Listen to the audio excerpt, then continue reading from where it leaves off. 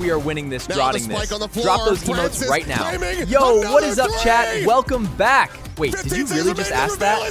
That is actually wild, guys. No way we are winning this, drotting this. Drop those emotes right now. Yo, what is up, chat? Welcome back. Wait, did you really just ask that? That is actually wild, guys. No way we are winning this, drotting this. Drop those emotes right now. Yo, what is up, chat? Welcome back. Wait, did you really just ask that? That is actually wild, guys. No way we are winning this, drotting this. Delivers MIBR to 12 with a huge clutch. Might be Martin's turn to make it work for them. Bitbo on the front lines or is making things difficult. Very much difficult. 4 kills of Bitbo. It won't work. Not with sign. Oh my god, he is. He's trying it. He's gonna try it. Wait, he might get it. He could have time here. I think he's got time and no one's close by enough. It's gonna be a spam from Signed. Has he got it? It's so close! No way! Lover's Rock steals the round away!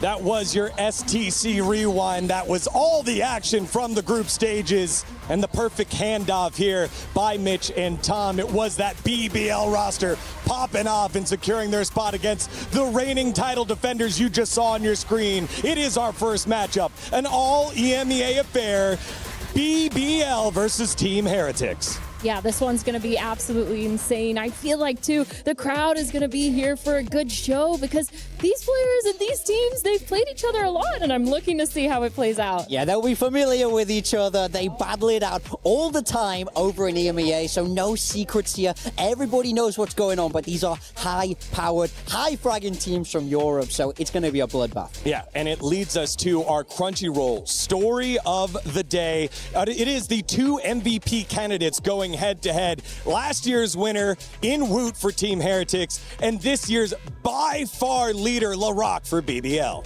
I love this story so much because these two players are so similar. Like, when Woot first broke into the scene, he was very, very young, Turkish player, joining a big squad and made his name real here at EWC, winning that MVP. He was fantastic the whole tournament. Now we see LaRock come in, young player, rookie year in the franchise, also from Turkey, trying to battle it out and take this MVP off of him. Yeah, and I feel like when we're looking at the stats here, they're both performing really well. But of course, 258 ACS. He was that 3rd place MVP, or at least 3rd place within the ACS, based on the leaderboard so far for EWC. So the performance is still there. But of course, the duelist role, both of them doing a phenomenal job. Yeah, the thing about that is that you love 258 ACS. Yeah.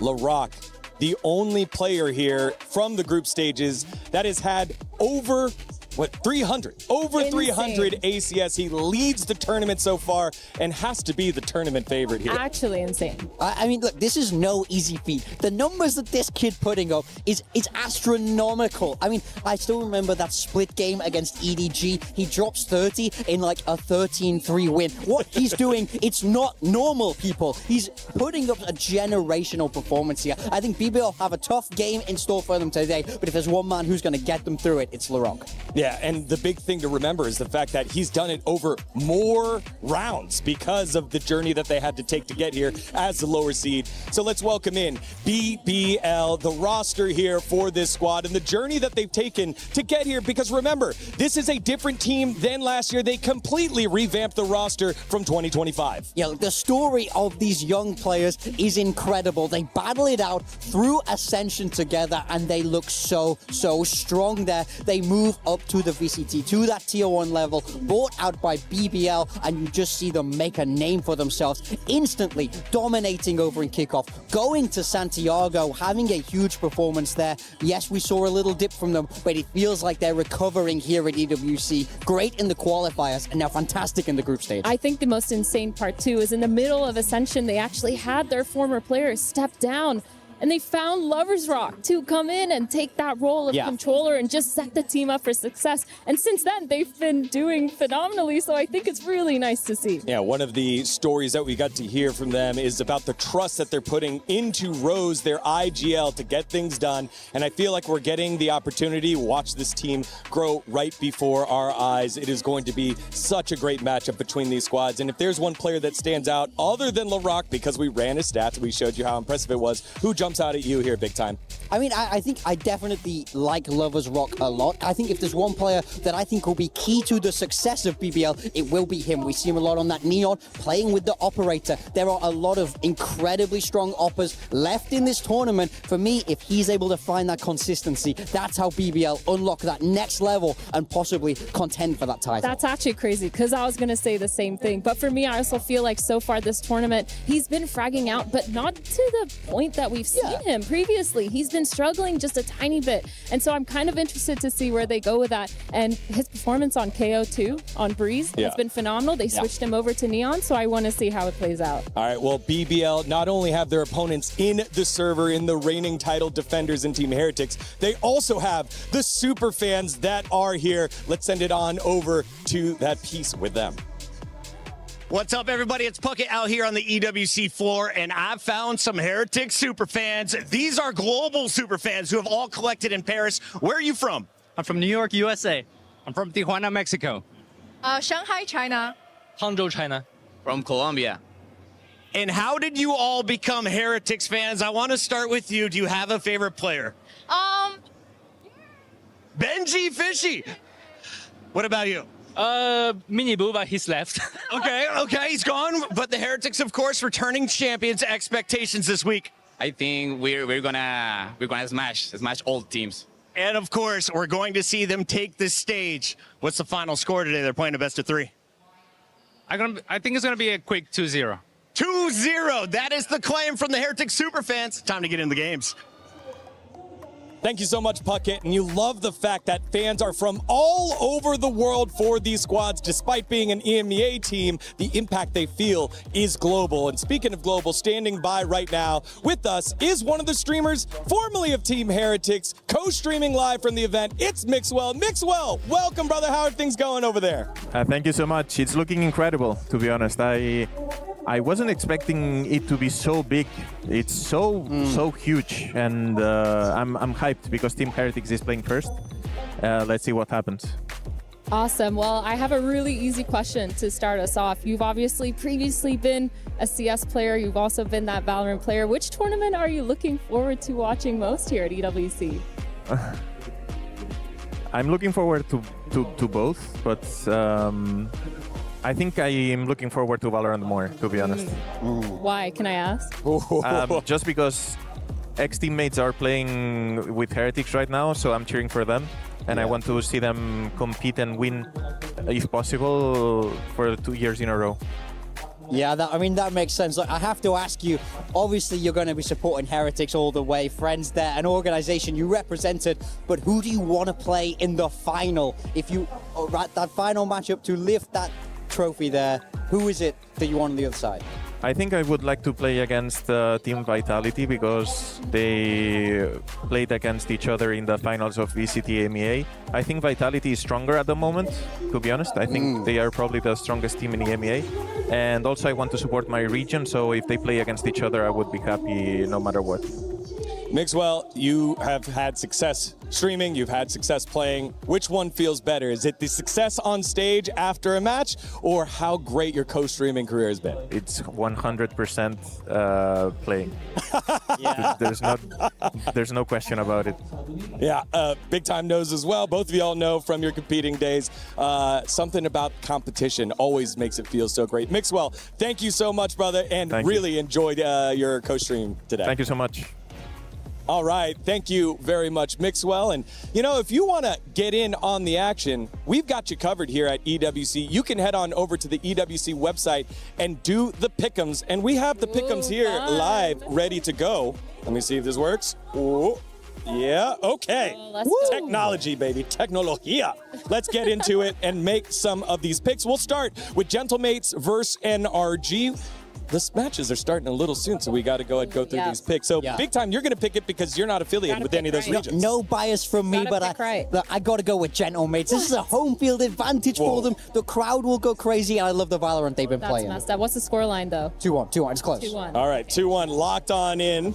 Let's move on down to Vitality and Nongshim Red Force. Since you're not part of Pacific, we'll give that one to you. I'm not part of either of these teams, either of these regions. I'm going to go 2-0 for Vitality. I love Nongshim, but I just think Vitality are so good right now. Hey! That's crazy. This is for the NRG hate. I respect it. I think for me, given the fact that 100 Thieves and MIBR is such a stacked roster, but 100 Thieves is that team full of potential. I want an underdog story. I'm going to go ahead and lock in 100 Thieves in a tough 2-1 victory here over MIBR. I like that. I see it. Which then leads us to our final match, Team Heretics. Whoa! Whoa! We'll get back to it here in a second. So Team Heretics versus BBL. Team Heretics, BBL. You go first. No. You go first, please. Okay. I'm taking BBL. Young Turkish squad. Exciting. I think there's an upset day one. I think the title holders will get their key crushed here today. Just so you know, they've played each other 5 times last year. Yes, it's different rosters, but Team Heretics won 4 out of the 5 times. It's not about that. I'm picking Team Heretics, so you gotta be the tiebreaker here. 2-1 for me. I hope both teams have fun. As it's time to get ourselves into Map Veto, let's send it on over to our comp ops for that.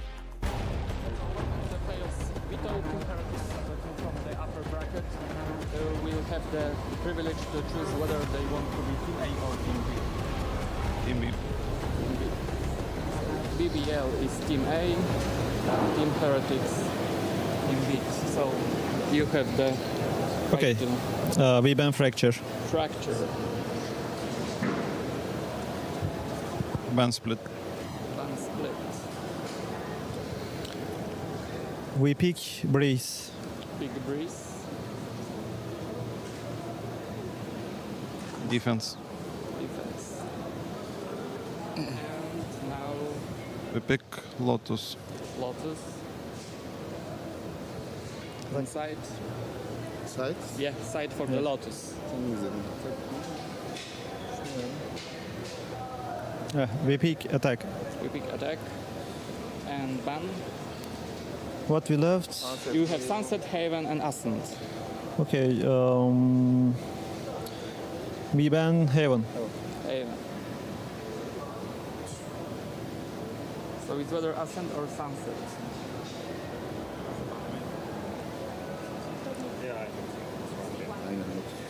Ban Ascent. Ban Ascent. So we have decider as Sunset, and you have a right to just decide for the Defense on Sunset. defense and Sunset. Okay. All good? Yep. Public signature.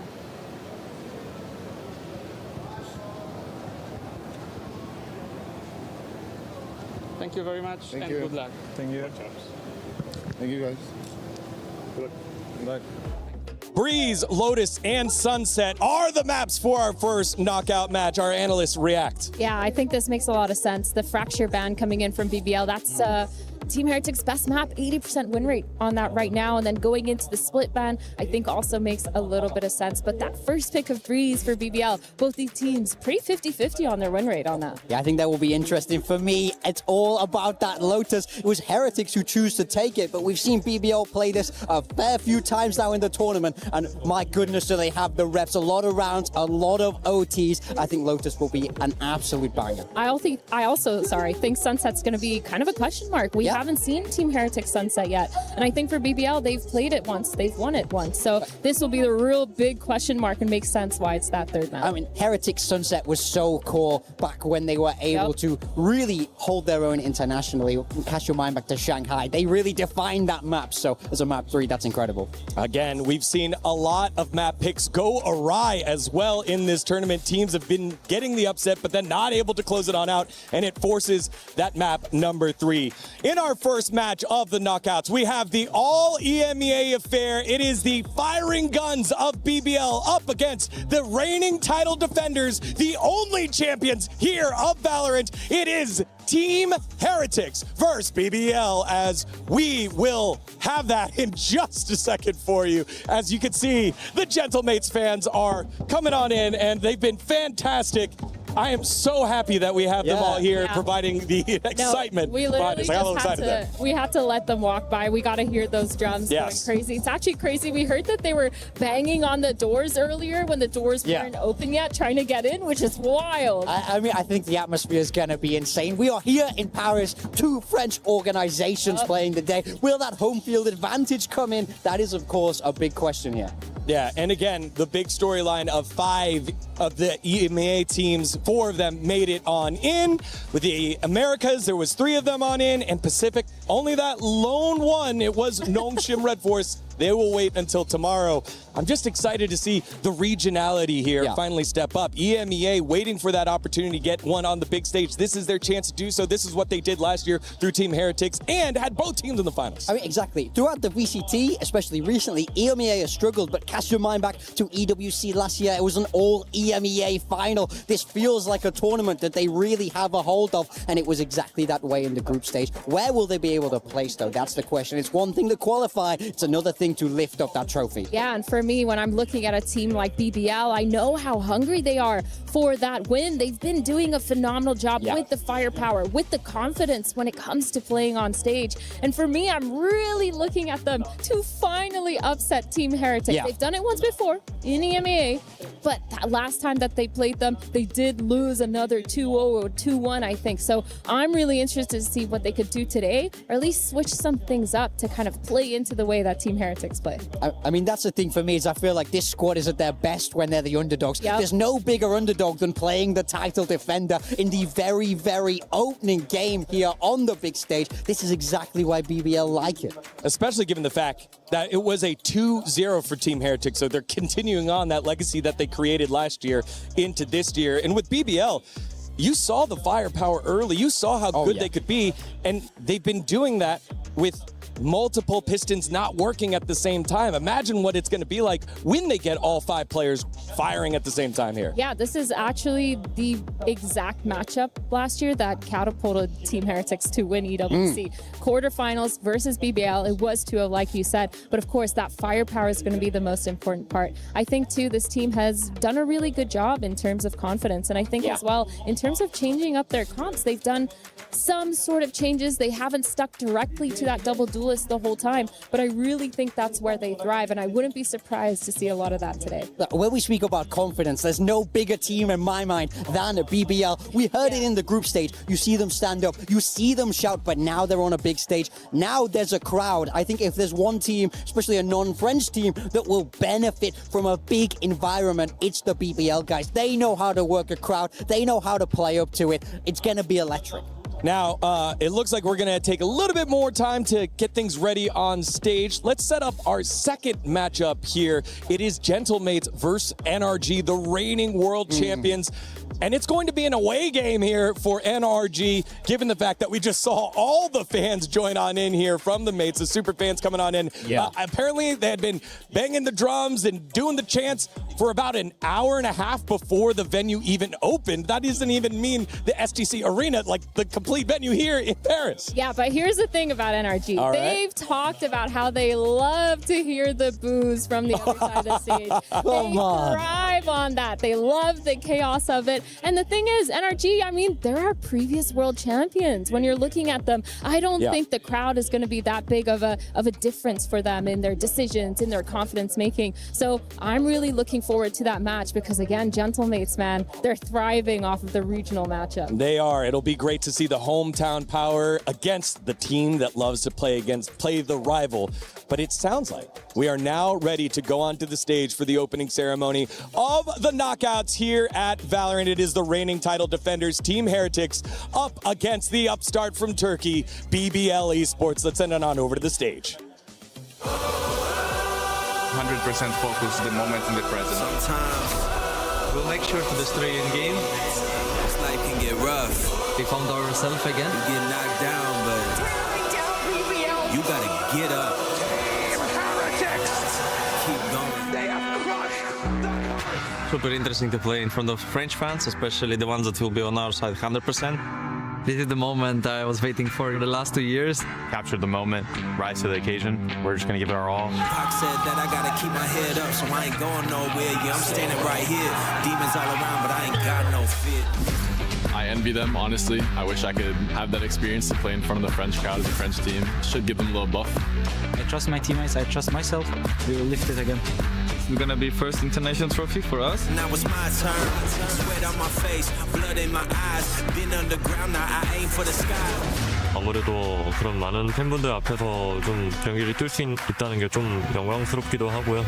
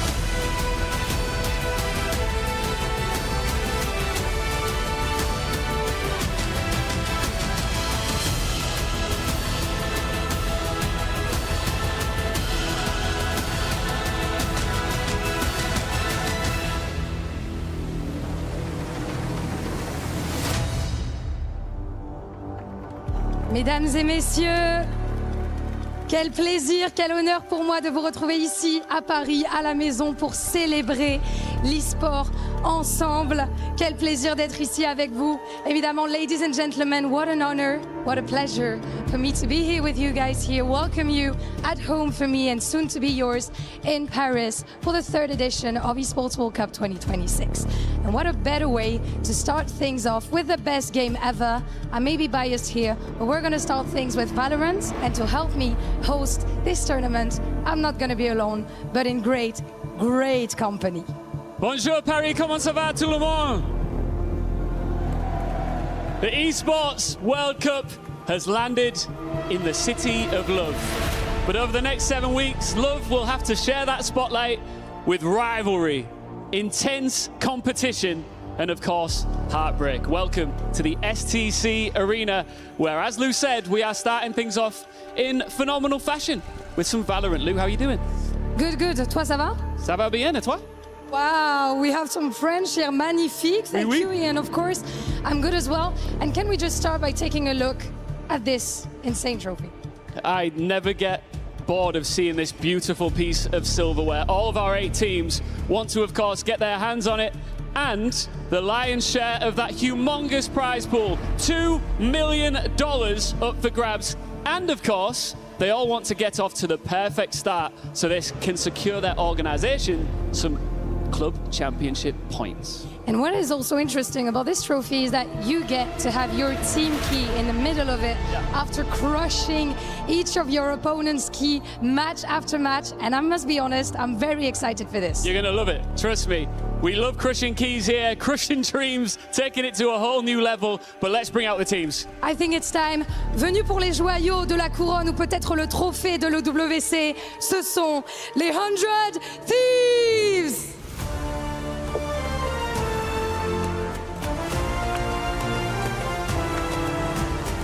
Notre première team sont des brigands venus d'Amérique. Welcome, MIBR!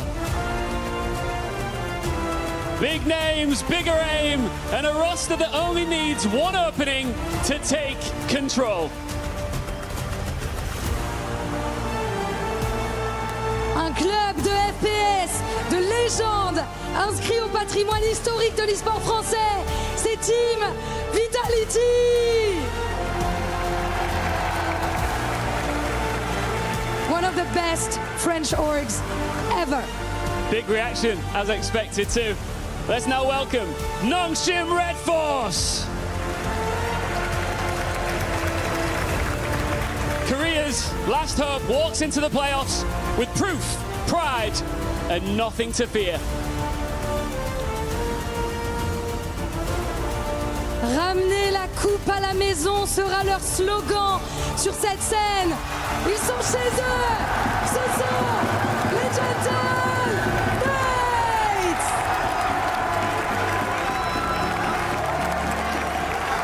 Big reaction there, as you might have expected. The crowd's favorites. Let's now welcome NRG.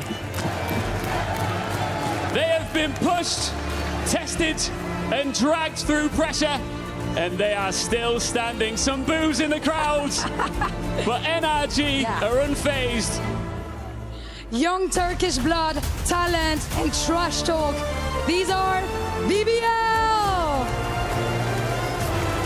5 jeunes pépites turques, spécialistes du banter comme les Gentlemates le savent.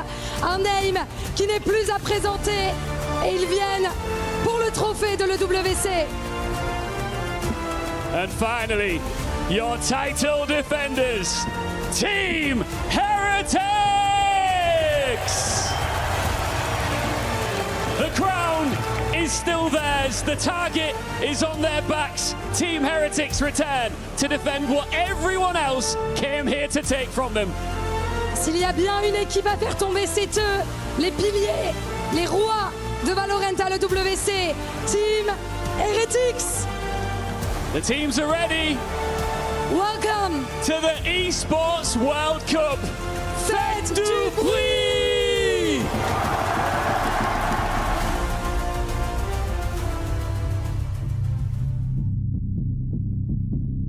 I'm really excited. I honestly don't feel any pressure. I don't connect it that like we were the last champions and we're gonna play again. So I just play.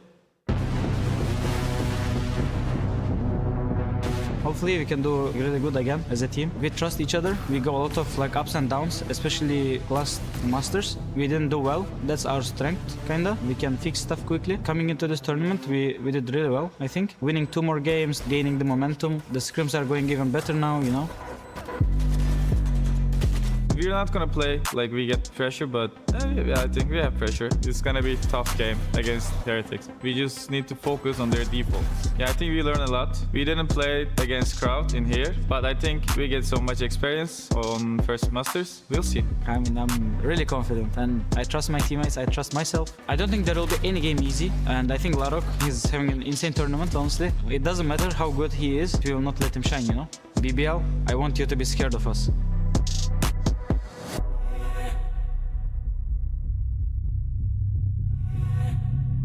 We want to lift trophy so much. This is gonna be first international trophy for us. We're really excited for that. I think we're gonna win it.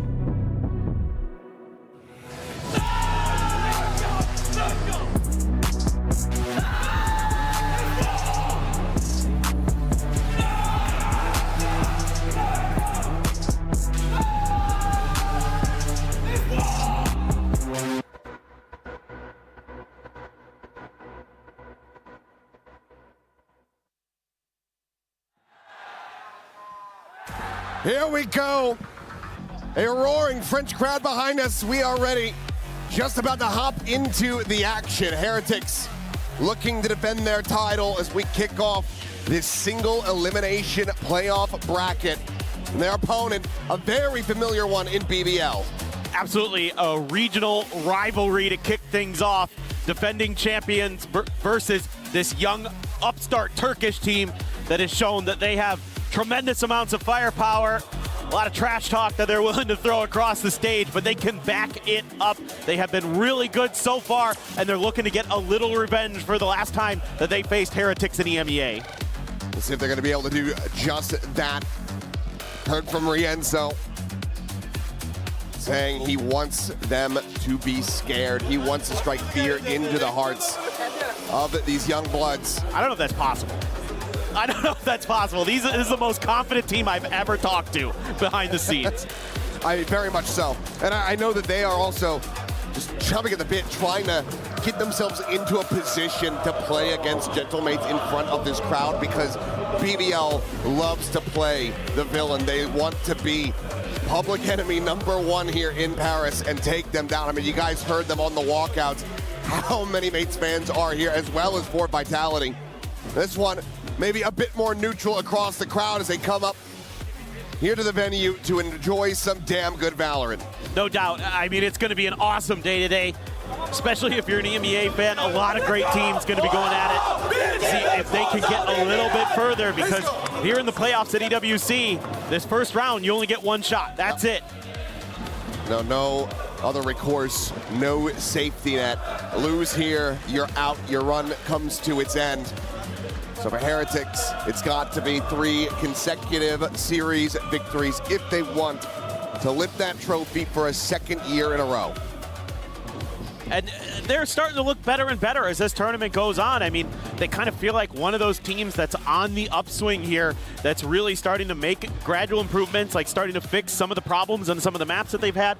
I had a lot of fun talking to Woot behind the scenes a little bit about how they're starting now to mix in some more aggressive plays. You know, they're a team that's really well known for their super defaulty style. Like, they're going to try to drag the round out a little bit, play that EMEA Valorant that we've all kind of come to know and love. But we've also seen them kind of choose their moments when they're going to turn up the tempo on you and come right at you. Yeah, they are more than willing to scrap at every twist and turn. They're going to be running at you. They're going to be looking to try to trap you. You have to be ready for anything between these two teams. We talk about that familiarity. I think that we're going to be seeing some new stuff pulled out here to try to catch each other off guard, and I think that is going to be so damn impressive. But of course, we just have to zoom a little bit more in on BBL, because these guys have been absolutely on fire. Larocque in particular, front runner for MVP of the tournament if they can make the run. Yeah, he's literally leading every possible category there is for duelists, especially. Like, he's dominating the scene right now. And you know, normally, like when you talk to a player like Larocque, you'd say he has irrational self-confidence, but that's not true. He has rational self-confidence because he's that good. He can back up the exuberance that he has. He loves to play. He loves to be the best. He wants to be the best, and he's out there proving it so far here at EWC 2026. So Breeze will be our first map as BBL elects to go there. Can't wait to see LaRock on that Jet, Lovers Rock on the Neon. So the double duelist combo going to be situated here for BBL. A little bit of a change up there on the other side with a Cypher instead of an Omen and then a Phoenix instead of a Jet. So a little bit of a difference in the composition, assuming Kashmaris, yeah, he's going to lock in this Phoenix, I assume. But a little bit of a change between the two. I mean, yeah, very key differences here. Just that solo smoke with the Viper. That's something that we see all too often, especially on the map the size of Breeze. So, well, I mentioned that, but also, you know, a map where it's going to be playing Neon instead of Kashmaris. That's true. That's true. I mean, it feels like Kashmaris loves to get himself onto the Neon as often as he possibly can. That's very true. So it is a little bit odd to see the flip. Might be one of those maps where, because you're going to play the Phoenix, you feel a little more comfortable with him on that. He plays it on Haven, so maybe it's just a little bit more of a comfort thing. Bit surprised that we aren't seeing Wood on like the Jet here on Breeze, but I think, you know, BBL, I feel like they're targeting one of the weaker maps in the pool for Heretics to start. Maybe feels like, I don't know, I feel like BBL probably pretty confident with how this map veto went through. Get Breeze, you get Lotus, Sunset the Decider. I think that's very much in their wheelhouse. They've been playing a bunch of Lotus against EDG in particular, with some absolute madness occurring there, but it's a team that, again, gaining confidence, gaining some important reps on stage here, and they look like they're ready to rumble. I mean, taking a glance back, this is a 3-2 map in 2026 for Team Heretics, but it's been a lot of different compositions coming through as the meta has shifted around. Their initial bouts on it, dominant. 13-4, 13-4, 13-1. One of those teams that they took down was BBL. But then back-to-back losses versus Vitality. They were still running that solo Viper, but there was a bit of an alteration. You had the Chamber, you had the Sage into the mix, so it feels like there was ultimately a bit more control. So while you didn't have the smokes to go along with it, you did have stuff to slow things down and really dictate and get information around the map. Now, going to be a little bit more missing for them. Yeah, I agree. It's kind of like a more aggressive style of play, right? Like you're seeing this as kind of the new meta emerging on Breeze, as we're going to be jumping in to the first map here of the quarterfinals. But, you know, teams now realizing that you can play Breeze in terms of attacker side going to be very strong on this map because of how generally easy it is to create space on A for yourself as when you're on that side of the coin. But then as the defenders, then you need ability for retake, you need ability to control mains. And so having a Neon in there to use those relay bolts, to use some of that speed to kind of tee yourself up, really, really nice to have. LaRock, oh, he was going to try to use the recon against him, but Kashmar is wise to it. They're able to just get the catch, and that's just with a classic in hand. Taking him down at range, and a very good start here for Heretics, because they want another dominant victory. Spot check. Rose going to be committing the drone forward, sees the two players. The B site has been opened up. Heretics not too far away, though. As you get the double explore down through elbow, and this might be a hell of a lot faster than BBL could anticipate. Some glimpses behind, so cognizant of this, but now a deep exploration out towards the defender's spawn and a backside plant, so BBL crossing their T's and dotting their I's, making sure that they have coverage. It's going to be a question of, is Rose going to be a thorn here? Oh, he's about to be making footsteps here. The audio range, yep. The stick around from Boo is able to find that kill. Now looking for another one, but Lovers Rock will be able to hold his own. Takes down the enemy Viper, but still going to be a player disadvantage for BBL. It's Benji Fishy. Expounds on that. Loida now eliminated. Sliding the back of sight. Krebin able to find the one, but cannot get the follow-up. Benji Fishy will strike him down, and Lovers Rock tagged to 17. Has to do it all, and he cannot. A 3K for Benji Fishy, and the pistol goes the way of Heretics. As per usual, Benji very, very good with pistols in hand. One of the better Sheriff players, but this time just on the Ghost and doing a lot of work, but really good diligence being shown here by Heretics, making sure that flank is clear, you know, not allowing for any of these kind of oddly positioned players from BBL to catch them off guard. Let's go! Cordoba, come on, let's go. It's just really, really solid stuff from Heretics, and you know Benji's gonna bring the energy as always, and he can pop off at any given moment, so always a threat is Benji Fish. He loves to play that Cypher. You know, when you think of Benji, probably the agent that he's most well known for. Off to a hot start, but that's a reveal on Abu here. Didn't take too much damage. I was worried for a second he was going to get lit up, but comes away relatively healthy given the situation there. Able to back off, finds a bit on the Loida. Woot at the same time. Positioned outside of doors. No real space over towards B. It's been taken quite yet. We'll see if Woot can collect anything here on the cross. Jump across and yep, Lover's Rock taken down. Snappy shot from Woot. Now a pause. EL reassessing, considering if they want to maybe even just try to push in, take the Neon out of the equation, but instead we'll group up. Full scale, 4 players, past cannons. Oh my God. They've already pinged out both of these trips. I think they know exactly where they are. Can they do anything about it? Rose is going to try to clear some of this. Take flight. He missed. Yeah, camera down. Knock over to the side. But that hinge comes in while eyes are trained forward. The strike now comes through. Benji, however, still going to be planting his feet. He's going to be able to find the one, but weapons can now be recovered. 3v3. Suddenly BBL right back into this round. Could just tie it up 1-1 off the rip, which would be catastrophic for Heretics. Loida trying to stay tucked in. Shot could end up going wide for him, so Woot, an easy cleanup. It's a low HP player now out of the equation, but ring around the Rosie, but Rose is not going to be fast enough on the draw. Woot turns back, finds the elimination, a double take from Brennan, and Woot will be able to clean it up, a 3K of his own to rescue the round. Yeah, this is some pretty good mid-rounding here from BBL.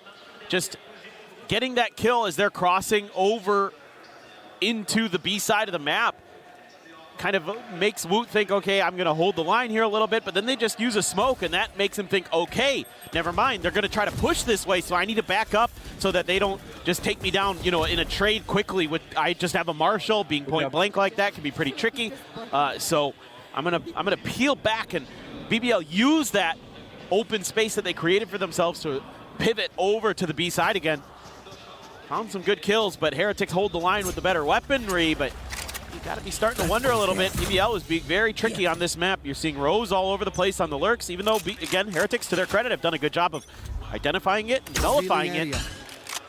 Just going to have to see if that's going to continue to be a threat for the Heretics side. Is everybody just going to be taking their time? BBL concerned that this could be one of those rounds that I was talking about where Heretics has started to add in a little bit of that spice, a little bit of that aggression to their defender side play.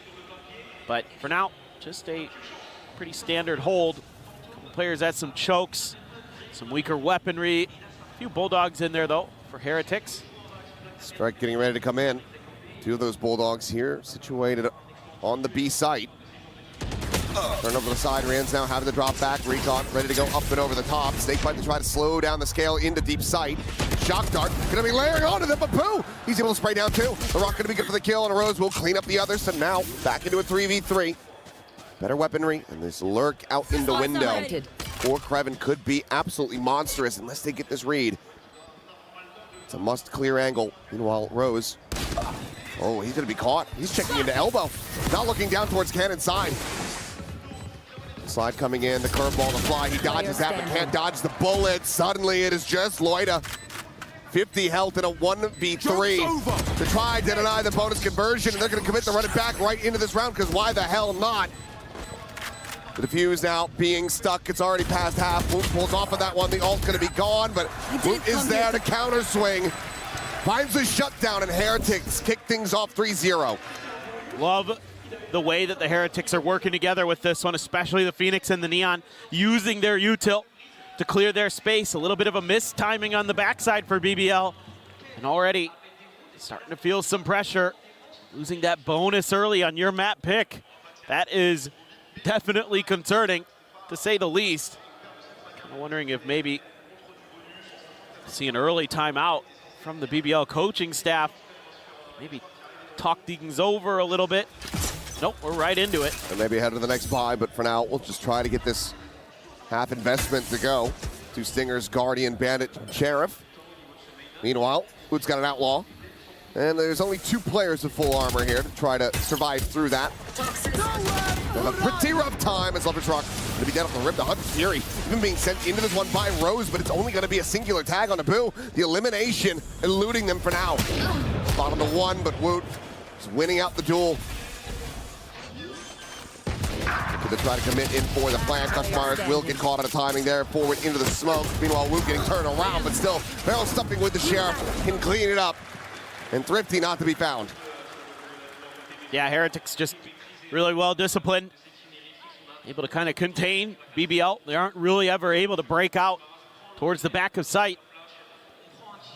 The Outlaw there, always a good pickup against a eco buy. You know, that way, in case they try to sneak in some extra guns, you're really gonna do some extra damage to them. Maybe now. Maybe now. We're gonna have a timeout. BBL. So far, the game plan hasn't really come to fruition. I mean, no, they're getting absolutely battered. And, you know, outside of the pistol and then the anti-bonus hasn't been particularly close for them either.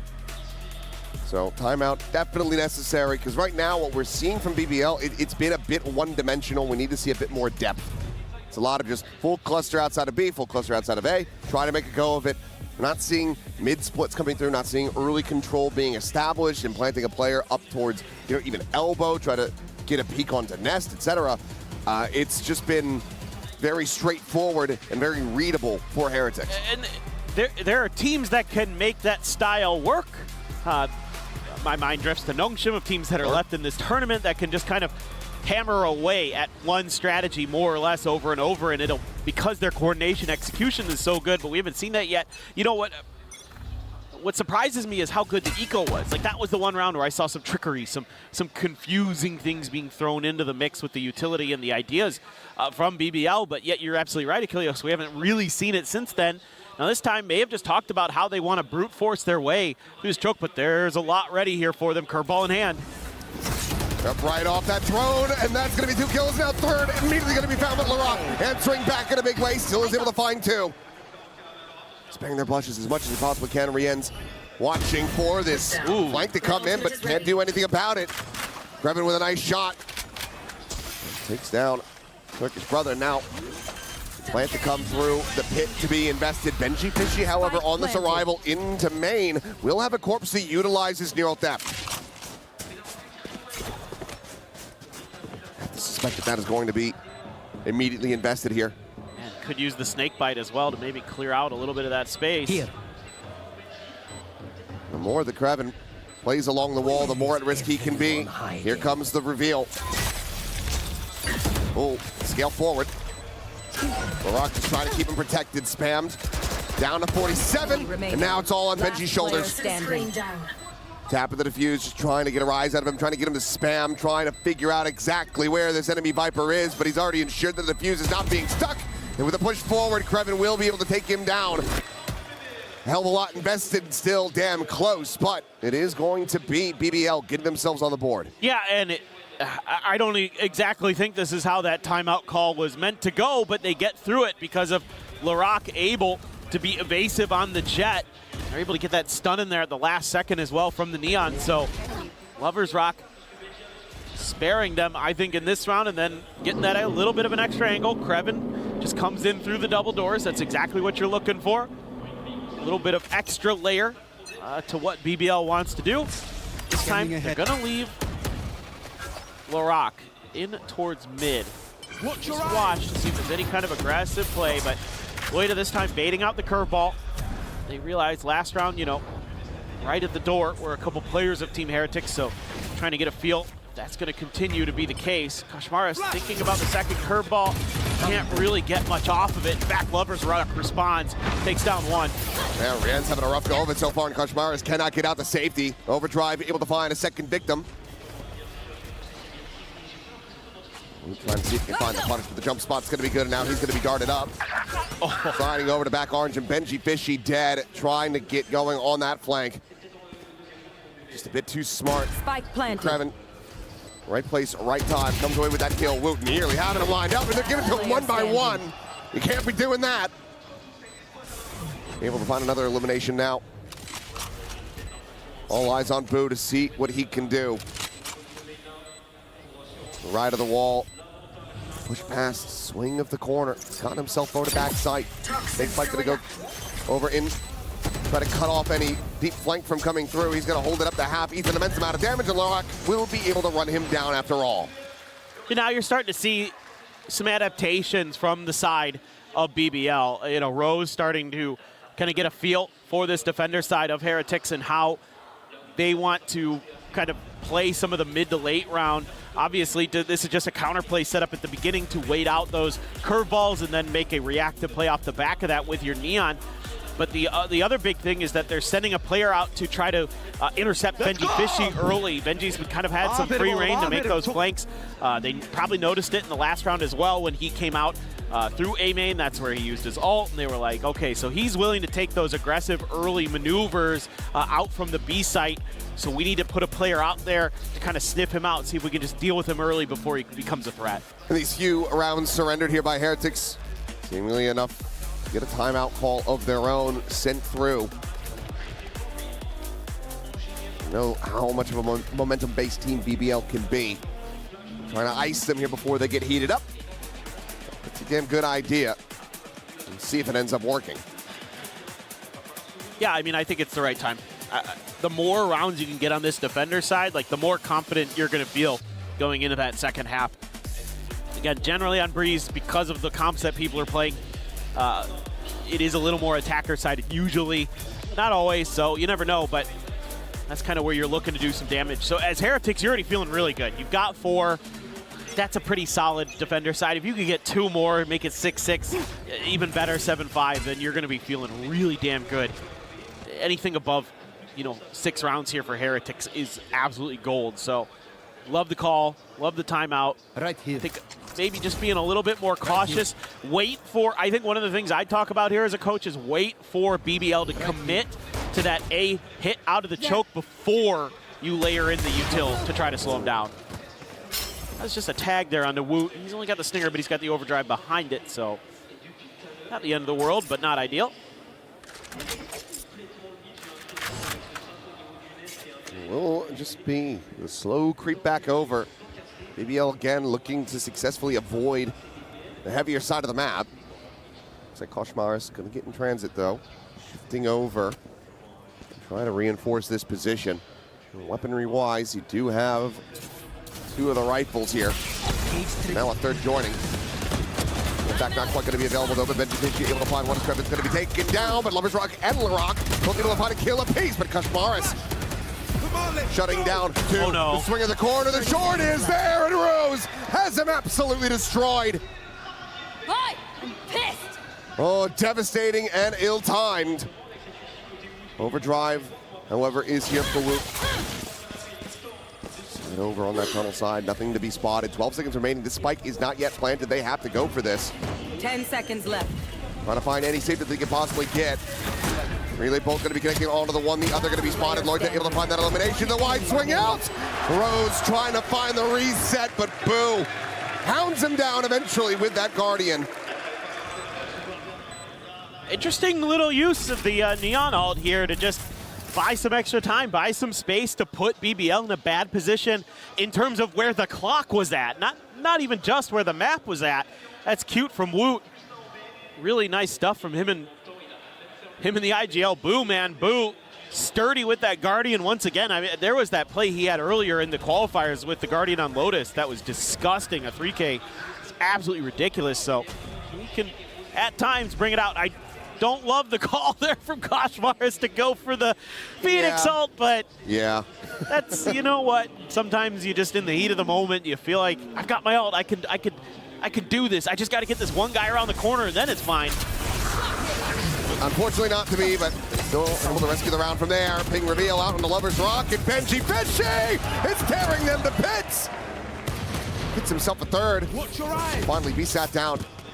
Some decent kills in exchange to try to find some stability here. Who's got a judge? A judge and the front of sight covered. Boo watching, making sure that they can't go on a rotate out. And as they rescale back towards the front of B, that Judge increasing in potential value. And there's the first, looking for the second, and Woot, yep, gonna make use of it after all. 13-4-4. An electric performance from him thus far, and Heretics shutting down these thrifty attempts. A lot of talk about Laroc coming into this match with how good he's been here at EWC. Another player who's been really, really darn good is Woot. He has been incredible on the Duelists and showcasing that he is no slouch on the Neon. Love the patience, love the call. You know, obviously the money was a little bit weak for Heretics there, so Woot had to go for the Judge, but it worked an absolute treat. Now you've got Benji's ult again. Boo has the pit, doesn't opt to invest it early. Weak buy. 3 Sheriffs, just a couple classics.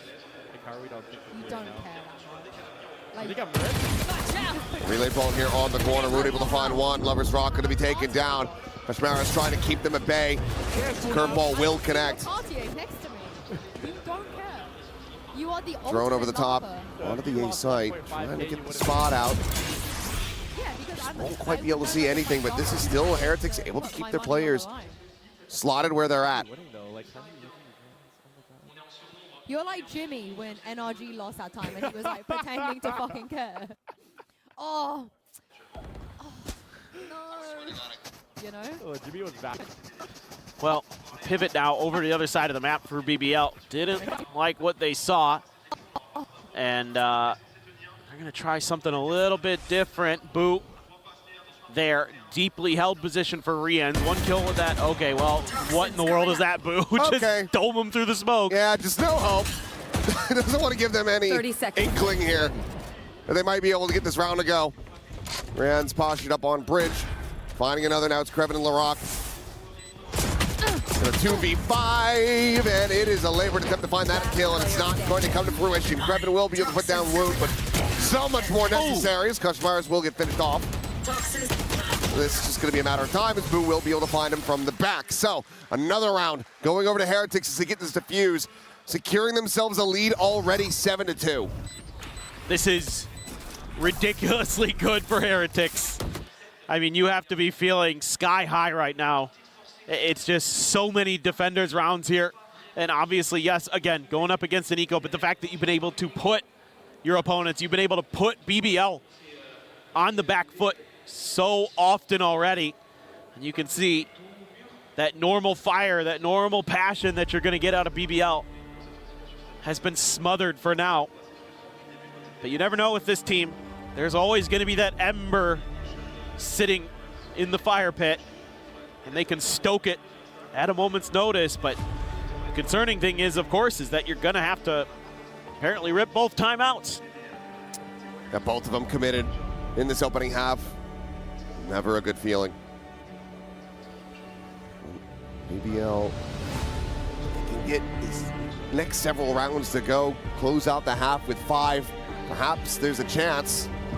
Get the pistol from there, you're gonna feel like you're in a decent enough spot to, jumpstart that second half and still close out this map. But if you drop this one from here, I mean, granted, BBL in their own right, pretty good on Lotus, but yes, against Heretics. Right, I mean, it is a tough ask. Their Lotus has looked a little bit shaky at times with BBL, but they were able to kind of figure it out in their second go-around against EDG to really put together a much more solid performance than they had shown earlier. So they were able to learn from their mistakes against one team, but now going up against Heretics, yes, a team you have faced before, but Heretics look like they have really found their groove. Another ping there. He did not get punished. Maybe we'll be able to find that there as Hunter's Fury is going to be called in. Now exchange on both sides, but Boo's still here towards backside. Completely uncovered. That's a double ping reveal. Zwian's looking for that finisher, but cannot make it happen. But look at the health bars. 4 players strong, yes, for BBL. Come to my world.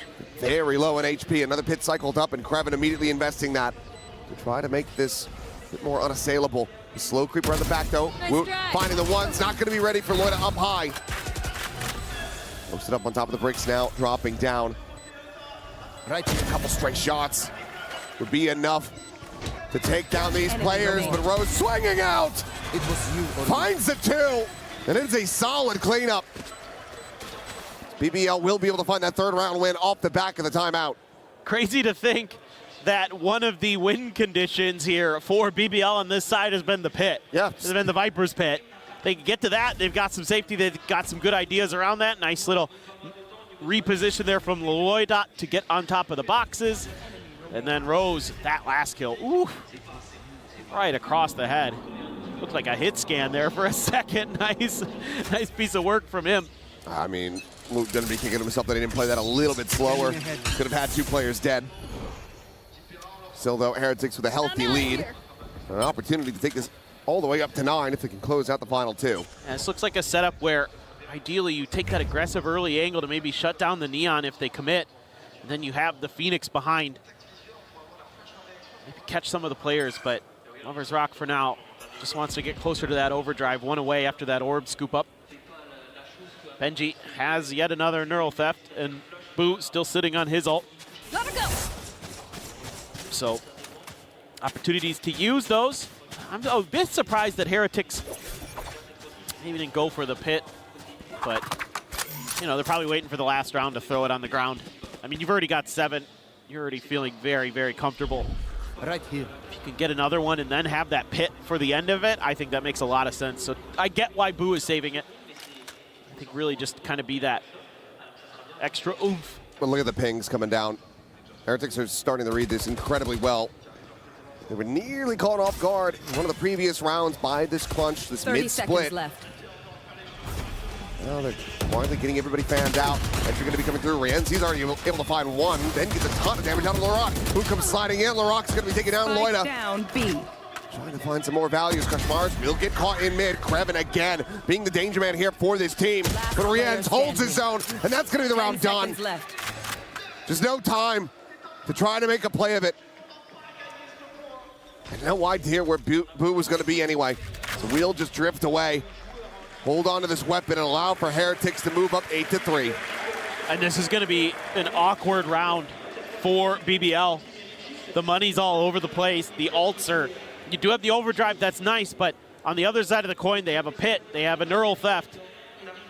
They have another ult of that as well, and I can't remember exactly which one it is off the top of my head. There it is, the overdrive from Woot. So I mean, you can match overdrive for overdrive. You've got a big advantage. Yes, Loita does have the From the Shadows.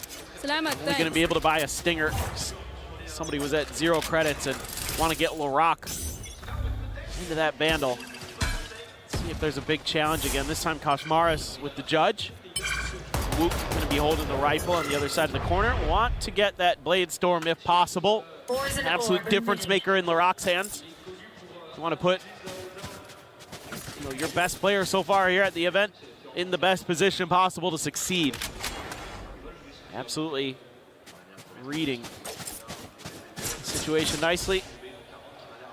Krevin has been an absolute nightmare. That's kind of the one thing about Heretics defender side that I think has given them grief. Yeah.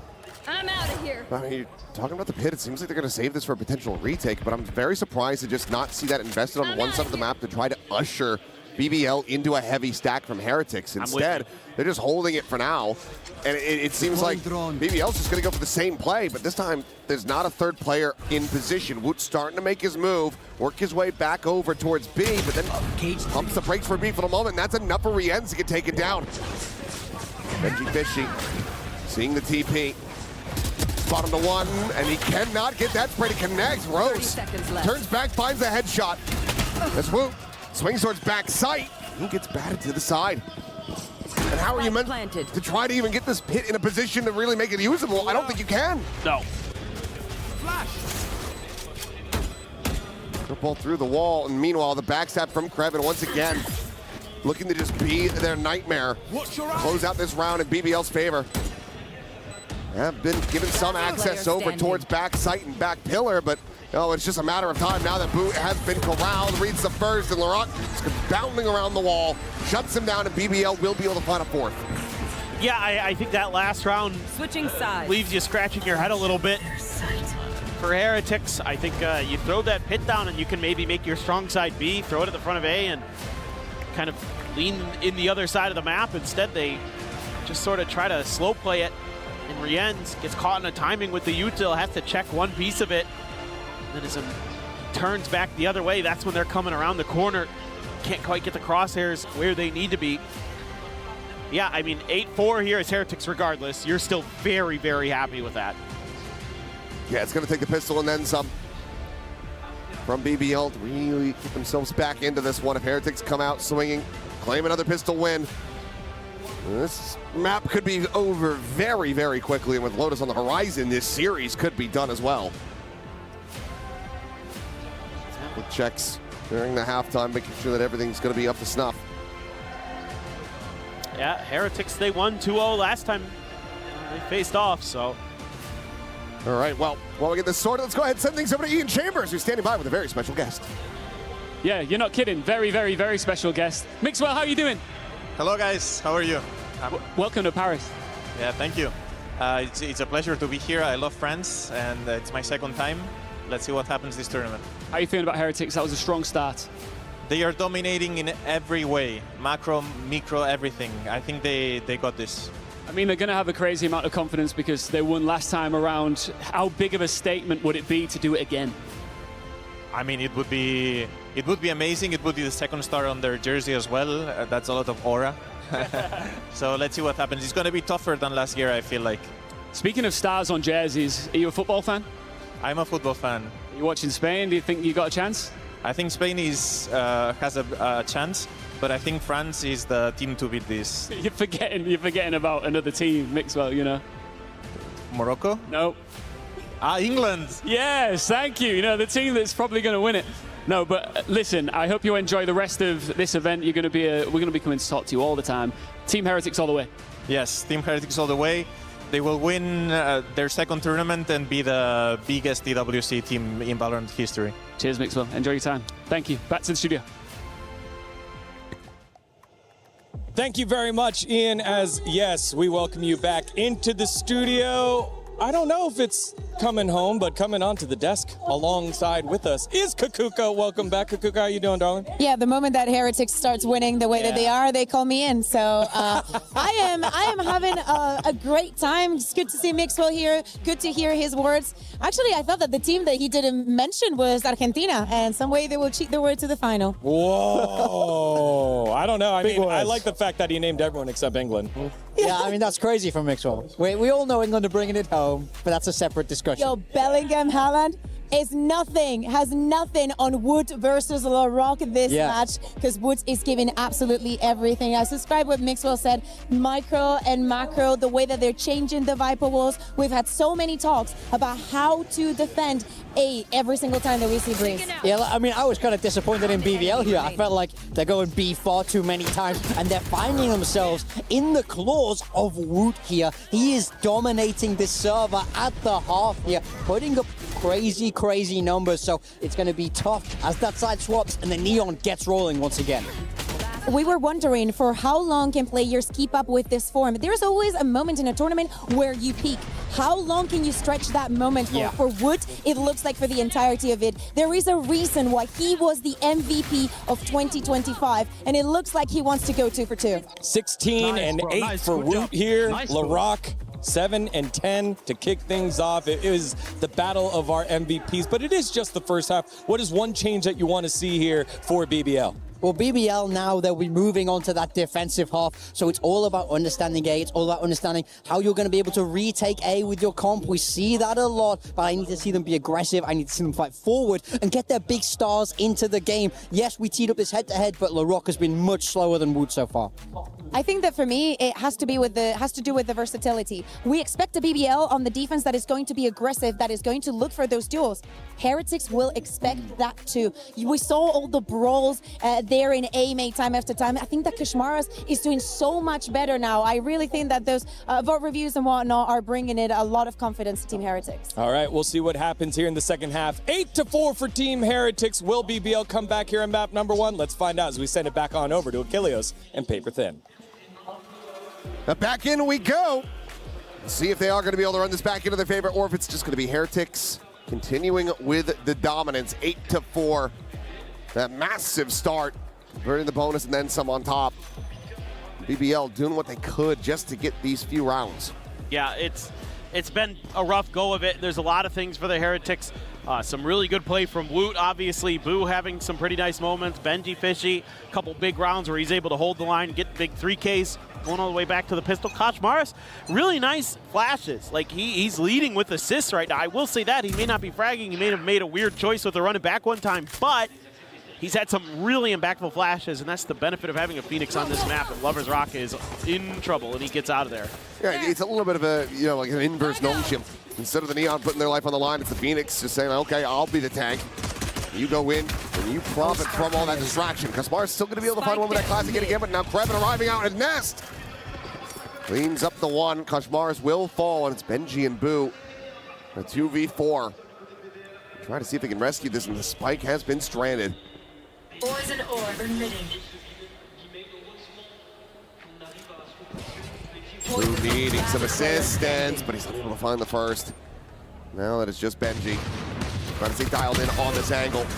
Collects a head, will be able to get that first little burst towards the neural depth, but BBL, they find the pistol that they so desperately needed. Yeah, it's a nice little catch here. BBL has their pieces in place to sort of use the Neon as a bit of a bait to lure Heretics into a trap. You know, they get him caught with some of that early util. Lovers Rock goes diving back into B like he's panicked, like he's in trouble. Turns out there's a few other players around there for BBL. And it catches Heretics completely off guard. So nice workup of the map for them to start. Getting that defender side pistol, much needed here for them to keep it competitive. And as you expect, you want to funnel those orbs into Koshmaris' hand. Tag is going to go in. Yeah. Meanwhile, Benji trying to find his kill. Can't quite make it happen, but Rien's counter spamming with the classic. Will be able to find it. Swoop in though, Rose. Finding Benji Fishy. Maybe a moment of opportunity for Boo, but oh, it ends up being quite whippy. Spike down A. Koshmaris now grabbing the spike. Lance will put him one charge away, so guaranteed to get the ult online. Maybe even find some additional damage. Has that Marshall picked up. Trying to play this quietly. It seems like he wasn't spotted, working his way into center pyramids, but Laroc will check back. 3 players to stay alive.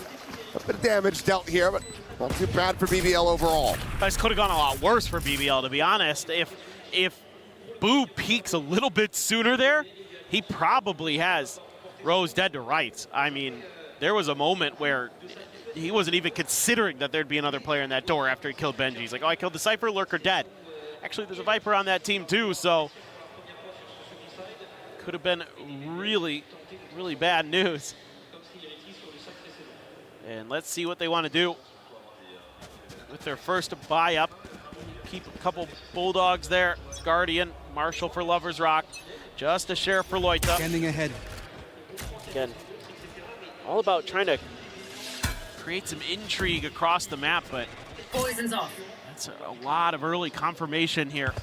You know, the fact that your recon getting cleared like that leads you to believe that B was stacked, and Team Heretic's going to try to shift in the other direction. Meanwhile, BBL just going to say, well, if they are there, let's push a little bit forward. Let's take some space. See if we can catch them off guard. But Loita all on his own. Doesn't want to explore down into elbow because the camera's there. Would have heard that toggle, but instead the exec just comes through onto the A side. Heretics finding this widely unoccupied, but okay, yep. Had the ult, so ultimately not too bad. And Shock Dart's now ready to fly. And how is Rose getting away with that one? Down. Shock Dart cleans up Rien's, casually turns to the side, finds Boo in vain. And suddenly, bonus conversion for BBL is very much on the table. Boot and Koshmaris to try to make a go of it, but Laroc lurking behind the box, and BBL have pulled it off. What in the world happened here? Incredible stuff for BBL. Rose, that Shock Dart. I don't know if the Viper, Snakebite got involved there, if there was some vulnerability issues. Right there. Insane, down to 5 HP. Yeah, Bite got him as well. Yep. Makes sense. Incredible coordination from BBL, and all of a sudden, we've got a real game on. They're only 1 round down. Heretics going to be kicking themselves if this is away from them.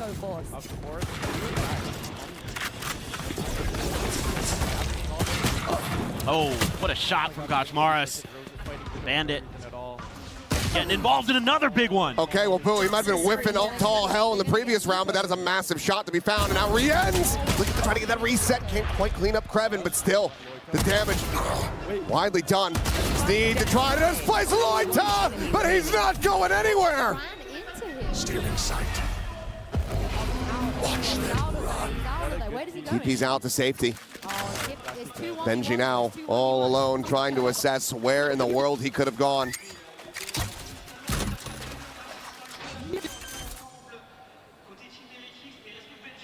Spike planted. No, Neural Theft still just one away. Here. He can find one, which I must wait. He now has. Perhaps could invest the ult, but there's a swing out. And Krevin just going to be a little bit faster on it. A good attempt from Team Heretics, but not enough to find the round win. That's going to be BBL tying things up. I mean, some of that good decision-making, some of that good play we saw from Heretics on their defender side, starting to kind of falter on this attacker side. Walking into this, they get the spot. Oh my God, disgusting regardless from Loita. But you're not really taking, you know, you could have gone the other way around that pyramid there.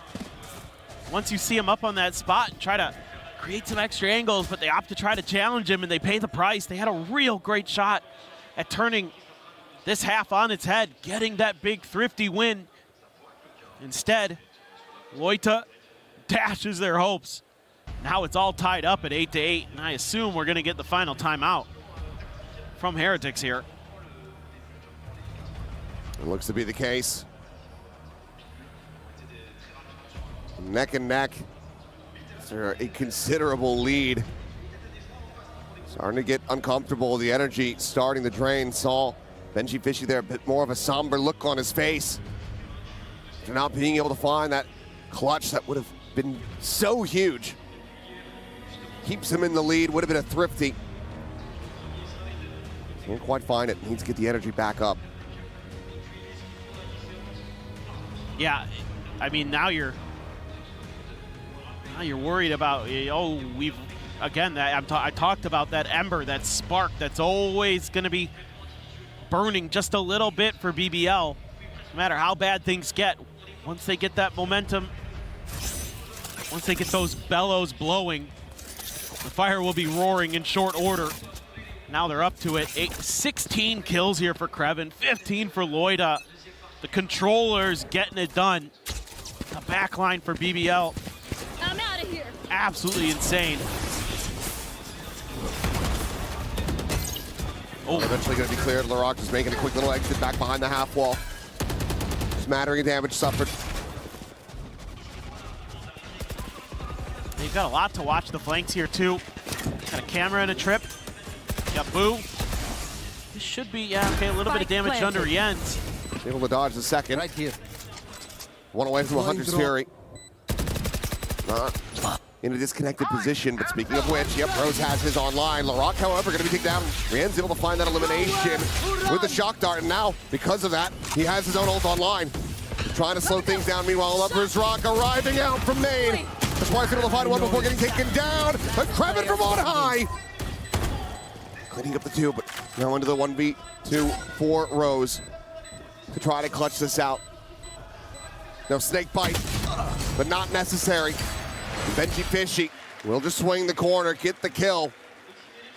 Keeping two in the fight. As Heretics will once again get themselves back into the lead. This is kind of a weird one here for a moment. Lovers Rock somehow slips the net between the camera and the tripwire.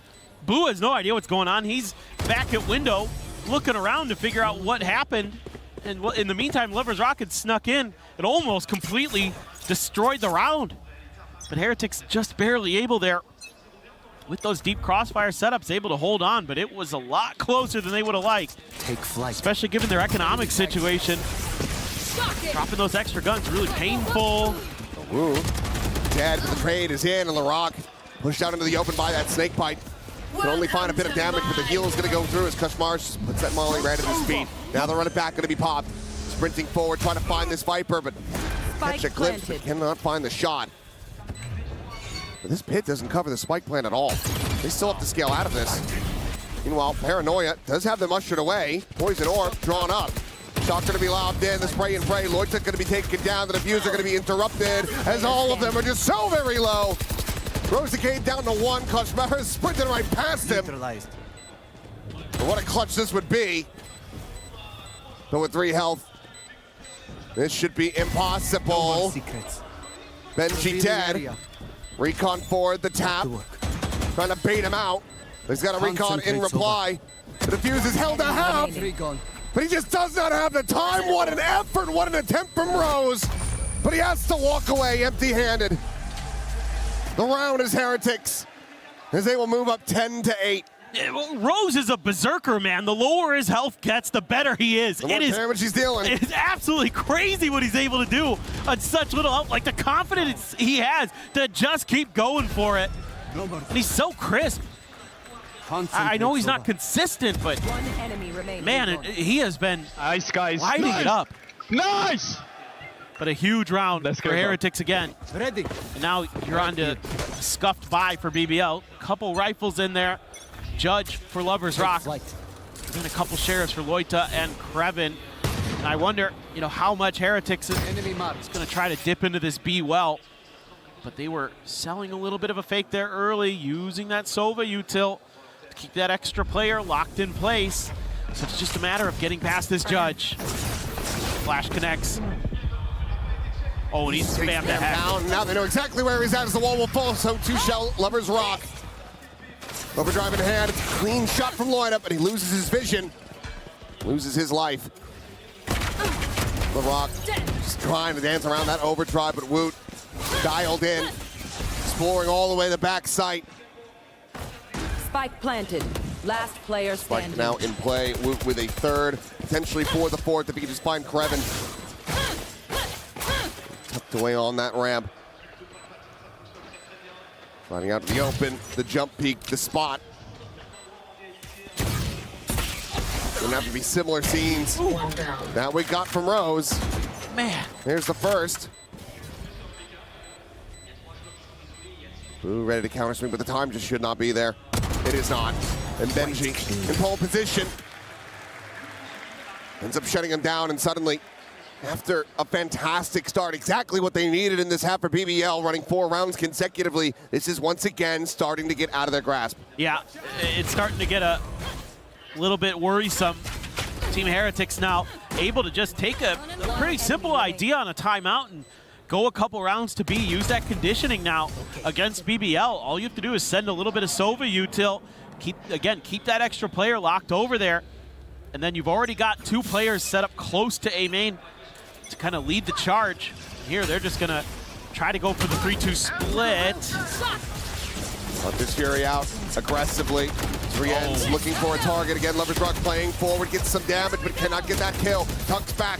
More damage going to be exchanged. The overdrive going to be in play. But Benji Fishy, he's able to find 2. Laroc only going to be good for the 1 before dying and losing the knives. The volley of kills in reply, however, from BBL. Looking strong, looking good, but re-ends. A clutch machine when he needs to be, and this is one of those moments. Double scale forward on the left-hand side. One of the players low. Grab Ben to try to lead it, and ooh, considers going for that drone. Gets into that 1v1, but just cannot win it out. BBL rallying back, but still down by 2.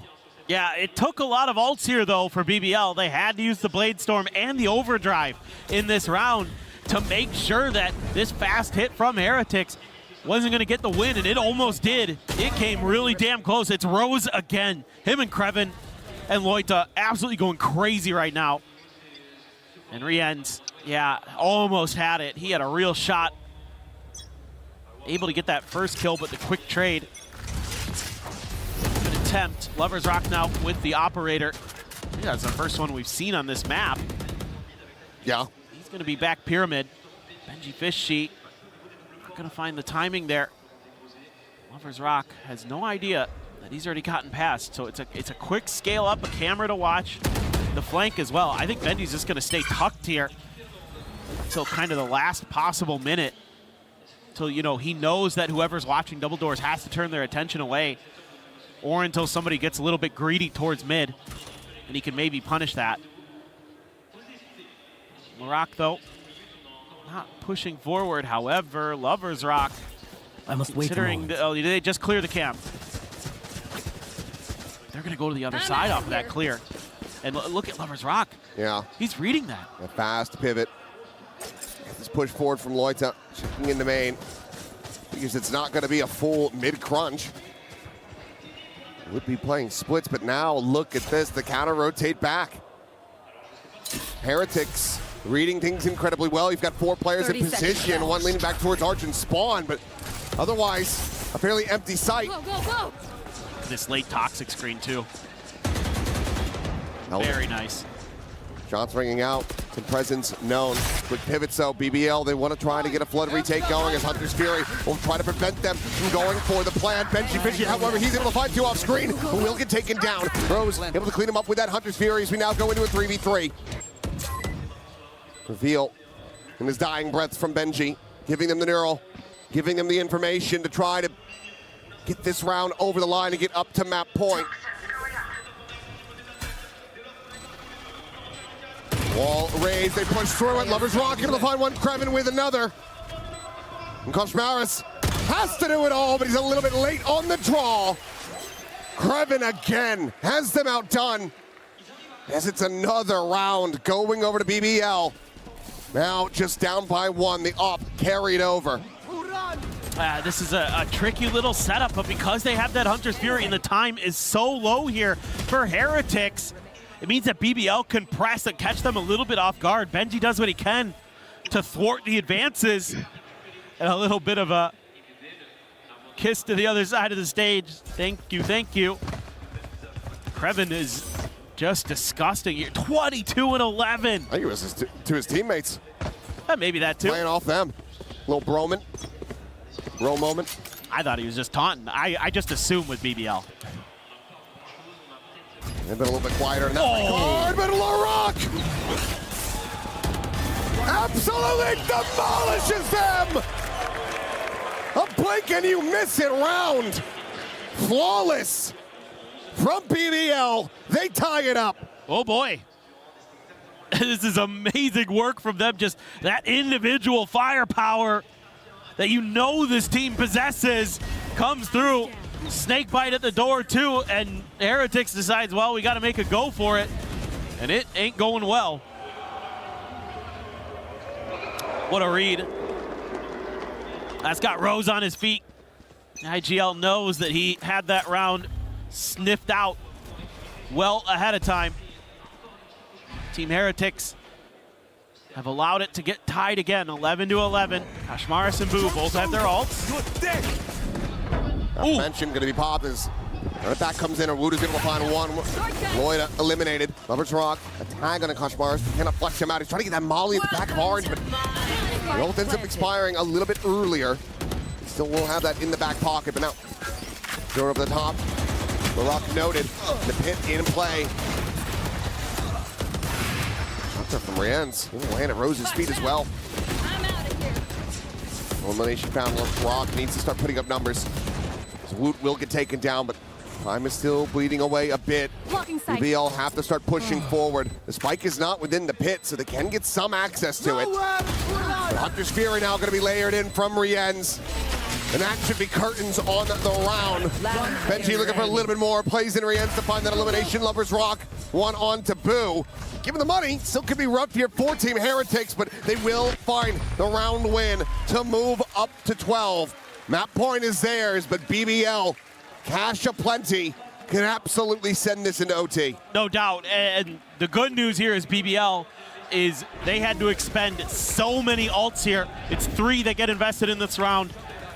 It's the run it back, it's the pit, it's the Hunter's Fury. And yes, it does go Heretics' way, and it always feels a little uncomfortable with how fired up this BBL team is now. Nice ping out there to get that final kill with the Hunter's Fury as well. Diving out of the pit to get the spot onto the player. And it's going to be the pit for Krevin. He's not going to invest it early either. Hanging on to it. A 2-1 ooh, situation. A little bit scary there. Some flashes exchanged. looks like a fake. I mean, Benji's just going to keep scaling. I mean, it shouldn't be that confusing or obscured. Yeah, you know for sure. They know exactly where he is now. Yeah, the cage was up so far. Now he has to play forward into Laroc, and he's going to win the fight.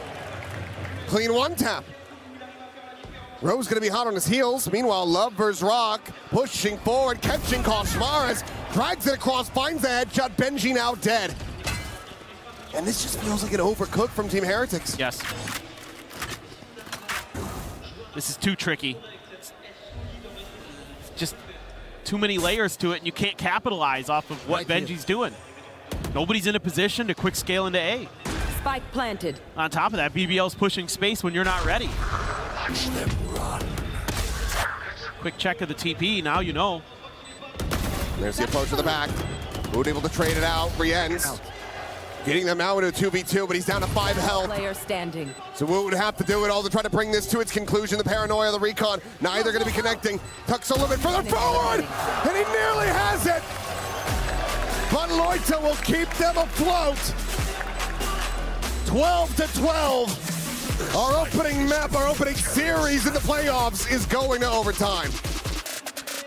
Well, definitely not super unexpected. I think the way we got here maybe a little bit kind of eyebrow raising in some moments. Both teams playing really good defender side, but with how well these two teams know each other, it's such a battle of the wits between Rose and Boo to make those little bit of adjustments, and both these teams seem to really have a tough time finding those entries, finding those moments on their attacker side to get some good, clean executes that looked well coordinated. Just felt like they just don't have that same proficiency on that half of the map yet. But defender side, both teams really good, knowing when they need to strike, how to hold the line. Revealing area. Some good reads of the map.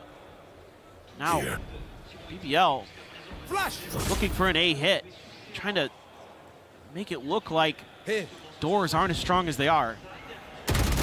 Spot out from Koshmaras. Molly going to be set up to try to delay them, but there's the ping reveal.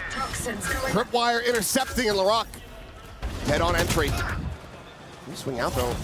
Blocks. Able to find him just with the spam. Meanwhile, Boost sliding forward into center pyramids. Cleans up a second kill. Looks for that third, but it's going to be taken too quickly by Woot. Kraven don't have to do it all, and that's going to be a bridge too far. Heretics again get themselves up to map point.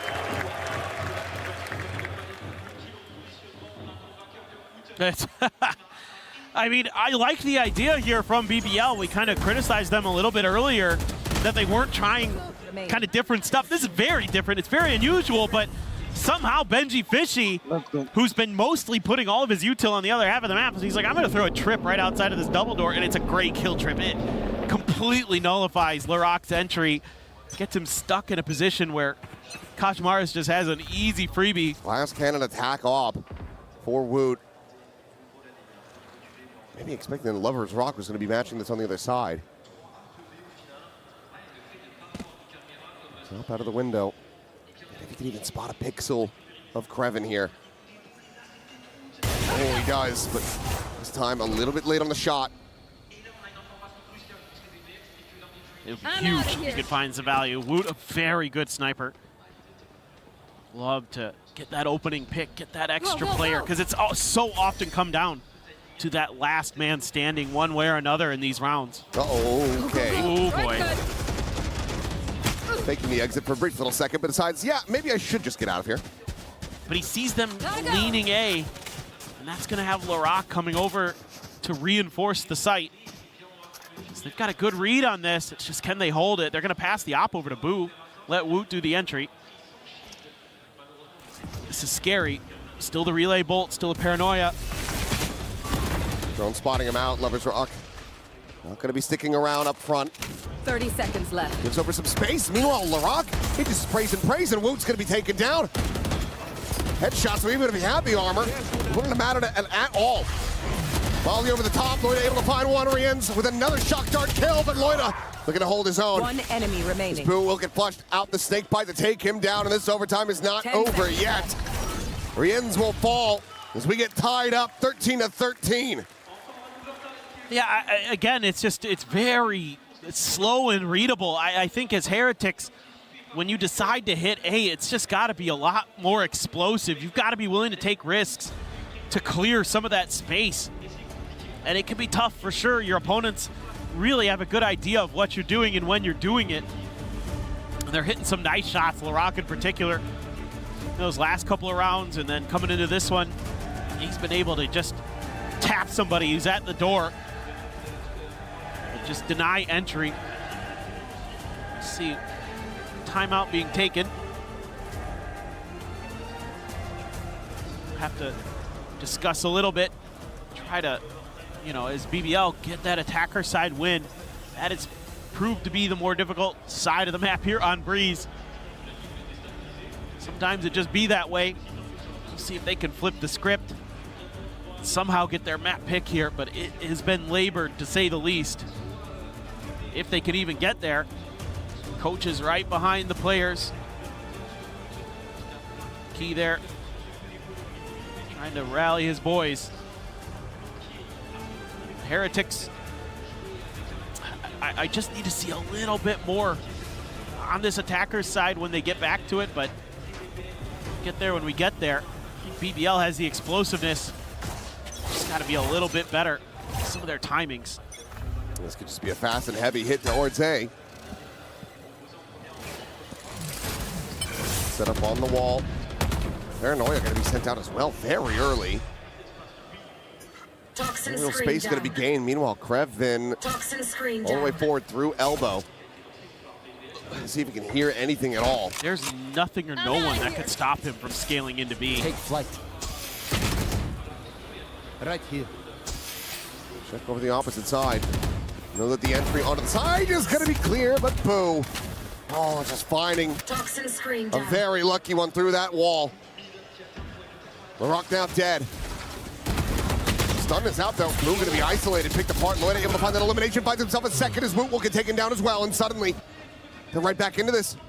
Looking for the backstab, and Krevin now arrives.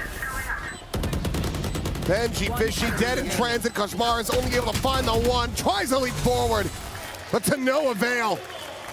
It is now BBL with the upper hand, one away from taking their map pick. Yeah, this round, Heretics off of that timeout, thinking that maybe because, you know, BBL is taking one, they might go towards that B side. They might have some kind of, you know, set play ready to catch us off guard.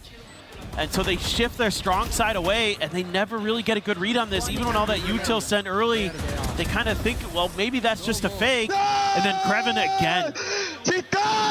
again, using that space that he's given for free so well. Nobody on Heretics had any clue he had tucked in that far up on the map. Going up. They're ready to try to counteract this. Push forward past the blaze wall, but nothing to be found. Well, this is all just a play for a pick from Heretics. The spike is still sitting back in spawn, so they weren't even really going to try to scale into B. Just keeping BBL a little bit honest with that mid space, making sure that it's, at least for now, somewhat under their control, gives them a little bit more breathing room. And if they were to pivot towards A, they had opened up a lot of space. We're on the pyramid side, but again, BBL trying to read that this is going to be a mid-re-hit that's thwarted if there was any thoughts about it from Heretics. 3 players on this side. This is all a big fake. You have so much that you're going to try to use to sell this. Paranoia, hold them back for now. Molly clearing out a forward angle. So far, all of BBL still believing in this, but now realizing Koshmaris, he's going to sprint through shop door, taps that one. Maybe slows him down a little bit on the entry. Meanwhile, it re-ends. He's going to be able to find Larock, but Krevin sliding around the back of the wall, jumps up and will end up getting taken down. Koshmaris able to find the kill. The plant now in play. A 2v3 as BBL try to bring this map to an end. Here. And Heretics try to extend this for a little bit more. Swing it back pillar, and Wood has Loyetta dead to rights. None the wiser, nor his lovers rock. 14 of 14. We keep going. I like this because BBL hasn't really been biting on the fakes that you've been trying to sell with just like re-ends or just one player. So they add that extra layer in with the Phoenix, and that forces BBL to have to respect it, opens up that space. Now that being said, you're going into Kreven's site, and that is scary the way he's been playing so far. He's only able to get one before he's dealt with, but for a moment there, it looks like even though it's good macro from Heretics, they might lose the round anyway, but they hang on. Loita, a lot of force here. Stacked up in front of B. Benji Fishy, a deeper trip right towards the front of those stairs. Gets the first kill. And Boo finds Larock as well. Swing out, and Boo suddenly firing on all cylinders. Saw glimpses of this, but I think he wants his map to come to an end. He wants to go over to Lotus as Woot will find Loita. And it looks like Heretics are going to find themselves back up to map point, potentially in flawless fashion. Then mine, Benji will fall, but it's going to be Boo. Starting off the round, ending it, a 3K. And now, 15-14 the score. It's a couple things in this round, but the big thing is that Benji just outright wins that 1v1 against Lover's Rock. I mean, if he doesn't win this, then there's not that extra layer of safety on site with the Cypher util. Boo, that is disgusting. Ridiculous stuff from the IGL. Shown up big time at times for Heretics. Come into the unknown. Woot up to 28, Kreven up to 28. Both those players having stellar maps. Very different play styles, but get the job done one way or another. Fast hit again here from Heretics. Paranoia stalls it for a moment. Right on two fronts. Rose, however, going to be overwhelmed. Gets a good amount of damage off that shock dart, but I don't know if it's going to be enough. Might just be the end of this one here on Breeze. Plant onto the corner. 5 players strong. Cam going to be cleared out. Larock Spike planted. needs to do something incredible alongside Kreven. Dirt ball sent to try to delay. The spot of the wand. The relay ball going to be lobbed to the backside to slide forward, but Lover's Rock will get taken down. Larock dead, and now it is all on Kreven. He has been amazing this map, but can do no more. Team Heretics come out swinging. And they take down BBL on BBL's map pick, Lotus. The staging ground for Heretics to potentially get themselves a 2-0 and eliminate BBL from EWC. Oh, it's a fantastic start here to our playoffs. It's an overtime banger, and the defending champions barely hanging on. BBL giving them a lot to deal with, but they're able to rally back in overtime. A lot of back and forth, a lot of great stuff. Kreven, disgusting for BBL. Woot, so solid again on the duelist for Heretics. Just now on Lotus, has BBL been able to continue to learn and improve on a map that used to be a little weak for them. Yeah, this is a really big swing in this series from our expectations and for Heretics' hopes of getting through this one quickly and cleanly. The BBL, you're rooting for them, wanting to see them succeed, push forward. You got to be hoping that this is just one of those situations where you do a little bit more homework on your opponent's expected map pick, go a little bit lighter on yours, trusting in your history. It's Lotus, it's been rough around the edges. That's it from us for now. We'll be back, but for now, let's send things over to Puckett.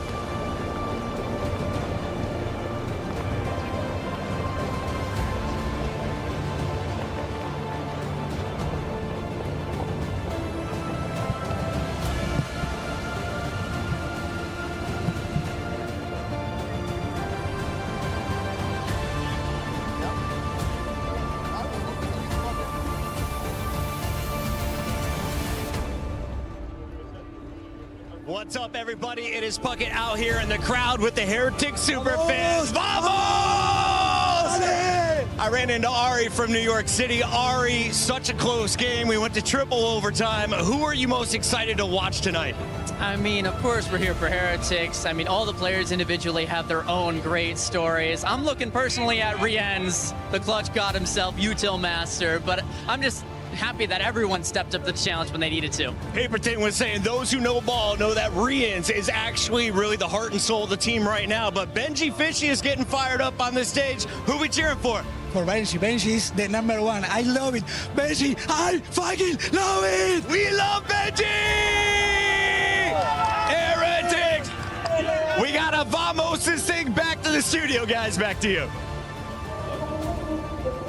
Thank you very much, Puckett. It is Team Heretics pulling it out in overtime. That was a fantastic way to kick off our playoffs here at EWC 2026 Valorant. Degon here alongside Kukuka and Big Time. What a win here for Team Heretics on not their map pick. Yeah, complicated one as well. We see a change in composition, a composition that previously had worked so well for them with the Sage and whatnot. They were a surprise in EMEA, but most of the teams have come in with changes, have come in adapting to what the rest of the year is going to look like, and Heretics was going to be no different. Yeah, I mean, I gotta say, credit to BBL. They did make it close, clawing it back, taking it all the way to OT. Kreven, I thought, was unbelievable. The rest of the team stepping up there, but ultimately not enough. This is a squad that we see go to overtime consistently and kind of keep losing it.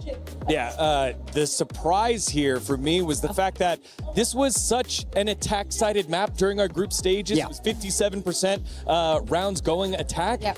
And here it was 8-4, 8-4 defense. It was just like, wow, a complete different from change from our expectations. But it's still such an interesting fact that you are bringing that up, because when you think about Team Heretics composition, having the Phoenix, we saw Kushmaras just gathering orbs across the map and trying to get that ultimate. Getting the spike down was definitely #1 task for the side of Heretics. But we found a BBL that was so ready to just wait until it was time for the retake. They knew that they will have to fight fire with fire if that was the beginning of each of their rounds, and they were not down to do that. They would rather wait much more. As you say, in Kreven, I think that Loverstruck had a couple of rounds where he got in their heads as well. Very well played. Definitely deserved a minimum the overtime. I think when you speak about those strong defensive halves, for me, guys, why are we going B? Everyone's going B non-stop. Yo, it's Breeze, guys. You know you can go A. You know you've got to be retaking. We were not making fun A. of you. We were just highlighting that you were seeing what we were seeing. I'm just saying it's no surprise. This is the most B plants we've seen and the strongest defender halves we've seen here on Breeze. Yeah, and to catch back in on our topic of the Crunchyroll story of the day, the battle of the MVPs. It was LaRock versus Woot. Resounding round 1 victory here for Woot. He was fantastic on the side of Team Heretics. And for LaRock, he was a little bit more of an afterthought there. This was Kreven holding them on in there. Rose having a couple of moments there. Didn't see too much LaRock. Yeah, I saw moments of him, some nice impact kills, but he's not taking over the server, which is a little bit disappointing considering his group stage performance. He was the guy for them. He was the one getting them through these tough games, and when a game is OT, when it's so close like this, you can't help but feel like an extra 5% would have gone a real long way. All right, well, Team Heretics are up 1-0 over BBL here at the STC Arena, but standing by at the Lenovo Legion Gauntlet with Dota is Jenny.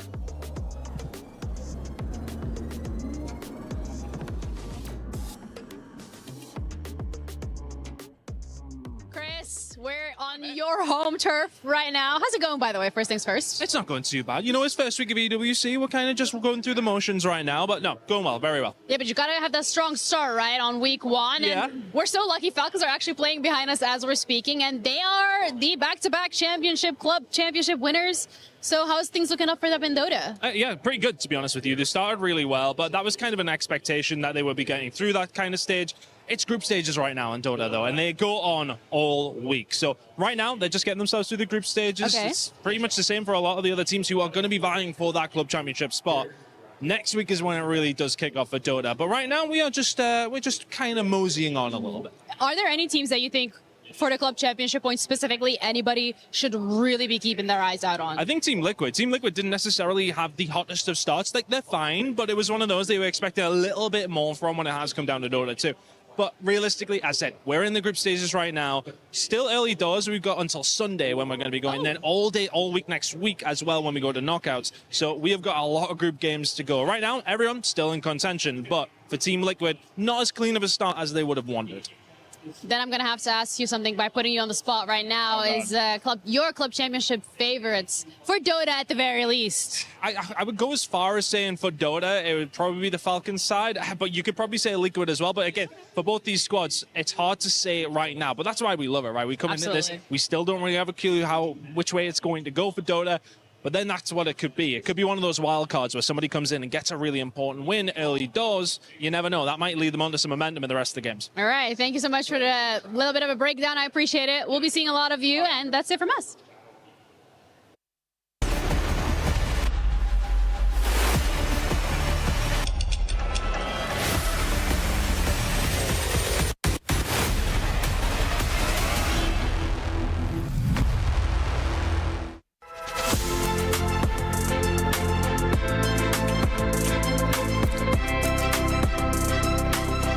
Great teams require great synergy, and we're putting that at the test today with the reigning game winners of Valorant, Team Heretics, Koshmaras, Riens. Guys, you have 10 sprays in front of you. You're going to try to get the same one for these situations. Are you ready? Yep.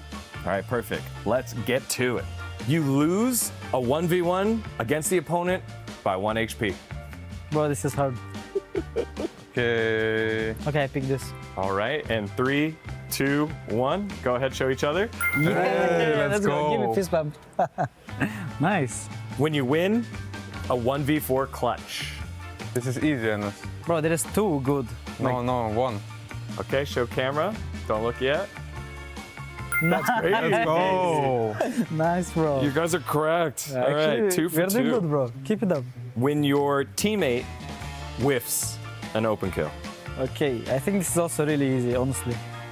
Let's show go. camera, and 3, 2, 1. No, bro. What do you mean? No, but your eyes are like burning. Like, you know, you wanna get your eyes like off the No, you don't, face. bro. When Sage resurrects you directly in sight of multiple opponents. I mean, if Honestly, no way we missed this, bro. If you Come didn't pick this one, you're trolling. All right, show camera. Yes, Yeah, good job. Nice. When you face Paper Rex in an international grand final. I'm gonna choose this one. I don't think you will get this, honestly. Wait, that was actually a good one. It's my bet, honestly. You have to sweat, you know? Yeah, to yeah, win yeah. against them. That was actually a good one. When someone asks you, how many hours of Valorant have you played? Usually, if someone asks you that, they don't play Valorant. So. Yeah. Okay, I picked this. All right, 3, 2, 1. No, bro, you should have picked the same one. Like, yeah, think bro, about it. I was actually like about to pick this, but I picked This Solo one, because this is the only one that makes sense. no, but bro, whoever asked this question, they have no idea about esports, so I'm like sweating. I have to explain everything, you know, like what is esports, like all this thing, you know. When your teammate farts in the middle of the scrim room of your practice room. Oh, like this one you can choose a lot, no? Yeah, bro, I will just come on, you can do it, Kosh. Okay, 3, 2, 1. No. When a teammate asks to borrow money. If we get this wrong, then yeah. Bro, if you get this wrong, you have some No, if problems. you get something Wait. wrong. Go ahead. Yeah, nice, bro. Okay, easy. Nice, good job. When you win EWC. Pick this. I think this. No, bro, you're just happy. No, but it's easy, you know? You're being like chill about it, you're easy. Yeah, but you don't have to be, bro. Like you can be cool and like, you know, nonchalant but during look, the tournament. But look. when you win, you have to This be is like. definitely you when you win. At the beginning, I thought we were gonna do like insane, you know, because we did like 3 out of 4. But then. It was okay. It was okay. Yeah, it's fine. All right, thank you guys. Great job. Thank you. This ain't no regular thing. Came for the ring, you know what I mean. You see my name in the lights. Better get right, I'm champion.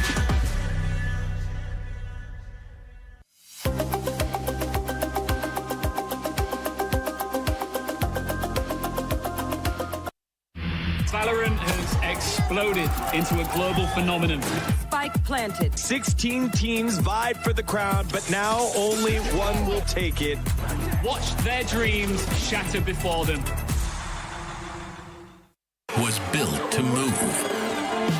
Not trapped at a desk in one singular posture for 12 hours a day. It's time your chair evolved. This is Secret Lab Titan Evo. Ergonomically engineered for you. Gamers, hybrid workers, artists. Backing your every move.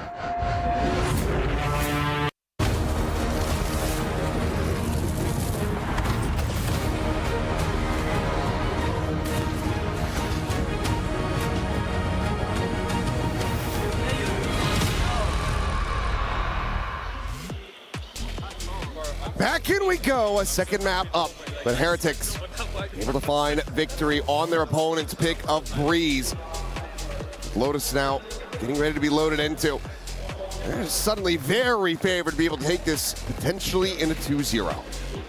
Yeah, you would think that that's going to be the case, but, you know, we've seen it a couple times this event where both teams have lost, you know, their own map picks, and it's gone to that third map decider. So anything is possible here. You know, BBL started to find their footing as that map went on. They got better, they got sharper. Some of the decision-making looked really nice. They had a great read on how Heretics were trying to pilot that attacker side. We're really doing a nice job of shutting down a lot of those hits. You're going to need that and more here on Lotus. I mean, certainly, yes, you know, a map that they've been very good on, very competitive on. It went to overtime a couple times for them already here in EWC. You know, against EDG the first time, against Team Heretics, or not Team Heretics, excuse me, 100 Thieves. And 100 Thieves just barely able to win that one out in overtime. So there are no slouches on this map for sure, but this is a Heretics map that they're very comfortable on. They navigate, they have great protocols on it. You know, Benji Fishy is going to be such a nuisance on that, likely to be a Cypher again. He causes a lot of issues, especially over on that A side, actually holding down that tree. He's really annoying in that part of the map. Well, let's see what we got. Don't expect to see any real changes here. As looking like it's just going to be, yep, Benji sticking to that Vice. Koshmaris back over onto the Neon. Decent performance from Nolan the Phoenix, all things considered, from that Breeze. Yeah. So it wasn't necessarily like fully there in the fragging department, not compared to what we usually see from him on Neon, but util-wise, curveball-wise especially. Defender side, curveballs were great. I will say, yeah, he was really impactful, especially on that first half. He was really annoying with his util. They had a lot of good setups there to tee up, you know, Woot behind him. A lot of times he wasn't, like you were saying, he was kind of the tank. He was the one that was setting up his other duelist for success. So should be, yeah, Krevin on the Cypher there. Nothing too crazy that we're going to see, it looks like. Nobody running a Viper, much to the chagrin of some, but that's okay, I guess. I like the Viper on this map too, sort of, but a lot of teams these days just want to play that double duelist. They just want to have that extra oomph on some of those hits, on some of those executes, look for that early advantage. But neither going for the full, you know, Paper Rex Sky layer in here, so it'll just be that fade. Getting stuck to Krevin on the Cypher, the only difference between these squads. See which one between him and Benji Fishy is going to be able to find the most value. I mean, he was an absolute menace on Breeze. If he's going to be able to continue that reign of terror here on Lotus, then perhaps we will be going to a third and final map. For now, all players on stage just going to be dialed in and prepared for this Lotus, taking one step at a time. Yeah, and with these types of comps, a lot of this is just going to come down to some of those, you know, early Rebel Mound fights, those kind of things. Who can get the better trap plays, maybe the front of B when you're going to make some good reads. I think this is going to be pretty similar to Breeze, where it's going to be a very close affair. Both teams are going to have some really good ideas on how each other likes to pilot the map. They both played it already here at EWC a couple times, so they're going to be very familiar. There's going to be a lot of tape to review between them. And certainly, you know, both these squads are going to be putting in that prep work. It's just a matter of coming down to execution. Heretics will once again be starting on that defender side. BBL goes for attack. And when I think about LaRock at this tournament so far, the moments that he's had that have been jaw-dropping, it has been him on this raise. So perhaps we can see another performance like that to keep the team alive here at EWC. Otherwise, it might just be a very early goodbye. Crunch attempt over at B main. Nade going to be exchanged, but nothing to be found damage-wise. Meanwhile, Kreven, free scale forward, able to spot out this wall. Thorns over on the tree side. My eyes are on Rienz for Heretics. He went absolutely crazy on this map the last time they played MIBR on it. 26 kills in their narrow overtime win. They're going to pump the brake zone, repivot this back. Rienz turns away, turns back, is able to get the spot on the Lover's Rock, but can find nothing more. Woot now eliminated as well. BBL looking good to try to close out this pistol. Boo trying to isolate them down, can't do so. Cam with a spot, swing going to be coming through. Now they can just fully rotate over to the C site. Going worldwide on this one. One enemy remaining. 30 seconds. I think they've got this round. I'm feeling pretty confident about it. Yeah. I think you might be right, especially as Koshmaris, and as low as Loita is. He's the one at risk, and he's the one that's going to get taken down. Flawless pistol to start things off. A big boon here for BBL. Yeah, just able to create some space at the front of A, have that extra player waiting right there to deal with Rienz, and that opens up so much of the map for them. And again, they're going to have players waiting to lurk. Kreven again, absolute nuisance. So as Team Heretics, it's probably going to have to be pretty quick adjustments that you're going to need to be finding as this one rolls along. You know, they started off so hot against MIBR on their defender side. Looked like they were going to cruise to an easy map win, but then they dropped like 6 in a row or something like that. A lot to get MIBR right back into it. So Heretics going to be on the back foot this time. All classics. Not really much to speak of in terms of buy-up. Yeah, easy kill for Lover's Rock. Yeah, nothing more to be done there. Outlaw will find it. Quick pivot. A site's empty. So fast plant here for BBL. And all of Team Heretics about to get the bad news as they start rotating out of C. Well, and now you're going to be able to max a little bit towards Laroc's showstopper. Get him an orb, get him a charge from the spike. Maybe try to send him out and get a few kills. Only got that ghost in hand, so you'd expect that he's going to want to go hunting, and I think Heretics pretty aware of that, the way they're set up right now. Bit of a crossfire here towards spawn.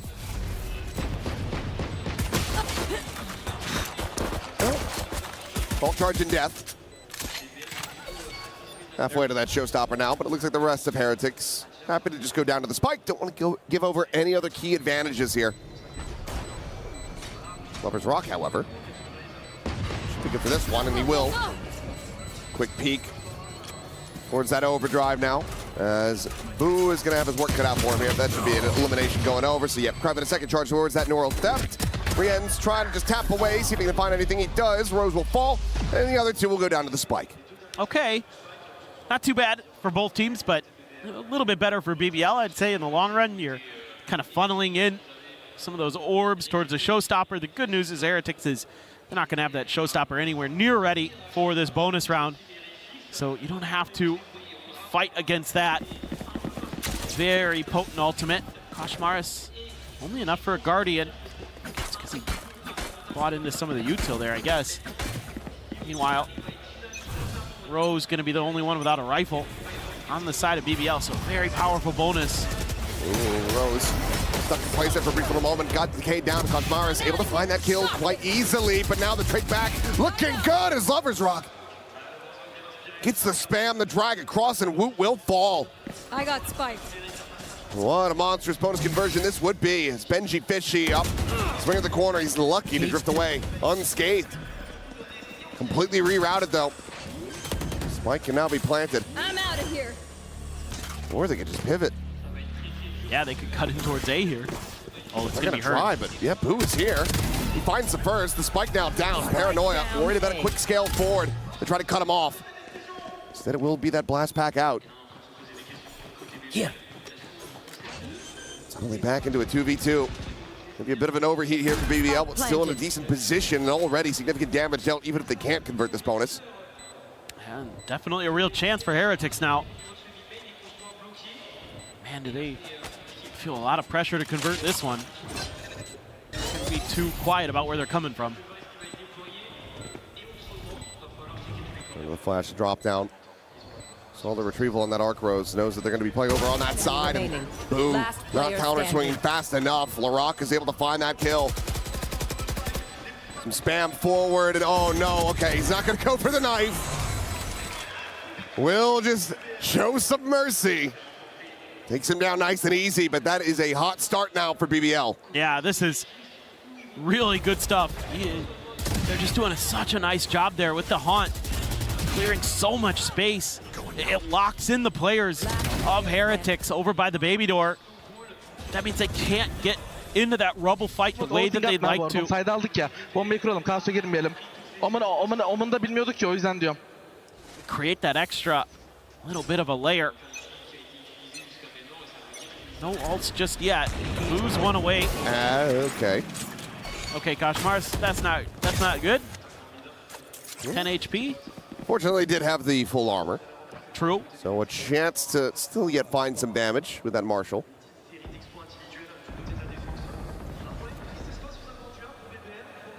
You've got so much map control. But this time, Heretics expecting a pivot. Oh, it's a collide! God. Any hope of really trying to convert this one quickly going to be destroyed as Lover's Rock is on for an ace. Can he find it? Benji needs to die one way or the other. Footsteps had been heard, and it looks like Larocque will just go ahead and take that for himself. Sorry, my guy, no ace for you. But with the plant, he gets a showstopper online now, so the pain very well could continue for Heretics. No doubt. They are going to be fighting an uphill battle, to say the least. I mean, there's a couple also. There's the overdrive and the showstopper. So it's like there's a lot of opportunities here for BBL to, even if they start off the round in a deficit, to turn things on its head rather quickly. And that's, I assume, going to be a pretty quick timeout from Heretics. A lot to talk about. Usually pretty decent on the defender side of this map, but so far, BBL has been very, very good. I mean, taking a lot of space. They're winning almost every one of those battles at A. All of them, actually, basically. Heretics, a lot of the rounds, other than one, has played to give up that space. Now, yes, 2 of those were ecos, so kind of makes sense, but at the same time, you give BBL that little bit of breathing room, and they're so good at punishing it. They're so good at understanding, okay, they've given us, let's try to pivot.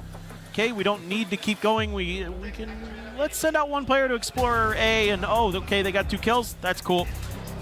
Easy maneuver for us. They're really good at always having that player who's going to be watching the flank, a player who's going to be creating a flank potentially. Making it really tricky for Heretics to kind of keep map control. So this round, operator for Woot has to find value. Oh no. Grabbing part of the one, but nothing more off that. A little bit whippy on the spray. Meanwhile, Showstopper going to be locked out. Looking for a target, but sends it in towards backside, and Koshmars avoids taking damage. He's able to tuck back, but now it's a player advantage for Heretics. The ults out of the equation for BBL. Rose pushing aggressively. Takes a decent bit of damage, but so too has Larocque. It's the stun. Well, shrugging that one off. Finds the kill. Woot now dead. Suddenly, player advantage. The swing in the corner. Rose still going to be good for another. Rien's just not quite fast enough to find that punish. Now the backstab is in. And the timeout leads to absolutely nothing for Heretics. Yeah, this gets a little bit weird for Heretics. Start off with that early advantage. You're able to nullify the showstopper thanks to the Vice Wall. Oh, man. Rock there. Just need to do a little bit of damage. But, one of the things that I'm kind of confused about in this round is Koshmaris tucked into that smoke, has the showstopper sail over his head, and he opts to make noise and leave. So that kind of alerts BBL that there could be somebody coming from that angle, and him and Benji try to double up, but it doesn't really find much value. In fact, BBL just kind of says, all right, we're just going to make sure that's clear. Now, pivot over towards C. Benji Has the util there as a bit of a cushion, but no wall. It's just the vines. Trying to tangle up BBL and see if he can hit some nasty shots, but they're clearing out. I think they got at least one of them there, or he just popped it quick. Fake TP. But Heretics have gained some space, and they're willing to take their map control and hold on to it for now. Riens does deal with the cam at the very least. You're hoping that this could be the round where you turn it around, get this Thrifty to go. You've got BBL walking into the stack, potentially.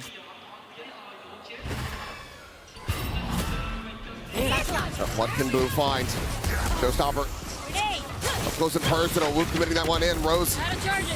The one to fall, but Lover's Rock looking for a little bit more with that overdrive swing at the corner, and Woot, helter of his shot, is able to sit him down. Seaside, however, primed and open for the taking as Krevin continues to just wiggle his way into all of these open positions. There was Breeze or here. Thorns are live. So damn good at sussing out where Team Heretics isn't. 10 seconds left. Plan now to be committed to. Spike planted. Heretics try to get this Thrifty off the ground. He didn't get any guns either. Well, never pushed in that direction. Given the investment on that Showstopper, it's going to hurt all the more if they can't get this to convert. Turn to the flash back forward, and Koshmaris able to fight too, tries to go for the overdrive, but he's already swung in the corner, and Krevin has him dead. The neural theft, the second reveal about to be coming in. Swing in, and Benji will be able to get them over the line. A massive round to be found here for Team Heretics. They pull off the Thrifty to get themselves on the board. I mean, it's beyond huge.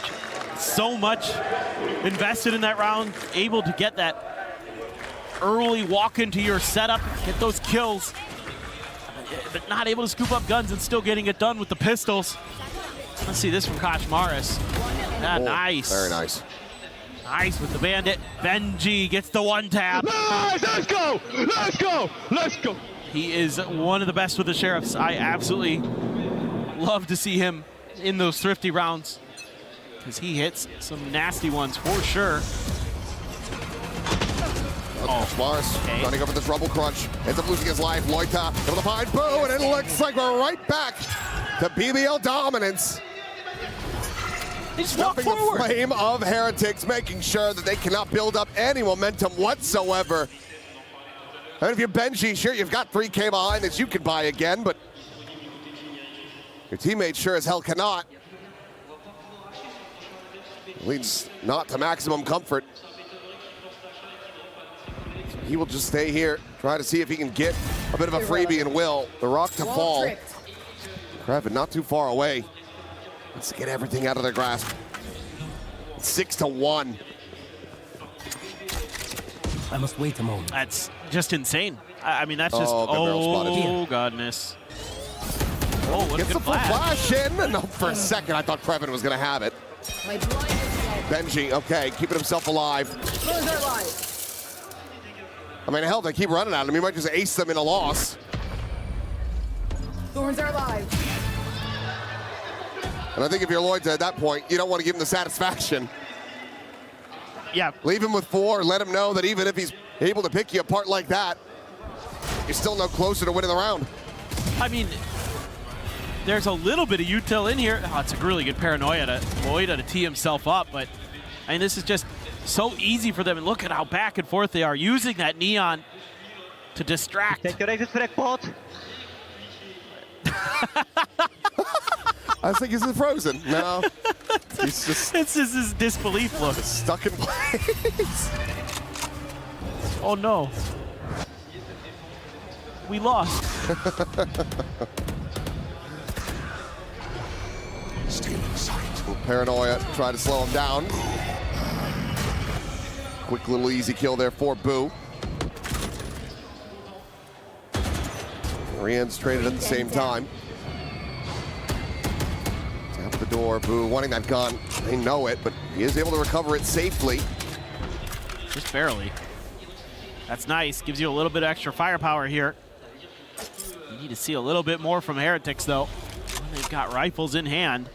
Benji Fishy does have that steel garden, so it could be a nuisance if the C pivot happens from BBL, but it seems like they maybe want to avoid that, or at least try to, figure out a little bit of the util here.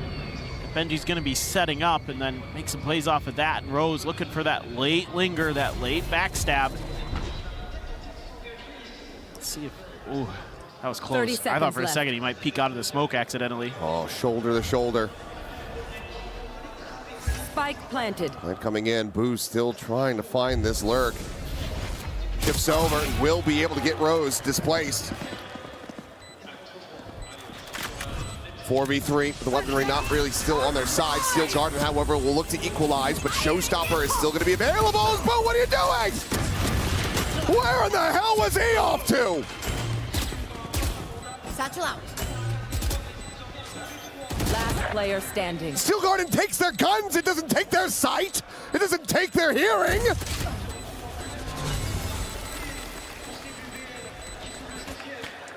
I don't know. I don't know. I am perplexed. Yep. I'm left scratching my head a bit on that one too. Well, it is what it is. Dude, LaRock there, some sick raise play. Not only is the showstopper there, but as he's getting chased down, throws the satchel to get to safety. Nice little stuff from him. I mean, I don't know what happened here. Heretics have just completely lost their minds. I mean, their mental is out the window. They aren't really able to find any answers every single step of the way.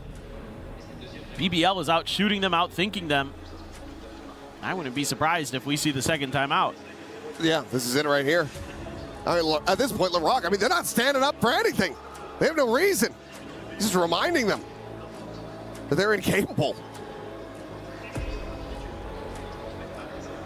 This has to be one hell of a speech.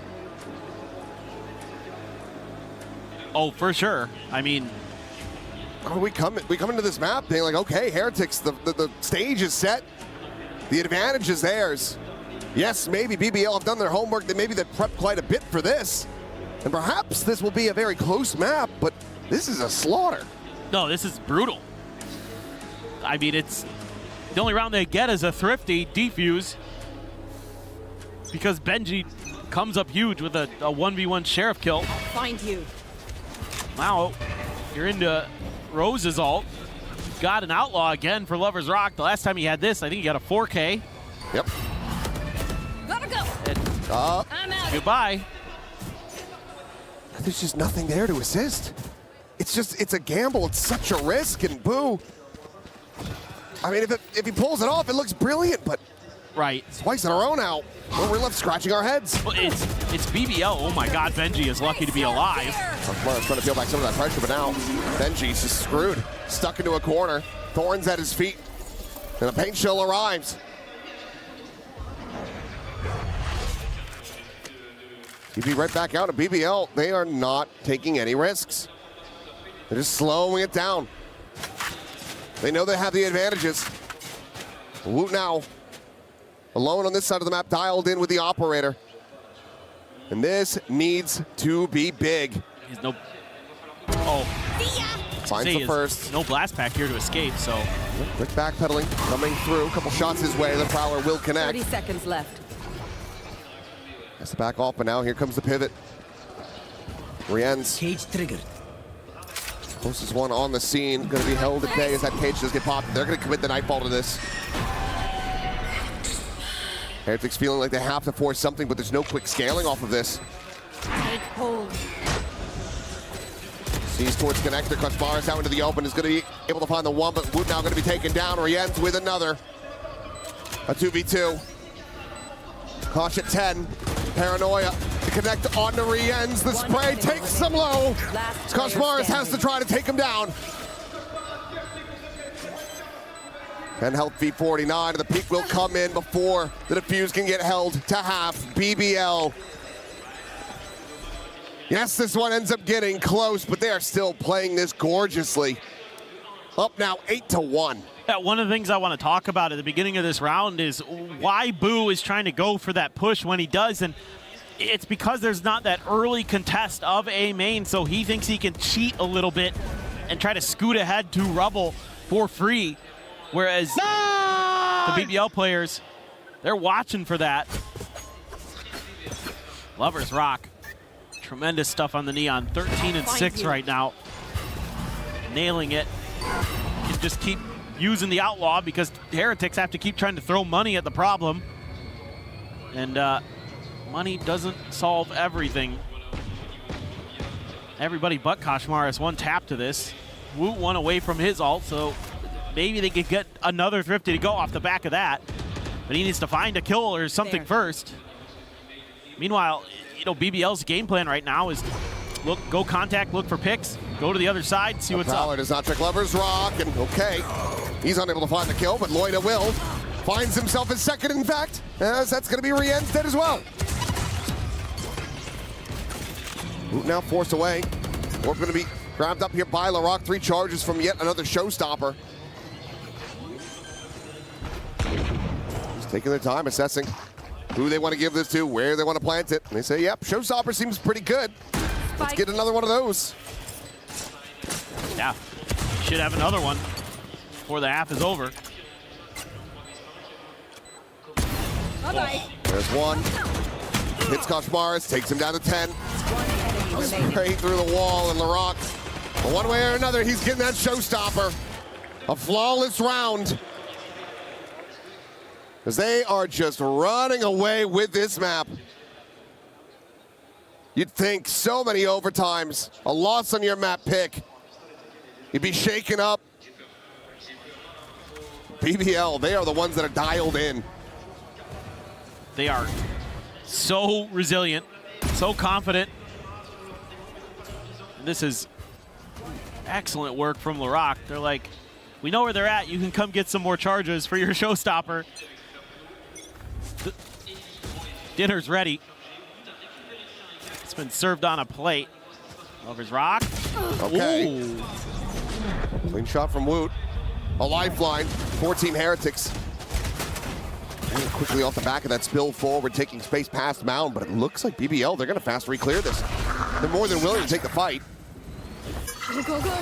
TP going to be used just to try to instill some doubt in LaRock is able to find Koshmaris. Now suddenly that 4v4, the showstopper still in the back pocket. That's what you're looking for. Ooh, looking for a timing. We'll be able to find it off that haunt. Meanwhile, showstopper's going to be exchanged. Chucks it in though, and Boo, he's still playing forward. He gets caught. Meanwhile, Woot comes away with absolutely nothing. That felt so early from Woot there.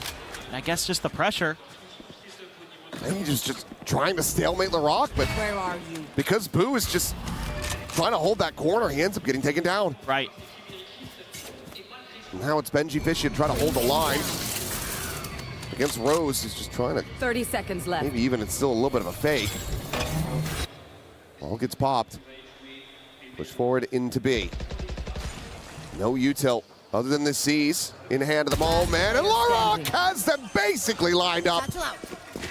His turn now to be on for an ace. 10 seconds left. The spike planted in Benji. What are you meant to do? Can't try to go for this. Gotta save. Just has to back away. But he has no idea if he has a safe angle, a safe place to really tuck back. Right, you know LaRock is thirsty for that ace. Well, he's thirsty for that ace, and Rose had also tripped the wall. He doesn't know if he's really slipped the net. Either way, looks like LaRock not going to go hunting super hard for this one. Continuing to play it wisely, cautiously. No reveal off that haunt. Mike now detonating. Benji should be good to hold on to this. No, he's not. It is just a wide swing into the spray down. Nothing carried over. And nothing going Heretics' way. Oh, man. This is where you got to be concerned if you're a Heretics fan, because BBL is activated, and if LaRock is online, Yeah, he'll be doing a lot of that, waving goodbye to his opponents because he has been so good here in Paris. Now you've got Kreven's ult. You're kind of close to Lover's Rock's ult, maybe. I mean, Kashmaris does have his. Look at this read. Yep, they know. Ready for this crunch. Paranoia, however, is going to be a little bit late, and it does not connect on the Riens, and okay, suddenly, even though they had the right idea, I have the spike. they just can't connect the shots. Rock dead too early now. It is all down to Rose to see what damage he can get, but last round of the half, not going to be able to find a round win here. So, 10-2, BBL still looking incredible. Yeah, this is insane work from them against a team that's generally pretty darn good on their defender side of Lotus. That is, all Riens can do is laugh here a little bit. He at least had a crazy good last round there, but pretty much the rest of that half, I have to forget from everybody on Heretics. Yeah, I mean, at this point, I think you're just trying to focus forward for Sunset. I mean, there's always an opportunity, but for now, let's send things over to Lou.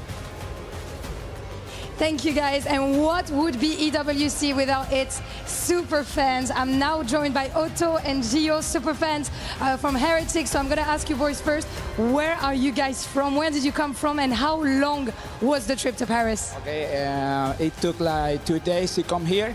I'm from El Salvador in Central America. Yeah, it's a really amazing experience to be here. It feels great to have you here as well. Gio, where do you come from and how long was the trip? I come from Mexico. It was around like 14 hours to get here. So, yeah. That's passion. We can call that passion. Donc, d'où est-ce que vous venez?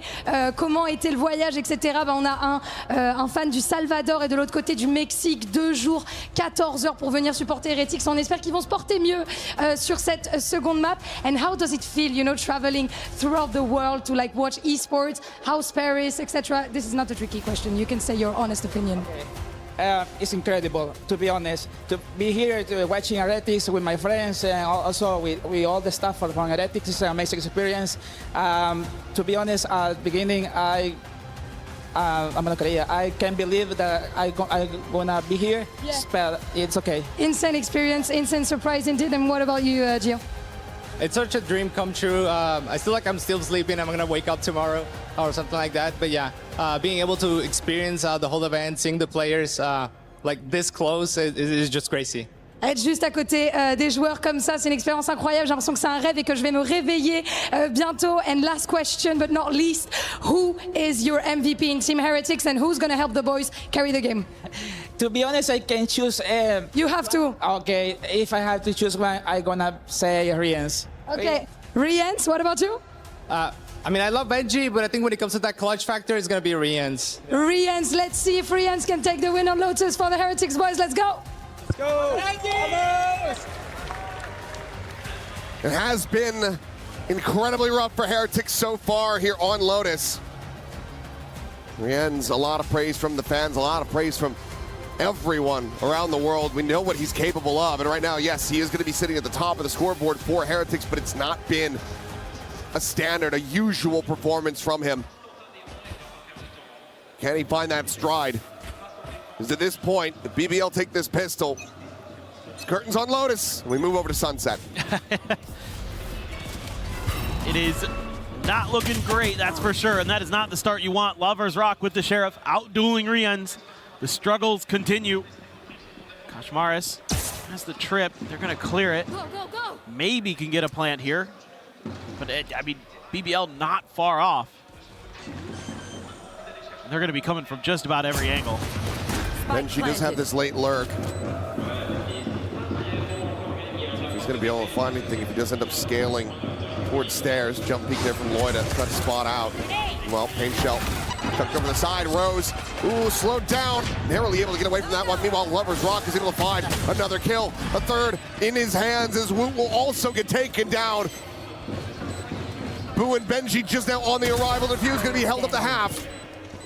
Boo interrupts it, but Benji Fishy needs to go nuclear, but the defuse is already stuck. The round is already over. And I think this map is as well. I mean, it's just sort of Heretics trying to mimic what worked for BBL on their pistol in the first half. But nobody's there because the BBL is all the way over on the other side of the map. They get that first pick and they immediately start kind of shifting counterclockwise. They're moving in the opposite direction. And that whole time, that's just giving them this great 2-2-1 split to come into the B site. And that means for Benji to find value, the rest of his team has to hold the line, and they just cannot. Here. Tobiah, it's a force. I have the spike. It's Sheriff's, a Stinger, and an Outlaw. 3 players will be one tap to that Outlaw on BBL. So that one could find some unexpected value. That one is kind of a unique one to throw into the mix on a force buy. You're usually just going to see like Stingers and the Sheriffs. But they're going to try to eke out an extra little advantage. Benji has to cut armor for that. Slow creep up. I think the biggest concern is that it's not a force buy death ball. It's a split, a 3-2. Cage trigger.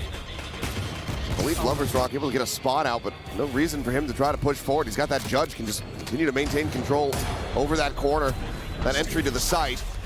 Some interest drummed up though, as we do see rotation coming in, and Benji, okay, felt over shot. 6 down Lover's Rock on that slide. With that kill, they're now going to try to just pivot everybody back over to A, but look at the time remaining, 25 seconds still. 2 players here, and another not very far away. So Rock, ready to join in on that connector. Oh my God. Okay, Rose, not able to find much of anything there. The Lloyds can still be their demise. 10 seconds Hands and left. Benji both going to be struck down. The wallbang shot takes him low, but cannot find the elimination. Boo surviving. 3 HP in the regen armor. Still decently winnable though for BBL as Lloyd to Rock. They find more, and Koshmaris can find nothing. 12-2. We have only seen one comeback of that caliber at this event. The hands of Nongshim Red Force. I just do not see it happening again here. It doesn't feel like it. It feels like BBL is winning in every aspect of the game on this map. The firepower, the teamwork, you know, when they need an individual to go big because it doesn't start off, you know, the way you would want in the round. This time it's Loita. Do some serious heavy lifting. I mean, him and Krevin have only died 5 times each. Not ready yet. We're into round 15. Just ridiculous stuff. They gamble stack over at A. They were looking for the knockout blow. They went for the haymaker, and it's gonna miss. So gonna have to go back into the jabs or something a little bit different, because they're gonna split their forces. Ares for Koshmaris. Not shocking at all. No. We'll lean into this weapon, even on a good economy. Meanwhile, oh, look, Rock is just up and over the top, and Boo none the wiser, not here in the blast pack. He gets himself his second before finally being traded out. Krevin on the push, 2 kills gonna be found. That Sheriff is singing, and he is looking to silence Heretics, and they have. Lotus, it is a dismantling of Heretics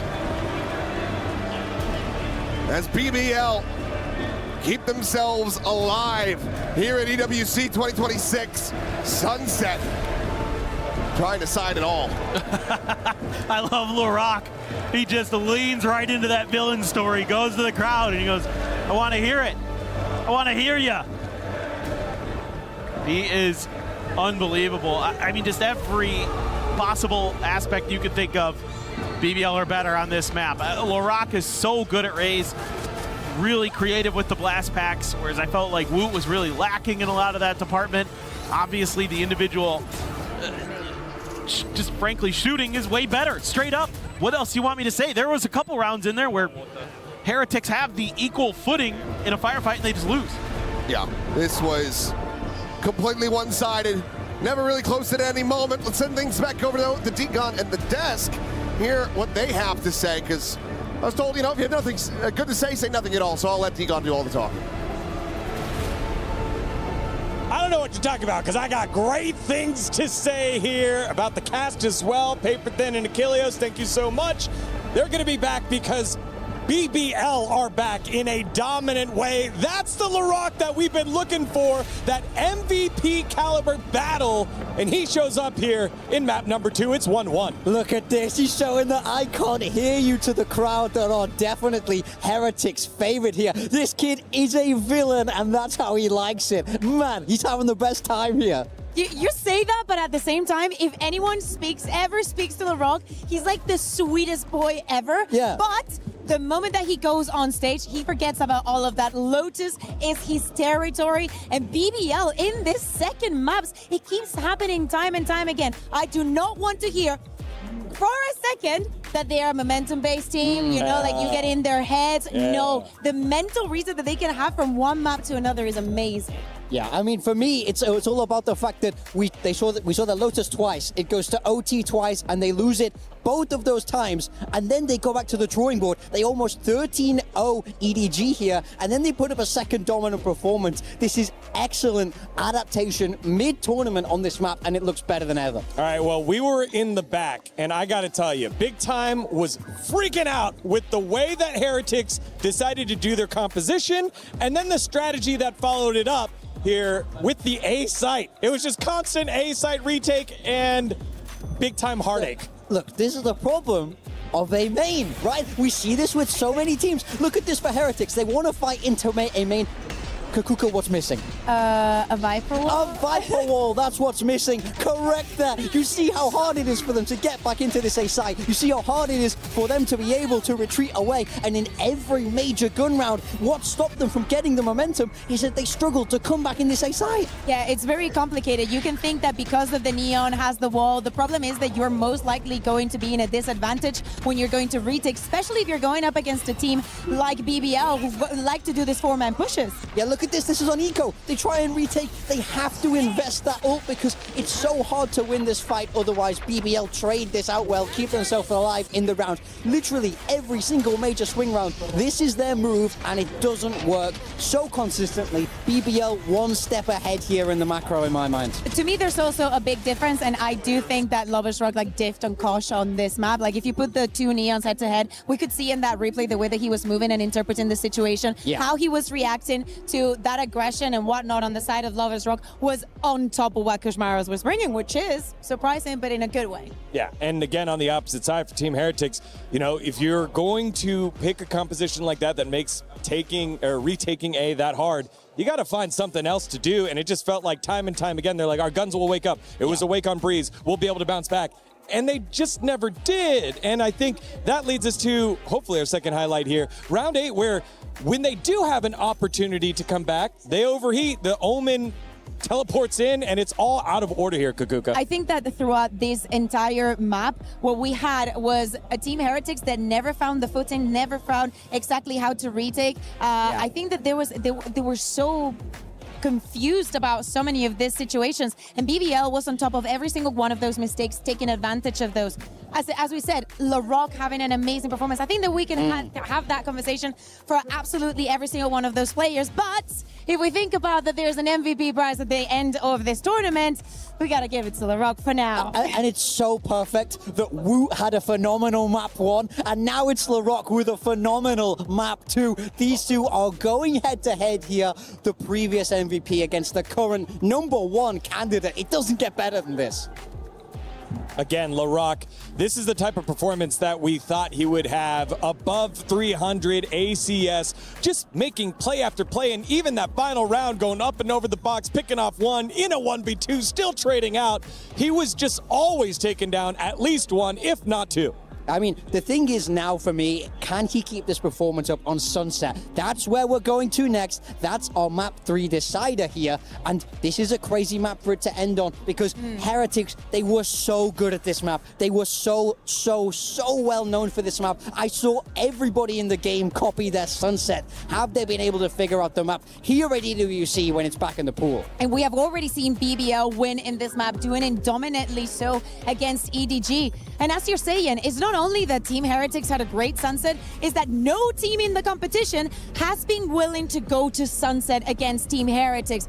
That means it's saved until this very moment, and it's a big question mark because, as we said, BBL has done such a good job in perfectioning these compositions for the maps, moving Kreven around into what position he's going to be playing in and with what agent.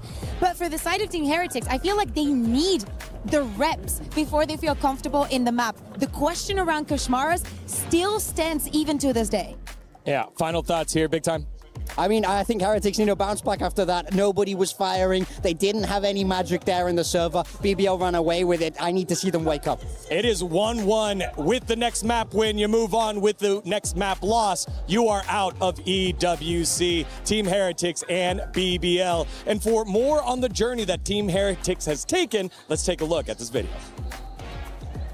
In last year's finals, we were in a tough situation. I think a lot of different words were said, different tactics to wake up, maybe some harsh, maybe some inspirational. I think all it took was winning that third map to give us that big amount of belief in ourselves that we can do it. Even though it was so bad, we still inside believe that it's possible. Can't stop believing, because if you stop believing, then that's it. Brienne's on 78 HP. He did the ultimate, so much crashes. The trophy felt unusual. I mean, it was my first Valorant trophy. I think for all of us as well. Especially, you know, thinking like 2 hours ago we were in the worst position possible. It felt amazing. It felt like a moment of finally. I think I kind of knew in my head that we would win it just because it's really hard for them to be mentally strong, being 2-0 up and then going to 2-2. Like, there was no way in my head that we were going to lose that last map just based on knowing what mental state they're in and what mental state we're in. Yeah, I mean, this year, Minibu is not in our roster. I mean, obviously, I would have liked to play with my brother, but it's, you know, esports, it's competition. Koshmaras and Minibu are very similar in terms of playstyle. Of course, they have differences, but I think as a team, we're very similar to last year. I think there's a lot of good teams here, but we're here to defend our title. We're gonna try as hard as possible, and teams will remember the form that we were in last year, and hopefully we can replicate it this year. We're here to defend the title, and good luck to the teams trying to take it from us.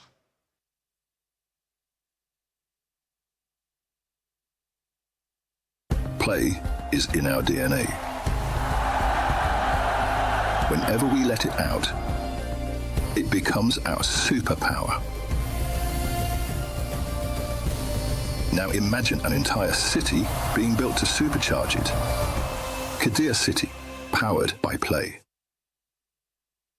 All right, guys, Achilles here. We have Woot standing by. He's about to play a mystery 1v1. His opponent knows who he is. He doesn't know who he's playing against. And he's going to have to try to figure it out. No, bro, he's playing Judge. Okay, he's 100% American, bro. 100%. How does that narrow it down? Oh. Okay. He's trolling me, bro. He's bullying me. That's Turkish way to cancel, bro. Oh. Okay. Okay, I have a question for you. Burger King or McDonald's? Okay, I got you. Thanks. Doner, okay. Oh shit. Bro, who is 27 years old? Where is my Heretics Classic? Their most played agent is Raze. Asuna! No. Oh my god, I'm so bad. They've lifted regional trophies. Regional trophies, okay. Then... Valin. It's not Valin. Bro, come on! Oh no, it cannot raise actually. Jogema! Ding, ding, ding. Yes! Oh my god. Why did I say... long, bro? Bro, I'm sorry. So I think Joe's now on mute.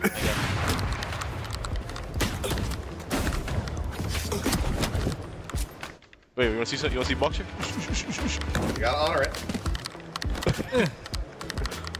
Bro, when did you put that? Oh. That was cold. Oh, it was one right click.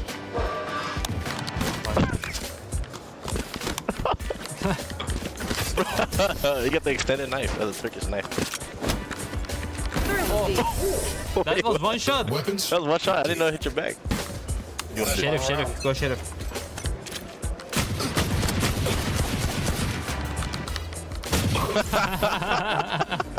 Oh my god, this guy's bro. Come on. Wow, bro, nice try. Nice game, bro. Thanks so much. Bro, GG, bro. GG.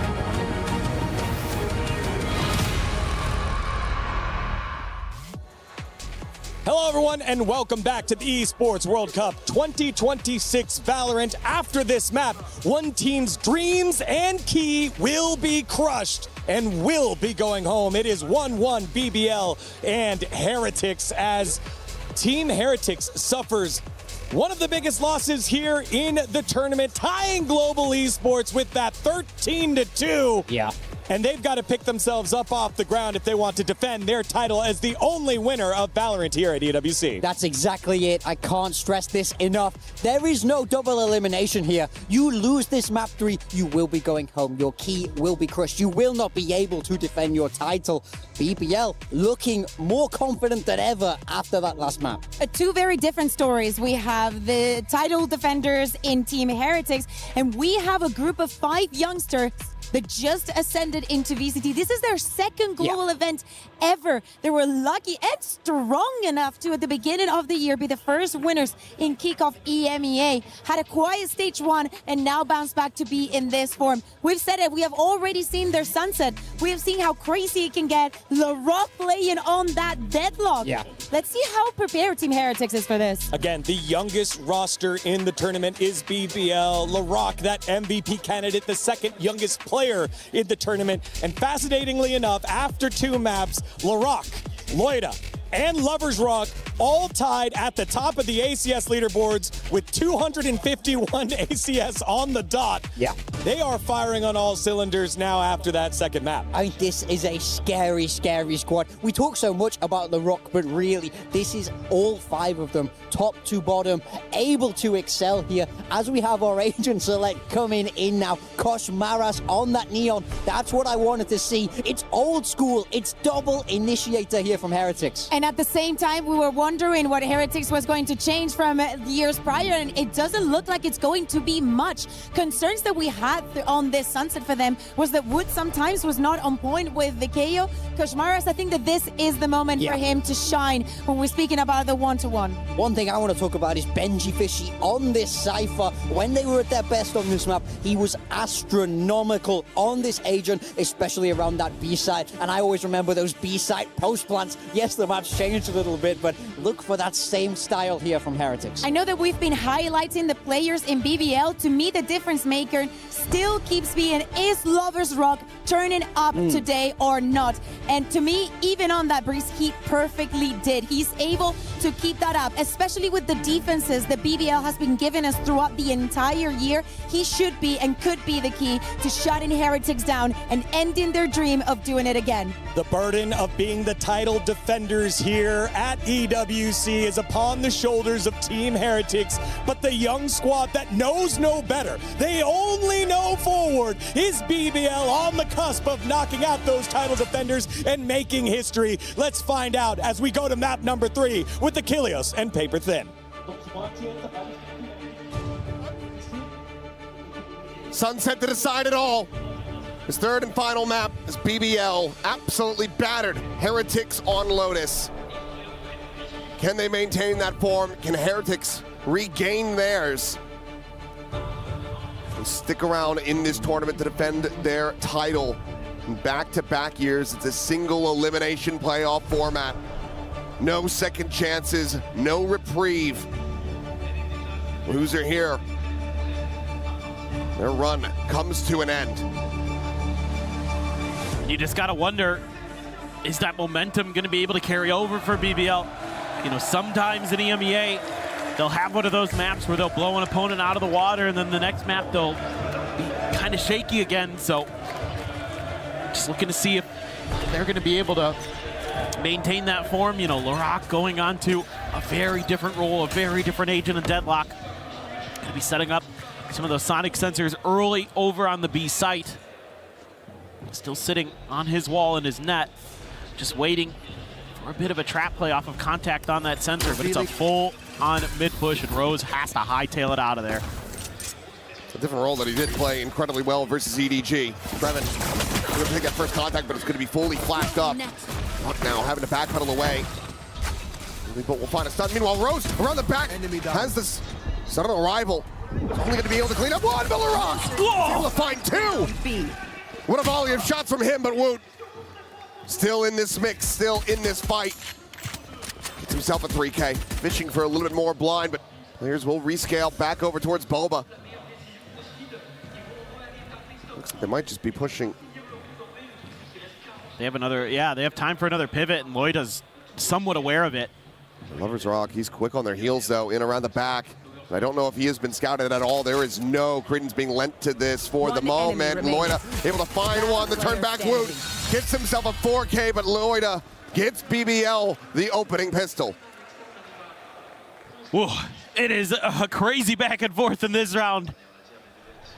So many clutch moments. This one right here from Locke. I thought he was going to get the third for a second there. I thought he had Woot lined up, but not quite. It was Benji maybe, but regardless, really good read of the map there by the last two surviving players. Keeping Heretics very well pinned in, giving them a really tough crossfire. The timing couldn't have been better there either. Absolutely nailing that. Clear of the dart. No further confirmation or doubling down on the information by BBL. Revealing area. Rien's. Actually, that dart isn't going to get around the corner. So they know that somebody could be there. They're pinging it out. They're at least aware of it. Spot of the leg. And now they very much do know that this gun is in play. I mean, Krevin, if he had just pulled the trigger there. Yeah, I know. Would have had him dead, dialed in. Not knowing it, but let's get tucked very close forward. Looks like he's going to reassess this. Play away from that sonic sensor. Well, they've got kind of a read on this. They're a little bit worried about mid, but with that wall there, you can pretty much turn your attention towards the front here. At the ready. Chucks that one through. Krevin's going to be able to find one, but gets traded out. But Laroc with that Guardian looking for a little bit more. Just be the 2 kills found for him. And another 2 on the back for Rose. 3 players survive. 2-0 start, and overall clean anti-eco for BBL. Pretty curious if Heretics have an inkling that the Omen tucked into the corner had a judge. Again, they pinged it out because it didn't get cleared by the recon. So something that I'm kind of having my eyes leaning towards for this bonus. BBL. Good setups there at the end. Nice job by Laroc to once again just step into the fray. Find his moment to be annoying. Oh, just went right past it. Yeah, went past it. Koshmaras just get taken down. Some damage. Offered up to try to get that assist. Meanwhile, Lovers Rock having to backpedal. Still has this fast lane, but this is all now a bit of a bait to try to play in Rose, tucked into the corner. Heretics, though, pausing, wanting to see if he's going to go for this repeak. Yeah, for sure. You got to be real careful about it, too. Only 2 of the players can absorb one of the hits. Jiggle peeks it again. Ends. Making sure, checks everything here. Spotted on that drone, and what a shot from Laroc, and then Lovers Rock on the back end. He's able to find 2. Rien's having to do it all. The swing out. Line up. And Riens absolutely destroys them. That is the Riens that we know. And it couldn't have come at a more opportune moment. Heretics were about to get bonus. This should have been over. This should have been done. But nope. Riens. Okay. Absolutely incredible. Woo! The coaching staff as well on their feet off the back of that play. What a bailout. But all things considered, it's still a good bonus for BBL. Yes, it is still a absolutely ridiculous bonus. And now only 3 players have that half armor. So Lovers Rock still going to be leaning in towards that Outlaw. Feeling so confident about it, and he should be. He's really damn good with it. His insert on Kashmaris, and I don't know if they're going to be able to clear this out without just playing forward and peeking in the alley. Well, I mean, Loida, he's still scaling. He's aware that this is possible. Checking, and wow, what a clean shot. Woo! Swift on that one. Shock Dart's not able to find too much. Sensor destroyed. They're now going to be broken. But Lovers Rock, he's done it again. Spike Two down. players going to be collided there as Woot and Boo will fall. The hero of the previous eliminated is just Benji Fishy. Isolated in B main.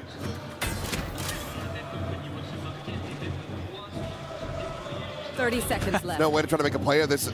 Realistically, no. Best bet would be to try to recover a weapon, get something better than the Bulldog, but even that is just so very risky.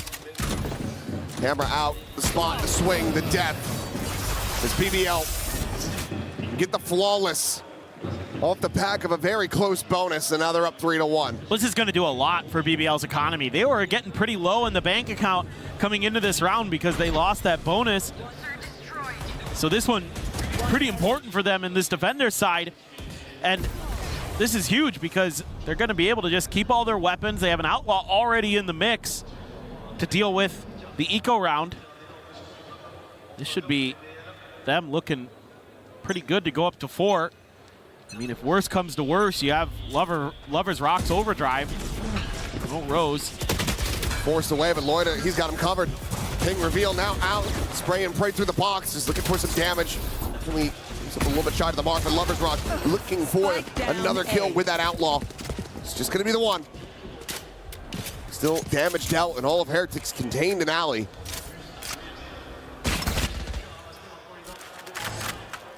Yeah, Morak, he's the only one who's gonna be one shot to the Outlaw, so he's gonna tuck in, just try to play, see if anybody clears his wall. He's like, Luke wants to go for it.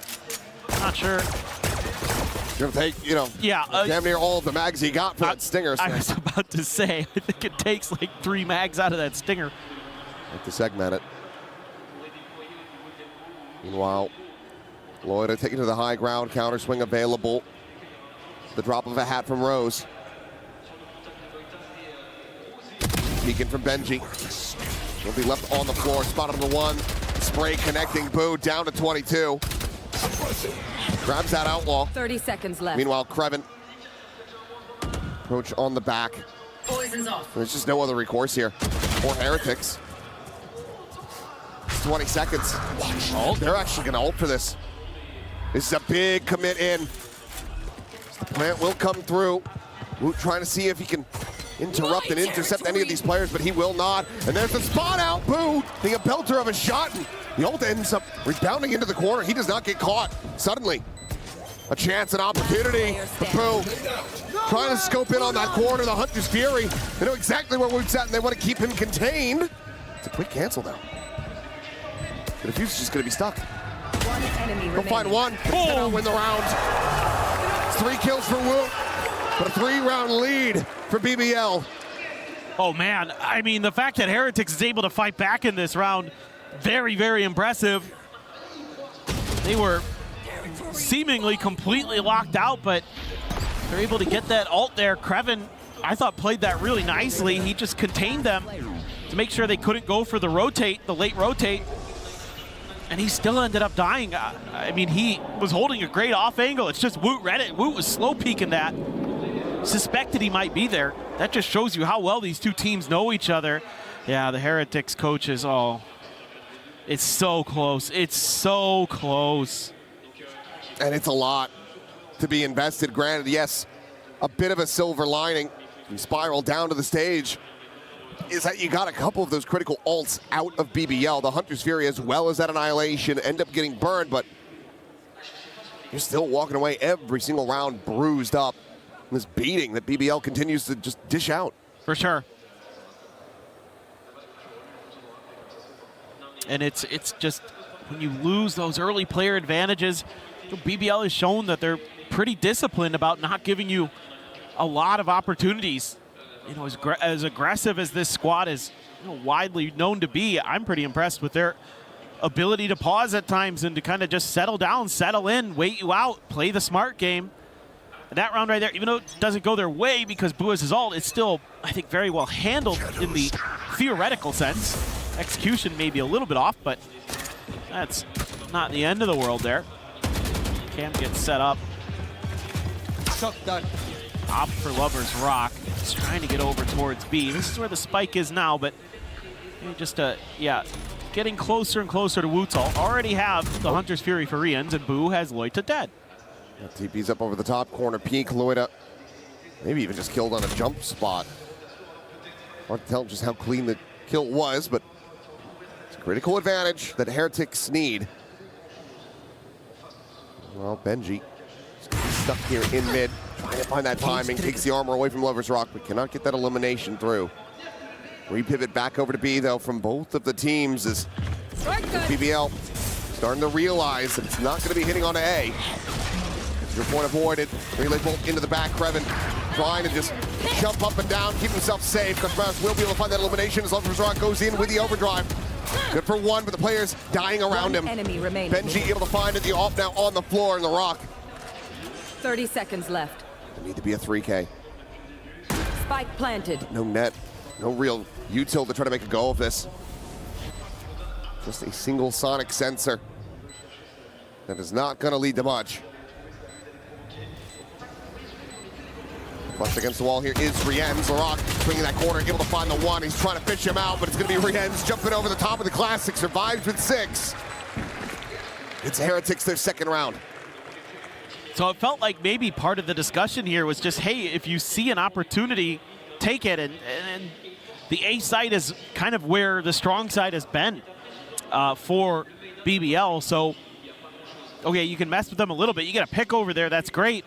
But then you're toying with the map, and then they just have no resistance at the front of B, and they're like, okay, we should really just take advantage of that. And I think that's probably something BBL needs to address pretty quickly, and it looks like already, yeah, the coaching staff immediately takes a time out of their own. You know, Key wants to get in there and talk to the players. It's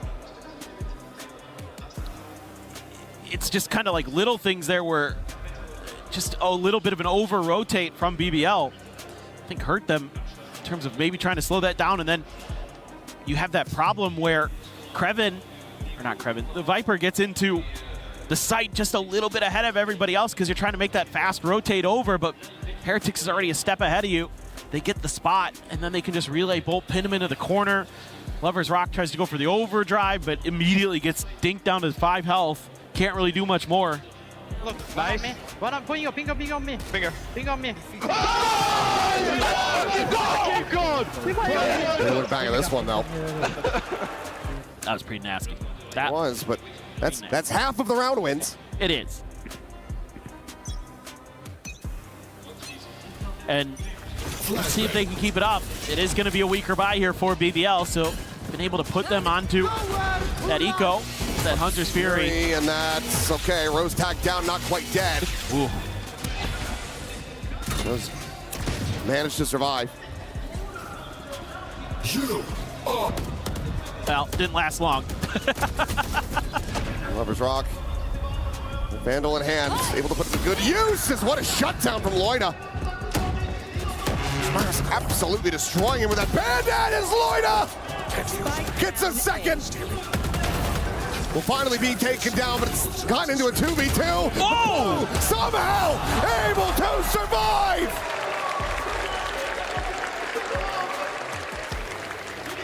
A damn close affair. The Heretics managed to scrape by. He got hit by that stun. Spike down. That is crazy good stuff from Boo. Look at this. Bink. Oh my goodness. The second bullet gets in there and finds the head, and then the stun wears off, and he's good for the final. So now it's Heretics' turn. Start streaking some rounds together. Lovers Rock goes back to the op. He's going to be under pressure early. Has to tuck into the corner to avoid recon. Just looking then, see if there's any follow-up behind it. I wouldn't expect Boo to try to aggressively challenge that, but he's going to hear these footsteps. So this kind of gets a little bit concerning for me for BBL, because the IGL now has maybe a decent idea. Not sure if Loida made any noise over there. Tagged. Gun barrel spotted. Spotted the neon. Ooh. A fine death. Muzzle flare as well, so Rien's easily dispatched by Rose. Ooh, opening up a good amount of space. Going out. No smoke to cover this angle. Still are giving an opportunity for Lovers Rock, but no. Whoa. The counter swing in. Boo finds the timing, and Heretics being revived from the dead. Brought back after that Lotus. They're finding their footing here on Sunset once again, as this will be them tying things up 4-4. This is exactly what I'm talking about. When Boo's able to get that kind of space, hear those sound cues to know what's going on the map, he can just find so many openings for his team. Just make it so hard for BBL, who again overcommit on these rotates. I thought this might be something that the coaches would talk about during the timeout, is you guys are kind of overcommitting to some of this early contact, and therefore you're giving these opportunities for Heretics to gain space on sites when you're really heavily committing to mid. I mean, I get you're setting up for the crunch. Heretics is leaning that direction, but Heretics is never going to overstep in those moments. You're going to have to be a little bit more disciplined. Heretics on the other end, it's just Boo just, again, using the information of the opponents that they're giving him against him and doing it beautifully.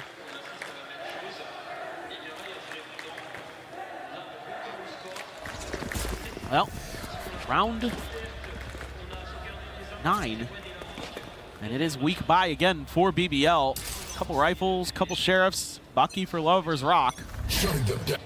Bank account getting deep for Heretics. Krevin gonna see quite a bit.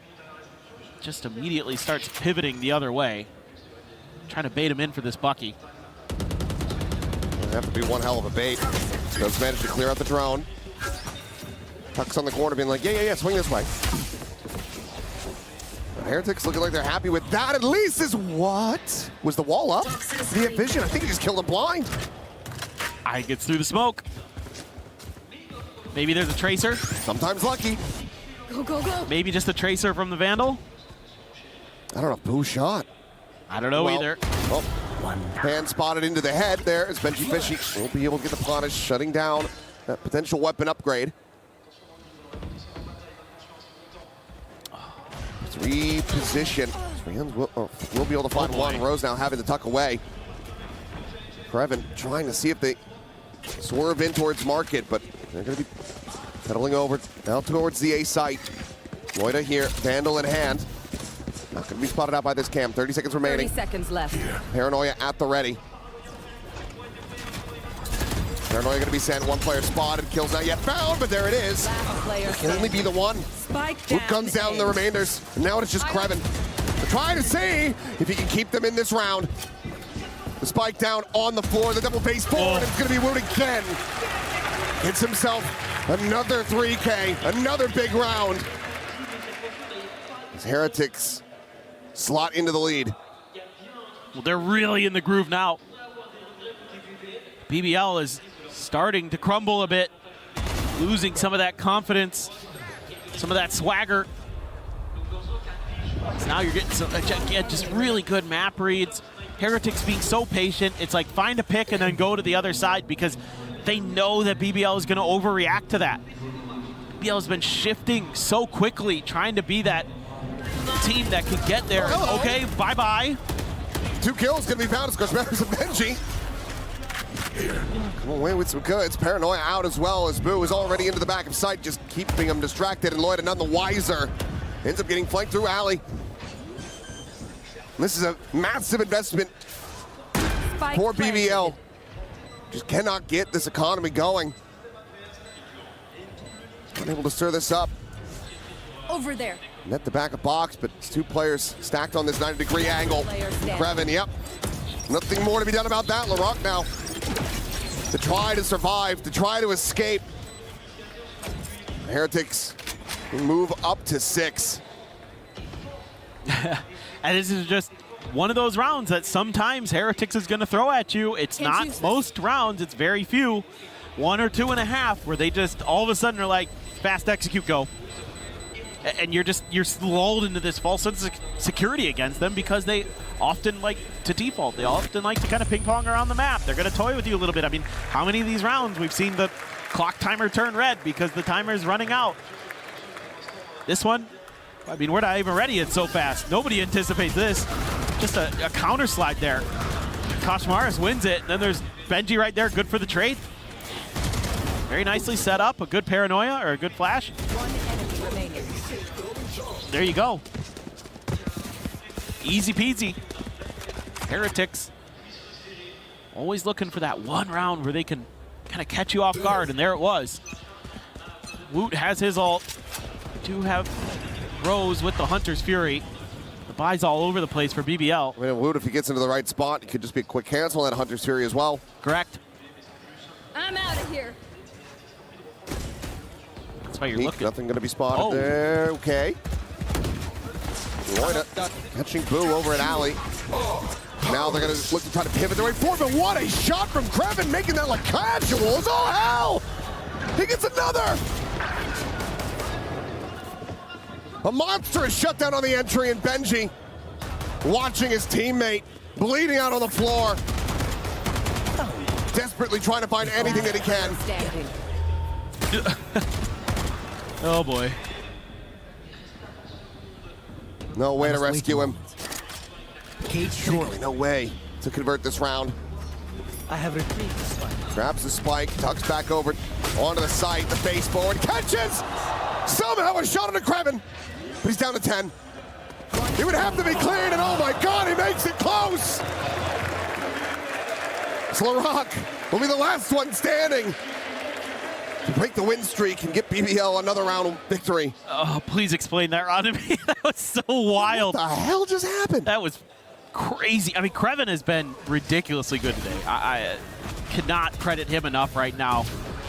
He has just been an absolute monster, especially on Breeze and Sunset here. But, I mean, Benji almost wins that when it looked like it was done. Yeah, that would have the death knell. Yep. The final blow dealt. If he clutches that out, Hunter's Fury going to be committed into this one as Koshmaris. Looking forward to be able to find Lloyd. Woot, however, going to be taken down. Hunter's Fury on the prowl, trying to find anything they can get, but Rien's tucked away. Catches Lover's Rock. And now suddenly it is just LaRock left standing. As it's just back to back to back insanity. Annihilation shuts down, a player going to be grabbed, but Koshmaris quickly repositions at Boba. And that is the half. Done and dusted with Heretics out in front by 2. I feel like the comm's starting to break down a little bit there for BBL. You know, they don't identify that Rienz is in the cubby until Lover's Rock doesn't even check him. I mean, he's out in the open. He's sitting there, and he just runs right by him, never even looks. And then nobody gets comm to that Rienz is there, so then another player's walking down mid, not even looking at him. So I think coach here for BBL, if I'm him, I'm saying, whoa, comms, boys, we need to tighten it up. Make sure that we're not giving up the freebies there. Things getting really rough there. Here into the halftime, let's go ahead and send things over to Ian and Lou and check in. Et on est avec Wojtek, le maître des clés, et on va un petit peu vous expliquer comment ça fonctionne, ce système de briseur de clés, Ian. We are at a clutch point of this series because for the first time here at the STC Arena, when this map is done, a key will be crushed. Will it be our title defenders? And as you can see, they've got a very special key here. Will it be Team Heretics or BBL that goes beneath our key crusher? Je peux toucher? Huh? Can I touch? No, no. We don't do this here, right? It's No too touching. expensive. Okay, fair enough. Who do you think will get crushed? Which team? I think it would be heartbreaking to see our title defenders go out so early, but it would also be quite a good story, wouldn't it? What do you think? Yeah, what do you guys think? You know, I'm not answering that question. So you're rooting for Team Heretics. Je vais demander aux fans, s'il vous plaît, dans le public, je sais qu'il y a énormément de fans, Carmine Corp, Vitality, Gentlemate, mais ici, qui pense que Team Heretics va perdre ce match? Qui pense que ce sont les BBL qui vont perdre ce match? Wait, you're asking who's going to get crushed? Yes. So Okay. apparently it's going to be BBL. Just saying. Let me try. Will it be Team Heretics? Or will it be BBL? I think we have our answer. I think we do. But we're going to find out truly in the server. Now we will. Crowd feeling, I don't know about you, feeling a little split on that one. Yeah, clearly. They need to make up their minds. Ian's like, no touching, no touching. It's a little one-sided. This half, I mean, BBL getting up to 5, given some of the scenes that we were witnessing. Feels borderline miraculous. When Heretics found their footing, it felt like they were going to run away with this map completely and utterly. I feel like another OT is on the cards. That's how I'm feeling. It just is really close. I think, you know, BBL I would expect to be pretty proficient on the attacker side here. Get the spot out. Know you have a little bit of space. Lover's Rock gonna claim it. Oh, he is just playing this so fake. slowly. It's all fake. Attempted that shot. So going wide. Jump up. And this is all, as you say, to draw attention. They now have to try to re-clear the site. Get him flushed out. Meanwhile, Boo. Damage going to be suffered. Setting up a smoke on that alley side, but no one on that approach. Slow creep in and out. Lover's Rock situated in mid. We'll try to find some damage. We'll just drift across. Very casually, but he's ended up beating quite a bit. 43 health remaining on him. Team effort. Clear out that barrier mesh.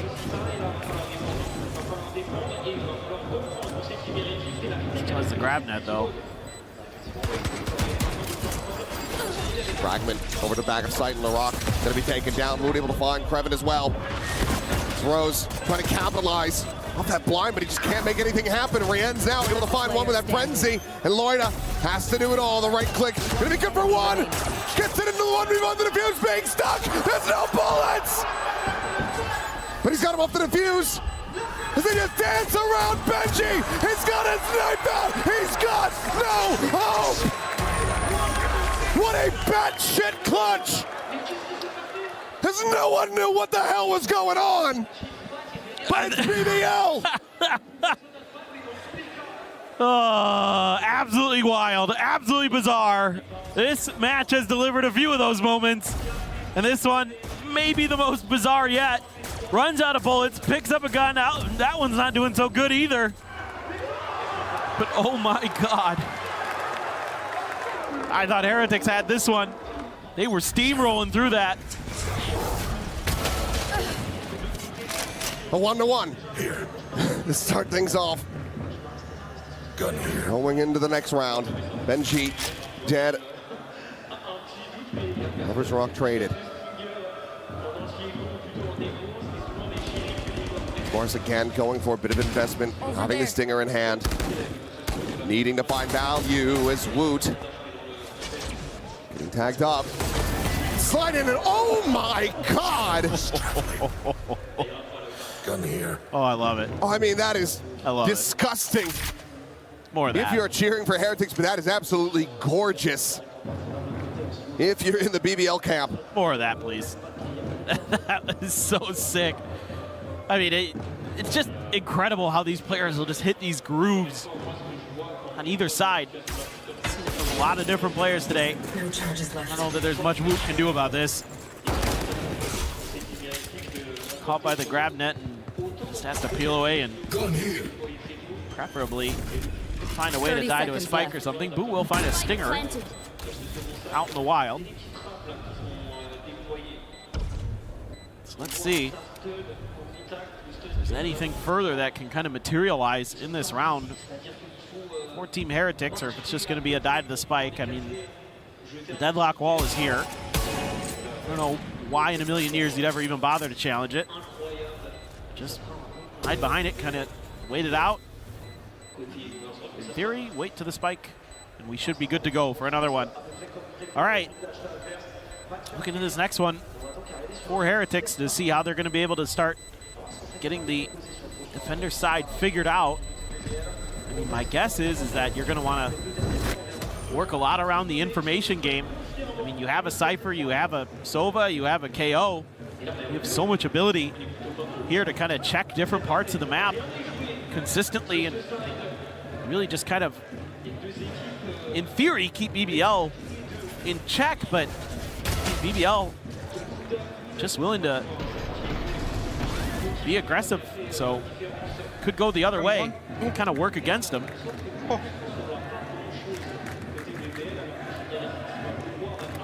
Now, 7-7.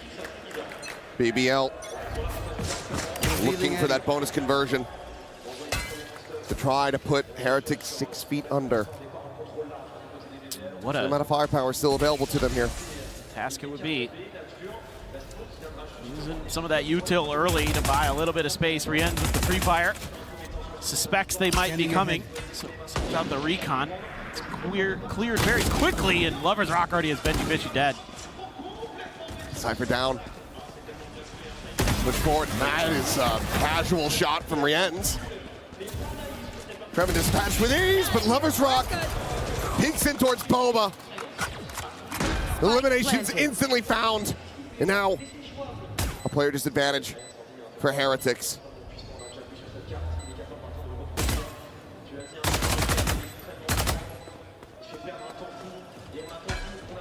Oh, timing on that dart a little early. 1-1, Rienz. 3K form, back now into a 2v2. Barrier mesh. Be expiring as he goes scaling forwards, looking for that fourth kill. He's got it. An ace to prevent the bonus conversion. The shock dart at his feet. The swing in!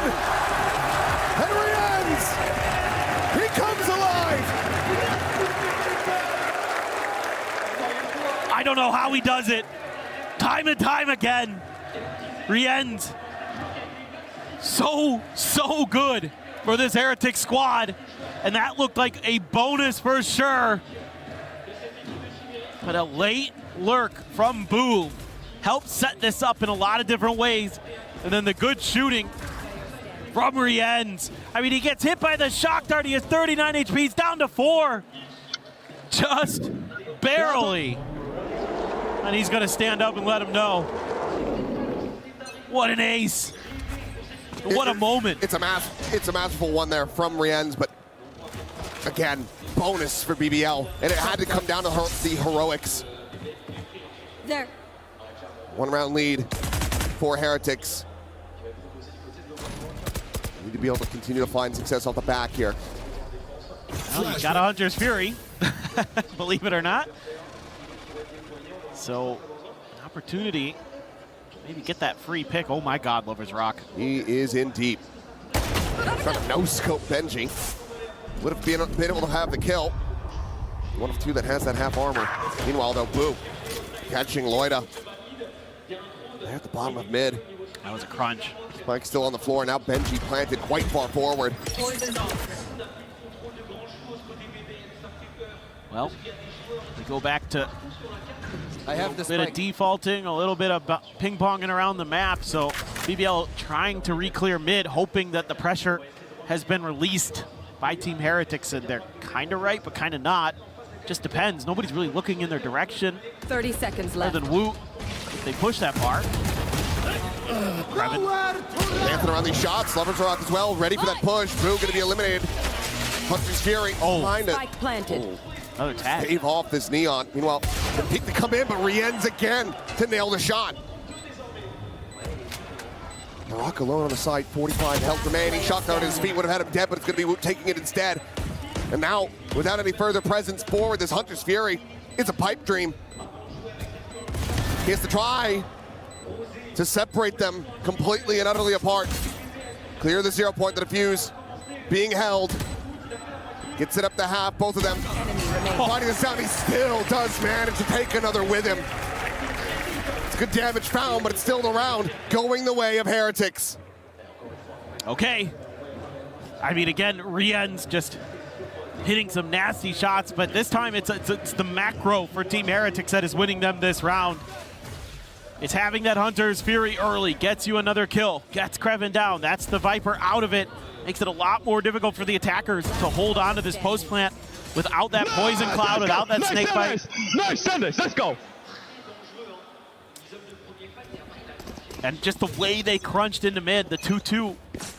You know, once Lovers Rock is there, they know there's maybe another layer behind it. Kashmaris thinking about trying to go for a bit of a peek, but nobody from BBL was home. They do have rifles still, one Guardian for Krevin. Poison orb emitting. Poison's off. This BBL needs to get this back on the right track. This round very critical for them. Money going to be pretty low on a lot of their players if they can't find some value here, get the win. Same could be true for Heretics though, so this is just a pivotal round in general. Yeah. Completely make or break it for either team. That's huge info though. But they're not really reacting to it. They're expecting a counter rotate, and instead BBL doubling down. BBL has been doing a lot of shenanigans trying to sell some fakes. Realize very quickly that this is not one of those occasions. What's going to be coming in? Boo trying to align the shots, but Lovers Rock catches him just a little bit faster.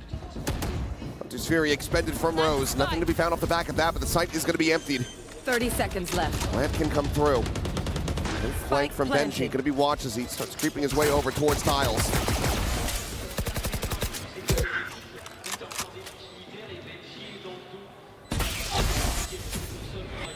No escape. Wrap that around the corner. Trying to slow them up on the approach. Fragment as well, going to be lobbed in. Rose his attention now tied over towards Street, but BBL there coming out on top, and now suddenly it's just Benji Fishy remaining. The 1v4. BBL managing to fight back, denying Heretics from getting up to double digits. And this is, again, like we saw on Breeze, just really good back and forth between the IGLs. This time it's BBL who's been kind of ping-ponging around the map, really running down the clock. In this one, they get two players that are 0-pointed, and they go, you know, they probably think we're going to rotate off of that because that's giving away a lot of info, but let's just keep going. Let's see how they respond. And that is 100% the right decision because Boo was all alone. He's on an island. Then from there, you just set up the crossfires on the site. You can play for contact here for Rose to swing out from main. Very nicely done. It's exactly what they needed. Heretics coach probably feeling like, oh man, we had him on the ropes. We had him on the ropes. Revealing area. They bounce right back up. We're back on Bandit alongside this Phantom as well. These players having to go for the save. Okay, I'm going to be cleared out. Looks like BBL, they're anticipating a bit of a rush here from Heretics, but they're going to be more than happy to just sit back, wait for BBL to go to them. This is going to be a tough round for BBL to dissect. There isn't going to be a lot that Heretics are going to give over to you in terms of the information game. They do show Rien's presence. That doesn't mean too much. But they are going to just rotate away from that. I don't blame them. Oh, Lovers Rock. Flash sent out into mid, the double scale from that market side as well. It's going to be Wu taking the fight first. He gets taken down, and they will be able to overwhelm him, so now a gun can be collected. That's two rifles into the hands of Heretics. Cosmaris immediately investing this overdrive, slides the corner. Krevin going to be taken down. Benji able to find Rose. The annihilation ended up going wide for Larock. Hitting the transfer is Loita. The last one standing, trying desperately to get that spray to connect. It's going to be a fadeaway shot. Rienz swept off his feet. That's narrow margins. Yeah, I mean, Heretics have some really good ideas. They get that clear onto B main, and they're like, all right, now we start crunching towards the rest of the map. They're not really committing that way. Let's start swinging in towards that A site early. See if we can do some damage. Man, Loita is having a go of it. Yes! Had a lot of different step-ups today from a lot of different players in this match. Rockets just giving it to him. Always willing to be the bad guy. And this is now Heretics very much feeling the pressure. The trash talk is there, but still a scary position for BBL to be in. They're running this back, they're tying it up. They're not out of the woods yet. No, not at all. And now you got to think about, as Heretics, is this your moment to go for some kind of strike, but you have that KO ultimate, so you know you're probably thinking more retake, more counter execute than you are just going for some kind of big quick hit. But we'll see. The way they're kind of lined up here at A main, no, they're going to back off. Ooh, okay, I was going to say some decent damage going to be out, but ooh, still able to find that kill. This has to be so fast from BBL. And now they're scared because of that cam. It was actually free. Benji and Market, can he hold the line? Looks for one, gets himself a second. Rienz in the fray. As Benji stands up and says, I'm not crying. Shuts them down on entry. 3 kills found. Fans here in Paris, they want to see Heretics carry on. Take that next step. Oh. Krevin goes jumping in there. Like, I'll save you. Oh, no. That one slipped out. I love it. Absolutely love the back and forth. On their feet. I mean, again, these two teams, no strangers to each other. And is this, again, another immediate counter timeout from the BBL staff? We've seen this before. Where seems to be the case. Yeah. Okay. I mean, I think here just maybe kind of saying, oh, well, some of this fakery and trickery that we're doing is a little bit mismanaged. You're not really capitalizing on some of the opportunities, or hell, just run at them. Just run them down. Don't give them time to react and kind of read the map. Coach does something cheeky there. All of them having a bit of a giggle. I mean, Rien's one away from another Hunter's Fury. Benji already has his ult. Nobody really close to their cycle on BBL. Talk to not see an outlaw online. It's 4 half armors for BBL. Playing defensive sidelines with Boo. He is out in front, playing alone. Puts himself on an island and gets swallowed into the sea, but Cosmaris looking for that third. Can't quite drag it across to find the connection. Still gets him right back in. Beautiful flash from Woot. I assume that means a change of ideas for BBL in this one. They're starting to work their way over to the other side, and no real easy target for the Neural Theft for Benji here. They're pretty far forward, so maybe if they just kind of clear forward a little bit, they'll use it, but it might kind of be for naught.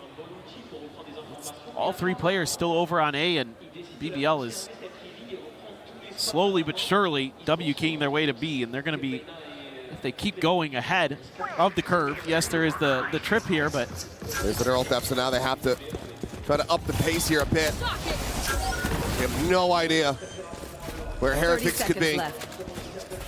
Spike planted. And it's the first to arrive on the scene. 0 point, the check mark it out, making sure that this is going to be safe to push forward. Nothing spotted. Lovers Rock considering a rewrap through mid. Thinks better of it. Not being the correct call for him. Fragment in a little bit too deep. Loita trying to cheat forward, trying to get this elimination. On to Rienz, but Rienz takes the fight, takes his life. The Hunter's Fury immediately connecting. Lovers Rock dead. It's all on Rose. Unscouted! As he destroys them both. The recon lets him isolate it down to one side of approach. The time is just not there. Rienz will be able to find that kill. He takes it close, but not close enough. 10 to 10. BBL, they get the clutch and they tie it up. I mean, it is crazy how rounds can come down to someone not just turning a little bit one way or another. And I thought for a second Rienz was going to outdo Rose in the clutch. But it's Rose this time who learns that he just needs to wait a little bit longer. Does it perfectly. And it all goes back to that fragment. It ends up too deep in the cubby. Yeah. He's got just enough space to tuck away, but they think it's cleared. So they don't check the corner. And Rose gets away with murder. Very much not. Very much not clear. That's a huge round here for BBL. How they're going to be into an alt cycle. Whereas most of Team Heretics is away from theirs other than Boo, who can be very impactful with it, don't get me wrong. But you're going to be getting real close to the pit, to an annihilation. Hunter Fury already available, one away from the overdrive. They get this round. Ooh. As he gets the kill, he gets the tap. Lovers Rock down to 10. Hunter's Fury going to be sent down, and Woot does get killed. Meanwhile, Lovers Rock is just free to scale off of that. Schmer's going to be good for one. Looks for a little bit more, but it's just going to be a tiny little lick damage suffered by Kreven. So Rienz and Benji have to try to bail them out yet again. It's BBL. Regaining the lead. And Kreven, the damage suffered, significant. But Benji now dead on the flank. A pit in his face, and Rienz has his work cut out.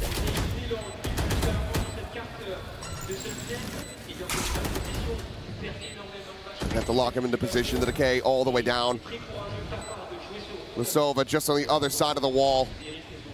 And ultimately, Rienz has to make the call to let this round go, to let BBL move up to 11. As he just looks to hold on to this weapon. The money just isn't there.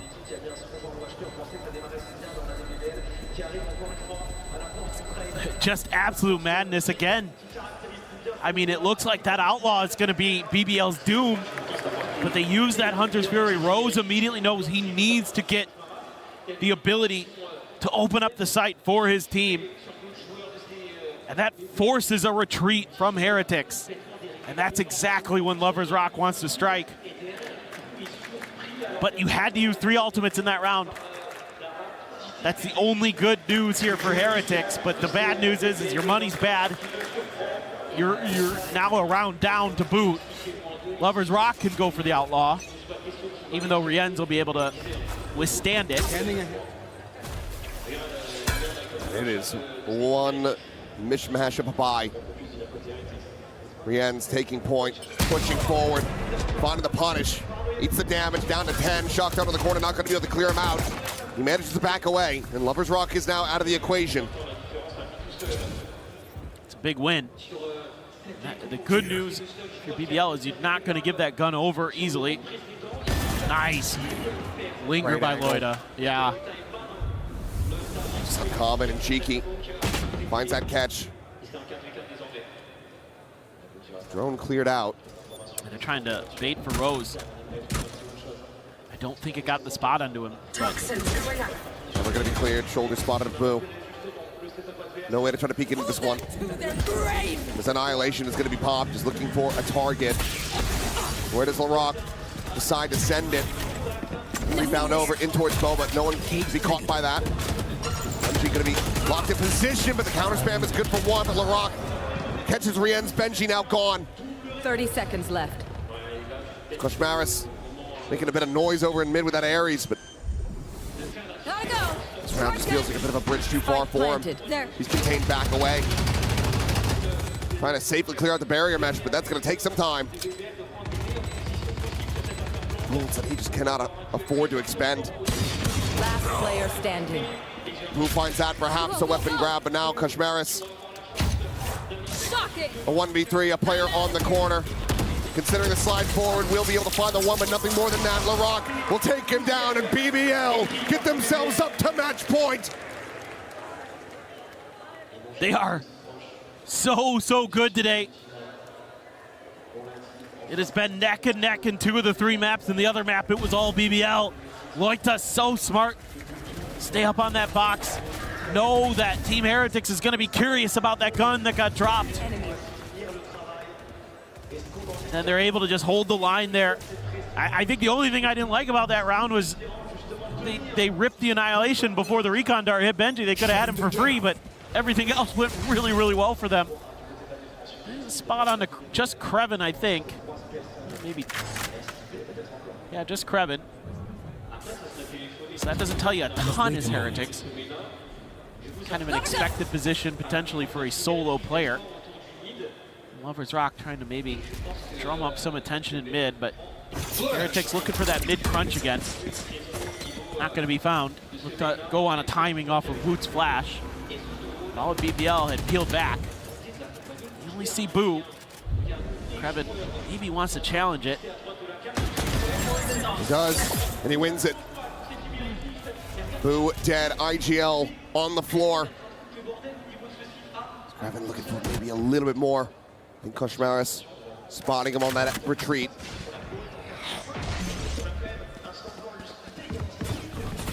Shadows traveling. Smoke on the market, Benji and Rienz again, the ones being put under the pressure. Looking to try to succeed, and Rienz nearly gets that second kill, but Larocque taking down his backup. The rival now, however, of Kashmaris is only going to be good for the one. Woot, a 1v3, a swing, he's dead, and Heretics are done! No back-to-back! The title defenders have been eliminated as BBL will advance to the semifinal. Sometimes the villains are the protagonists, and BBL have set themselves up for quite the story here in Paris. What tremendous resilience after losing their map pick in heartbreaking OT fashion. Domination on Lotus, and then a close but assured victory on Sunset. This young Turkish squad absolutely can fry, and they have done it on the international stage. An incredible performance from them to take this 2-1. For Heretics, no repeat victory, no grand finals appearance here in Paris. An earlier exit than they would have liked. But for BBL, an opportunity to achieve greatness here on the EWC stage, and an opportunity to crush the key of one of their European rivals. A well-earned, well-deserved bow to the crowd. After that Lotus in particular, I think again Larocque right back into the mentions of MVP, should they be able to complete the run. He's the leading candidate right now, that is for sure. A really great performance at the end by Rienz. Really showed up to the party on Sunset. A solid effort from Heretics on that map, but a map that used to be good for them, not so much this time. Well, much to the chagrin of the crowd. There's BBL coming out on top, and they still have plenty more to cheer for, but for now, let's go ahead and send things over to the stage. We got Lewinian standing by with none other than Larocque. C'est un joueur que vous avez découvert cette année, un joueur turc très jeune qui a la bouche bien ouverte, vous le savez, puisqu'il aime le trash talk, on va pouvoir l'interviewer.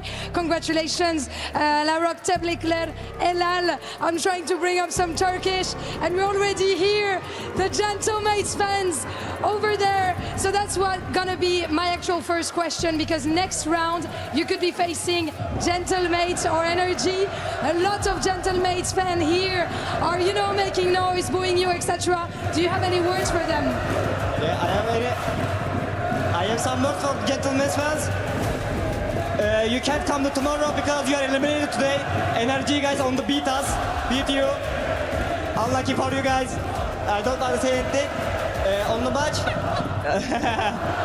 the match, it's gonna be too easy because we are gonna throw the first map, but we are not before match we are gonna beat them and we are beat them. How they can win EFC? I don't know, but it's gonna be too easy for us. Ok, fair enough. So a lot to translate here. Première question. Tu l'as entendu, il y a beaucoup de fans Gentlemakes dans l'arena qui font du bruit et notamment pour te siffler. Donc est-ce que tu as quelque chose à leur dire? La réponse elle est claire, c'est oui, demain on ne s'affrontera pas car vous serez éliminés aujourd'hui 2-0 et ça sera trop facile pour NRG. Et concernant le match, on a un petit peu troll la première game et voilà, c'est bon. Larocque, you are my favorite kind of player. You play up to all of this, you don't let it get in your head, and you didn't let the title defenders in Team Heretics get in your head either. How big of a statement was it by beating last year's winners? Can you repeat? I can't hear you. How big of a win was that, taking out last year's winners? I don't have any feel. I don't want to come here to beat Heretics. We are coming to here to win this event, yeah. And so that's it. Okay, are you ready to crush a key? Yes. Let's do it. I think it's time. Ils vont pouvoir aller casser la clé pendant que Larocque, extrêmement confiant, dit qu'il n'en a rien à faire de Team Heretics et qu'il est là pour aller chercher le trophée. I think there you can go, guys. Ready for the key crush. Good luck for next. Well, as you can see behind us here, Larocque, this is our key crusher, and we are revealing it on the STC Arena stage for the very first time. Now, Larocque is going to take his position, press the button, and send Team Heretics key into the abyss. This is the beautiful brutality of EWC, and Heretics are about to smell what Larocque is cooking. There it is, our first key crushed here at EWC, and it was a title defender's key. How was that? You enjoyed that? Yes, I enjoyed it. I'm going to destroy every keys on this tournament. You think you're going to potentially destroy the Gentlemates key if they make it through? No, I don't think they beat Gentlemates because I guess they are eliminated today. Okay. Apparently we want to walk you across here.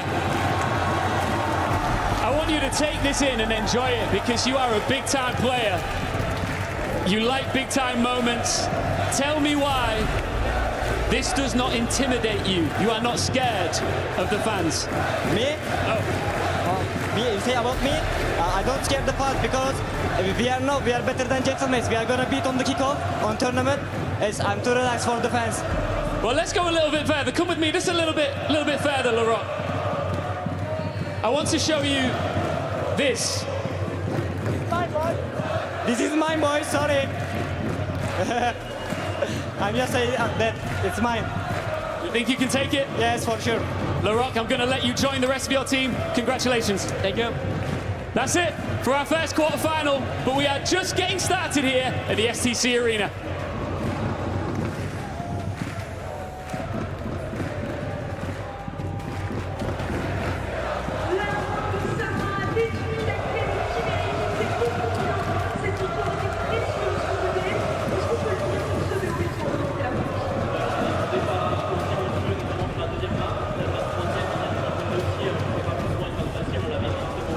In one of the greatest pop-off moments that I have ever seen, Larocque crushes the hopes of the reigning title defenders. There will be a new leader here at EWC Valorant, and it won't be Team Heretics. BBL take the first step towards getting their key in the trophy. I mean, that is one of the greatest interviews I've ever seen. He said to the crowd, enjoy this now because you will be being sent home. This kid is so young, so fresh to the Valorant scene. He's not afraid of anyone. They feel like they can lift that trophy here at EWC. EWC, and with that performance, I see no reason to doubt them. As of today, Larocque is the future of Valorant. He's proven it with every single map, with every kill, every reaction, and of course the interviews as well. As you're saying, you know, he's not scared about the fans, he's not scared about Gentlemates, he's not scared of whomever is holding that title. He will turn up and BBL advance on to the next phase. But it's not just him. Kreven as well having himself a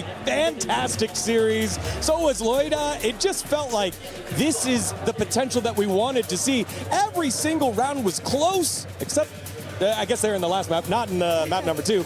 But that was what we wanted from this squad in these tight matches. Will you be able to show up, especially against a championship caliber squad like Team Heretics? And they were able to do so despite the fact being the youngest team in the tournament. I definitely got worried for them at points in this map 3. A strong start, then you see huge clutches from Heretics. I felt like if the Heretics players started to heat up, it could get a little bit troublesome, but BBL showed their class, showed their resilience, and showed why they have a real shot at lifting this trophy. And how much they trust their capabilities. So many ecos as well. So many rounds that were not supposed to go their way. And time again, they were able to turn things around. Speaking about amazing performances, we know that Rians versus a Turkish team is always a show that you want to witness. He did turn up, and as we say, at the end of the day, going to that third map into a 13-10, what an incredible match for both of these Titans. Yeah, it was moments like these where you're converting bonuses and then putting Team Heretics further behind, and that's what you need to do against a team of this caliber. And BBL just showing, hey, look, we might be the youngest, but we've got some spunk. We also have some composition or composure in the face of adversity here. I feel like they're easily one of the most fun teams to watch in this tournament. I love how they approach the game. I love how aggressive they are. I love how unafraid they are. I said all group stage, I love it when they're disrespectful. And Larocque took that to the whole next level today. This is exactly what I want to see. We talk about heroes. It's time to talk about villains here at EWC, because these guys are fitting that role so perfectly. So you're telling me you like BBL for all of the things they do not have in common with EMEA. Exactly. And all the things they do have in common with Pacific. Listen, at this morning they asked us, who do you think is going to be the winner? And my first response was BBL. I changed it, and I will stick by that, because I think that this side of the bracket is absolutely cursed. I expect the matches to go the distance. I expect the unexpected to happen. So I bail on this one. It's too difficult. Well, speaking of unexpected, round 13 here was crazy. It was the pistol round again. 2 pistols going the way of BBL. And this was all the smokes and everything that was happening here. You're picking up guns with no ammo. This was fantastic. I mean, this was just a wild watch. You had no idea where this was going to go. Nobody had any bullets towards the end of it. There's 2 guns, both empty, and then suddenly a third. It doesn't get crazier than this. This is a kind of Valorant that is so fantastic to watch. London-like, this ending. Yeah, of course. You know how it is, but it's just fantastic. Look at them celebrating there on that round 13. It is. We know that this was going to come to the smallest of details. In fact, you could argue maybe if BBL weren't able to get those pistols, we could have had another result, but it doesn't matter because they turn up time and time again. We see the key crushing here by Larocque, the current title holders. And this is what they had to witness. They were on the giving end all the time last year. Yeah, the first time we get to see a title defender have their key crushed, as this is the 2nd year of Valorant here at EWC. And the stress, the dismay, and also the harsh reality when you fall short. The dreams get crushed. Benji Fishy had himself a couple of rounds, but just wasn't quite enough. That 13-10 spelled their demise. I also think that Benji brings much more than just the kills to the team. Yeah. Every single time that you think about vibes, you see him. He is always the first one to stand up and scream, "Let's go, boys," in every single one of the Team Heretics matches. Yeah, I mean, I think it is sad for this Heretics team. We know how far they could go. I do really feel like they're stacked top to bottom. There's a reason why they lifted this trophy last year, but it's a premature exit from this tournament here, and your heart does have to bleed for them. No chance to defend that final. Their key crushed right there in front of their eyes. But now this crowd that has been waiting to explode is going to get set up here for the matchup. The Gentlemates and all of their fans that have been chanting since 10 a.m. this morning are going to get to see what they want to see. You can see it all behind us right there. My.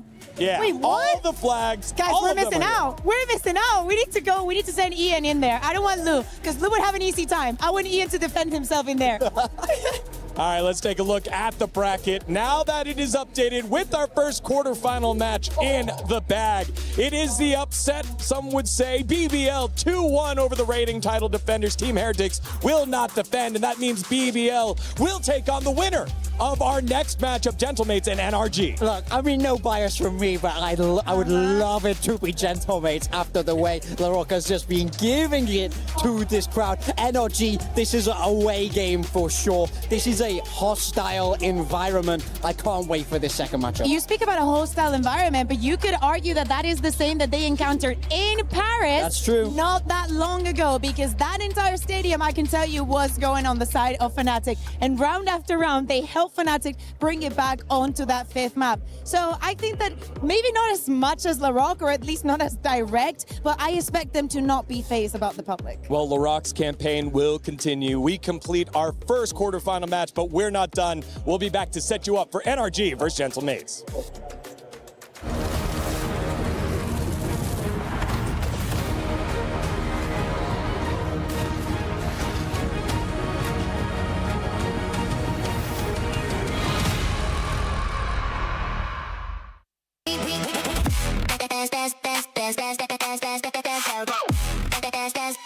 We book Esports World Cup.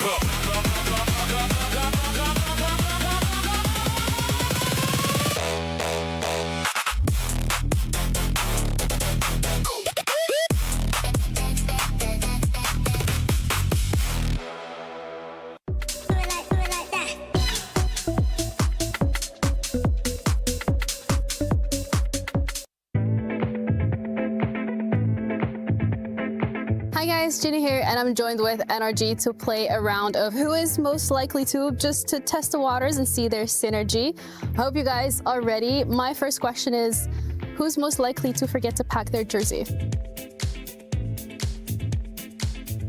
Everyone said Adam except for me. Why did you not say Adam?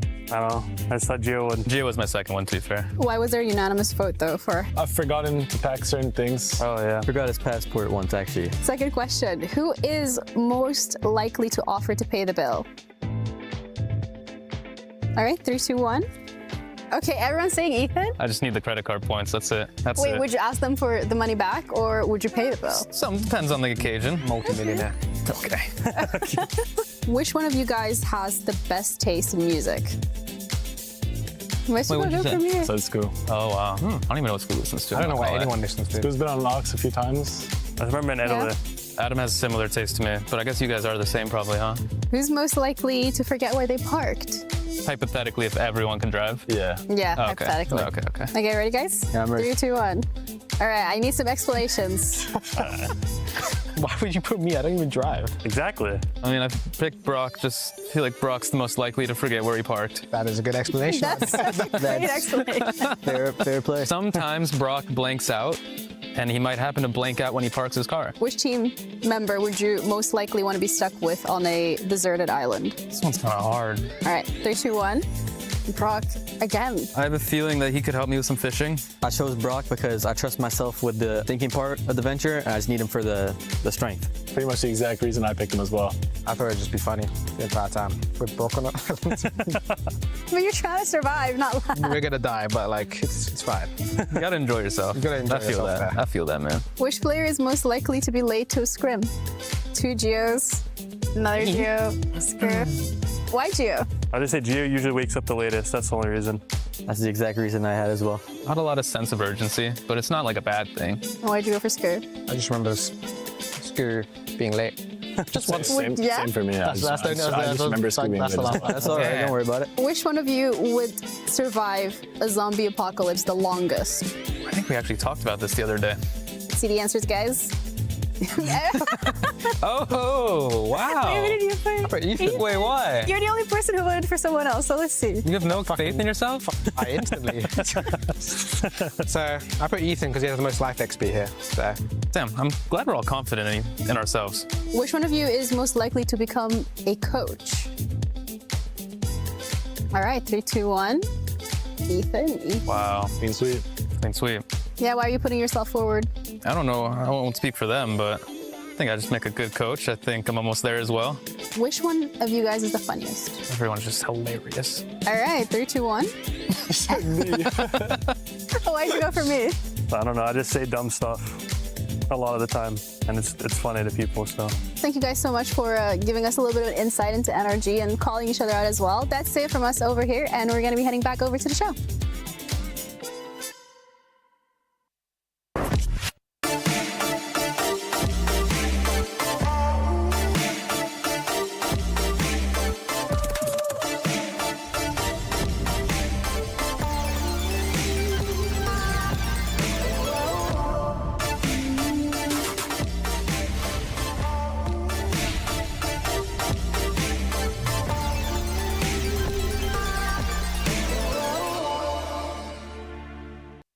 Hello, today I'm gonna play a 1v1. I don't know against who. Hopefully we'll find out during the game. Hello. Hello. Can I ask them roles or something? Like, what's their role? Now flex. By the way, he can hear you on mic. Oh, you can hear my mic and I cannot hear you? What the fuck is this? Initiator and flex. Country. What country are you from, sir? He can hear you, right? Oh. I forgot. But why did you tell me to write then? Hello, someone told me I had to type it out. Russia. Flex from Russia. What region do you play in? APAC.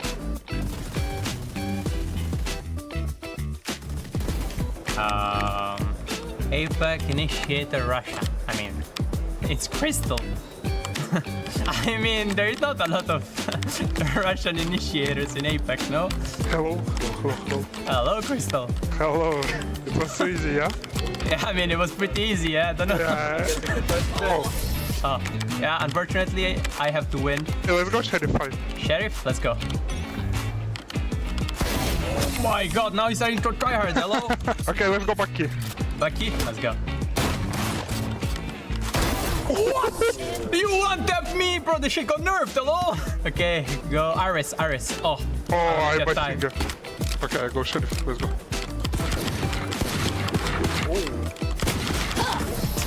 GG. Okay, give her the game. Thank you.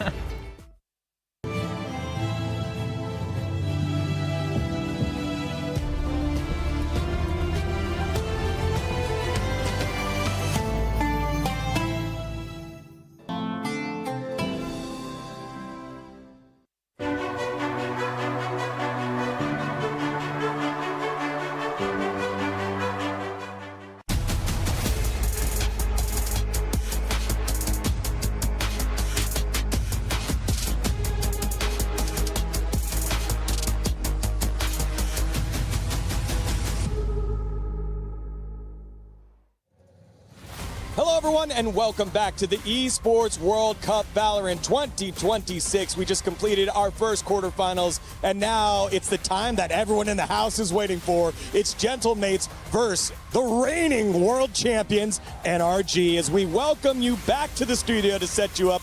Degon alongside Kukuka and Athena. And y'all, this is going to be a good one. Hey, girl, we're together. Yeah, it's going to be a good one for many, many reasons. Yep. To me, surprises. And Athena, I'm so happy that you're here because you were on the B stream, and I need someone to explain to me what is going on with Gentlemates. Of course, the by a mile fan favorite today.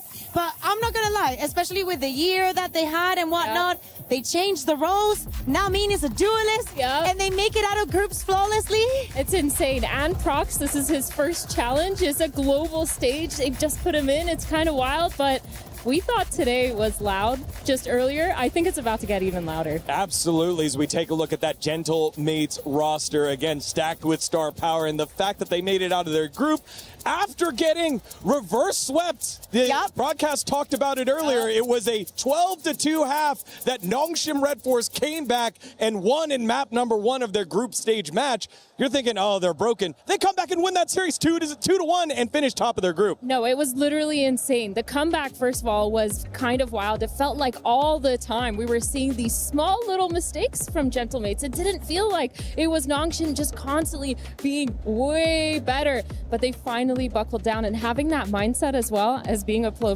player. Very this EMEA, much what can I on the say? line.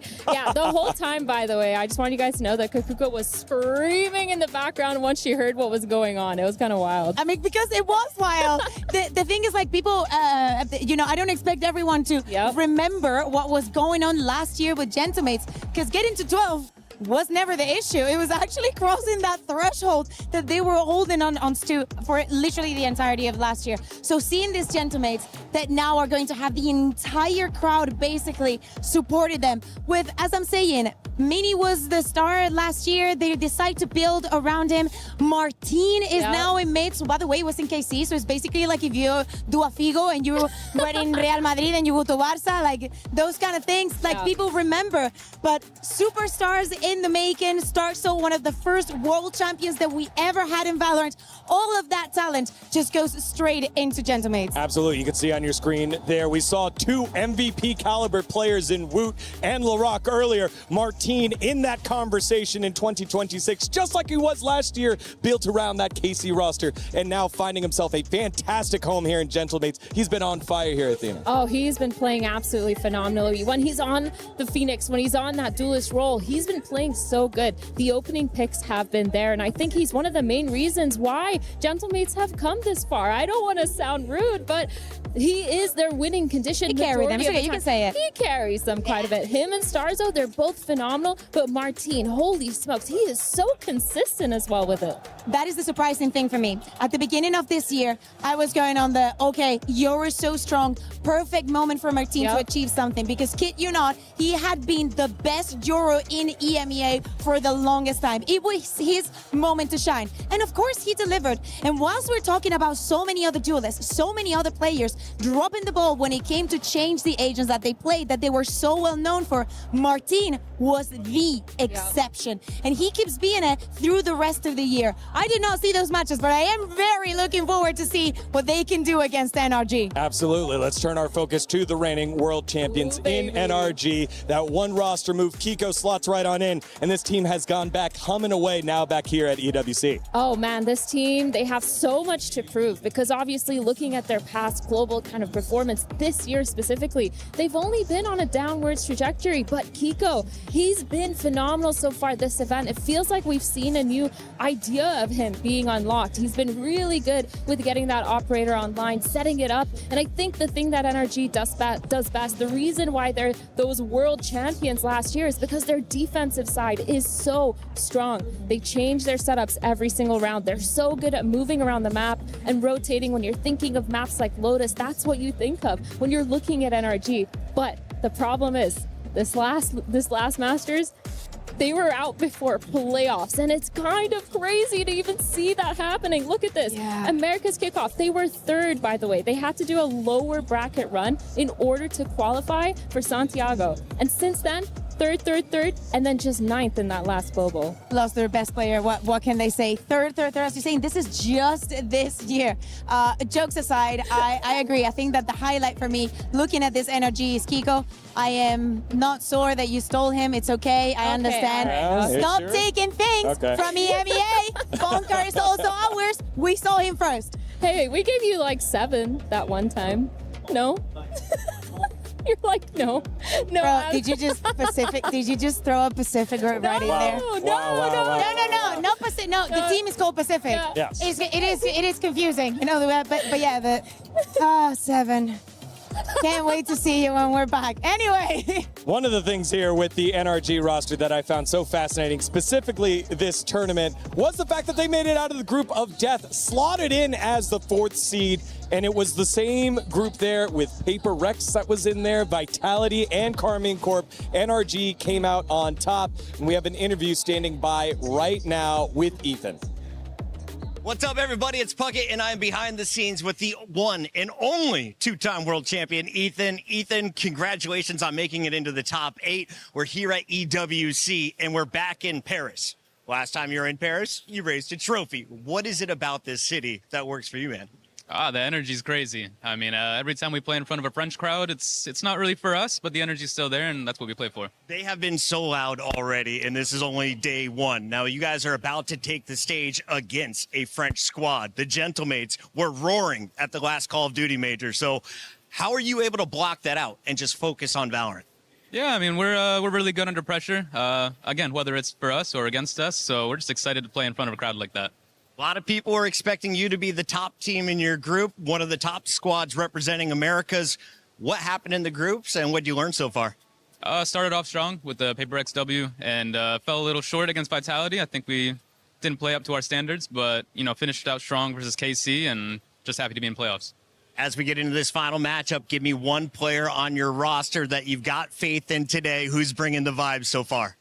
I'm going to say Scuba today. Keep your eyes on Scuba. Studio, back to you. Thank you very much, Puckett. Ethan, ready to go here and calling out Scuba as the guy that's going to stand out here for his roster. I mean, you look up and down it, world champs plus Kiko. It is just a stacked team here, Kakuka. Who would you think that's going to jump out here? Honestly, it could be any of them. Depending on the map, Vito, Ethan. Yep. Ethan with the duelist. If we're going to get Ethan on the Neon, I'm super in. But I kind of understand why he goes for Scuba, because I think that last win at the end of 2025, the champs win, would have never been possible without Scuba. So in the most important moments when the pressure is at max, because remember, there's no lower bracket here. Yeah. I can understand that he trusts Scuba for this. Athena, I'll get your pick right after this. Because we have Map Vito ready, let's send it on over to Comp Ops. Team B. Team B. Okay. So that makes NRG Team A. Team A ban, please. We'll ban Fracture. Fracture. Your ban, please. We ban Breeze. Breeze. Okay. Breeze and Fracture banned. Team A pick, please. Haven. Haven. Yeah, pick Haven. Your side, please. Defend. Defend. Okay. Team B pick. Your pick, please. We will pick Ascent. Ascent. Defense. Defense. Cool. Team B, your last band, please. Team A, sorry. Team A. What's left? Lotus, Split, and Sunset. We'll ban Split. Split. Split's banned. Your band, please. We have Lotus and Sunset.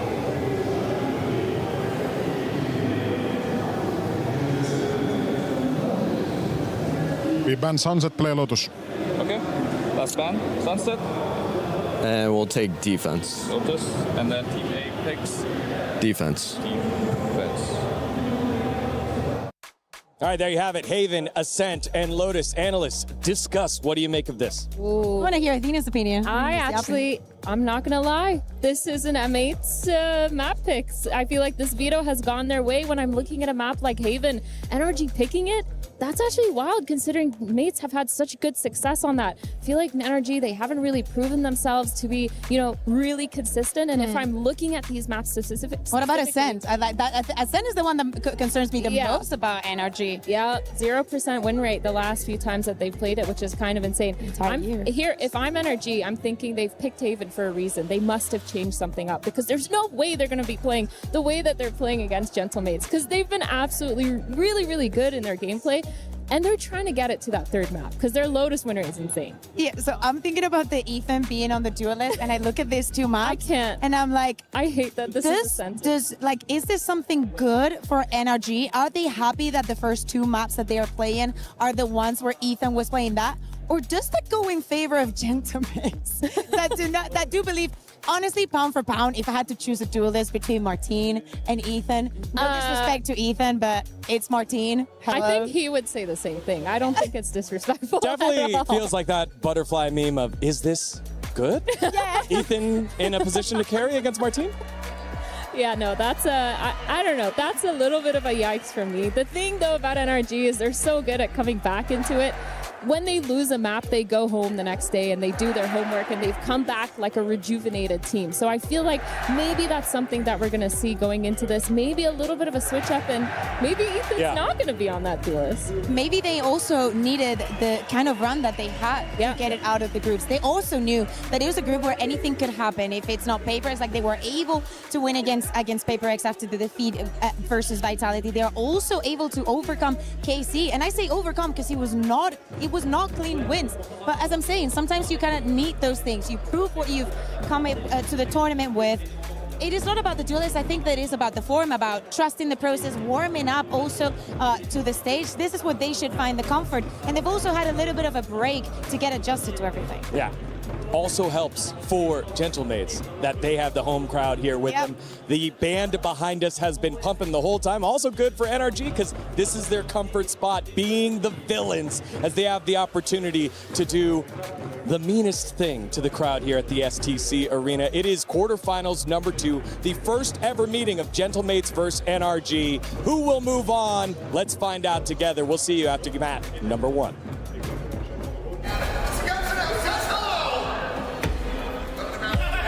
Very excited. We get to play against Gentlemates as well, so the venue's gonna be pretty sold out, pretty packed. I envy them, honestly. I wish I could have that experience to play in front of the French crowd as a French team. I know the French crowd really shows out, so it is what it is. I like playing in front of a big crowd.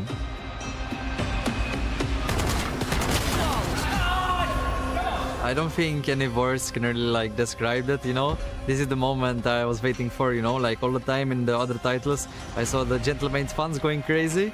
I think it's gonna give us just more enjoyment, and like it's just gonna be amazing just walking on the stage, listening and seeing all the Gentlemates fans, you know, it's gonna give us extra power. One enemy remaining. I think Gentlemates on an individual level are very strong. I think they have very strong players. I mean, I think it's going to be hard. Just got to be informed that day, play as a team, and we should be perfectly fine. There's never any pressure. It's just one game at a time.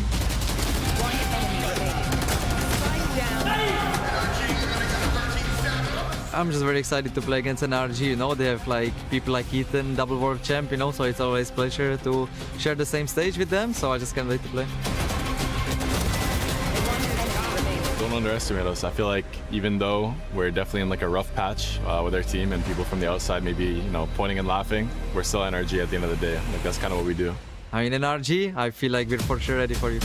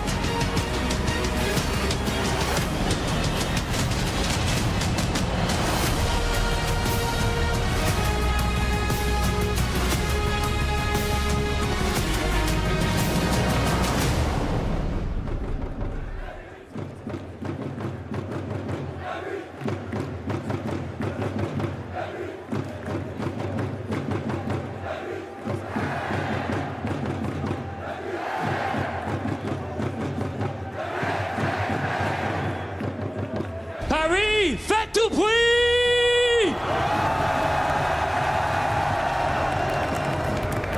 To everyone here in the building, welcome.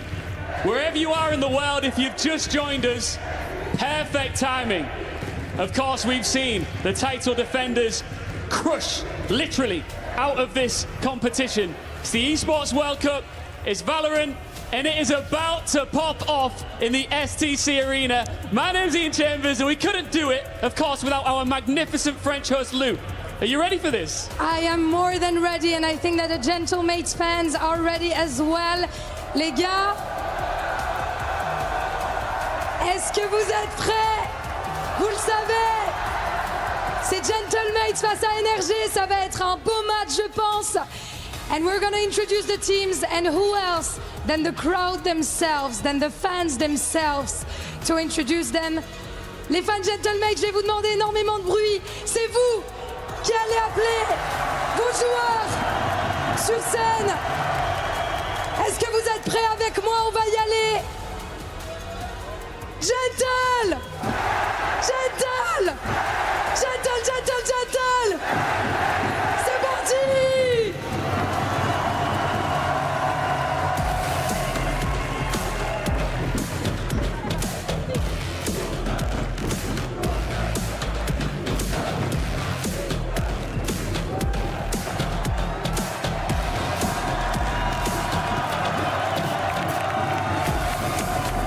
The French flag is in the bracket. The crowd is on its feet. And Paris has found its team. The Gentlemates are home. C'est une équipe qui a eu des moments difficiles, mais ils sont là et ils portent haut les couleurs de la France. Ici, à Paris. And their opponents, NRG!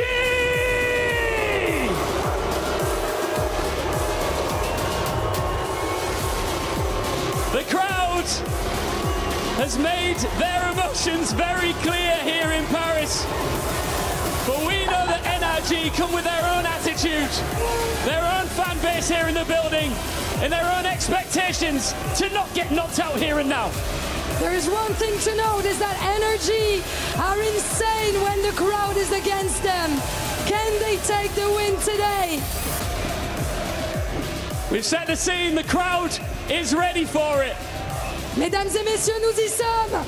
Faites du bruit!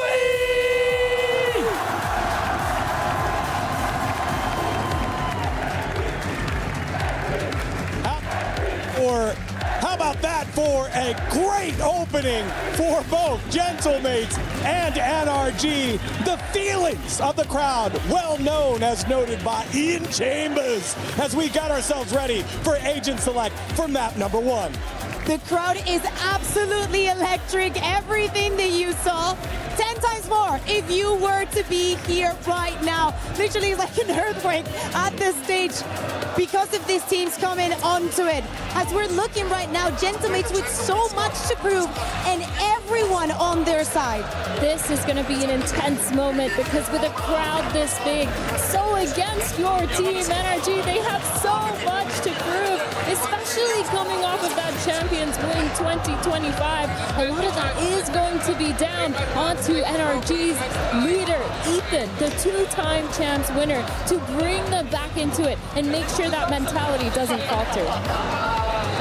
The team getting ready and prepared to play in front of their crowd. As I said earlier, the first ever meeting between these two squads, and the bad blood is so easy to see because NRG makes it so easy to dislike them if you don't already like them, if you don't already have an affiliation.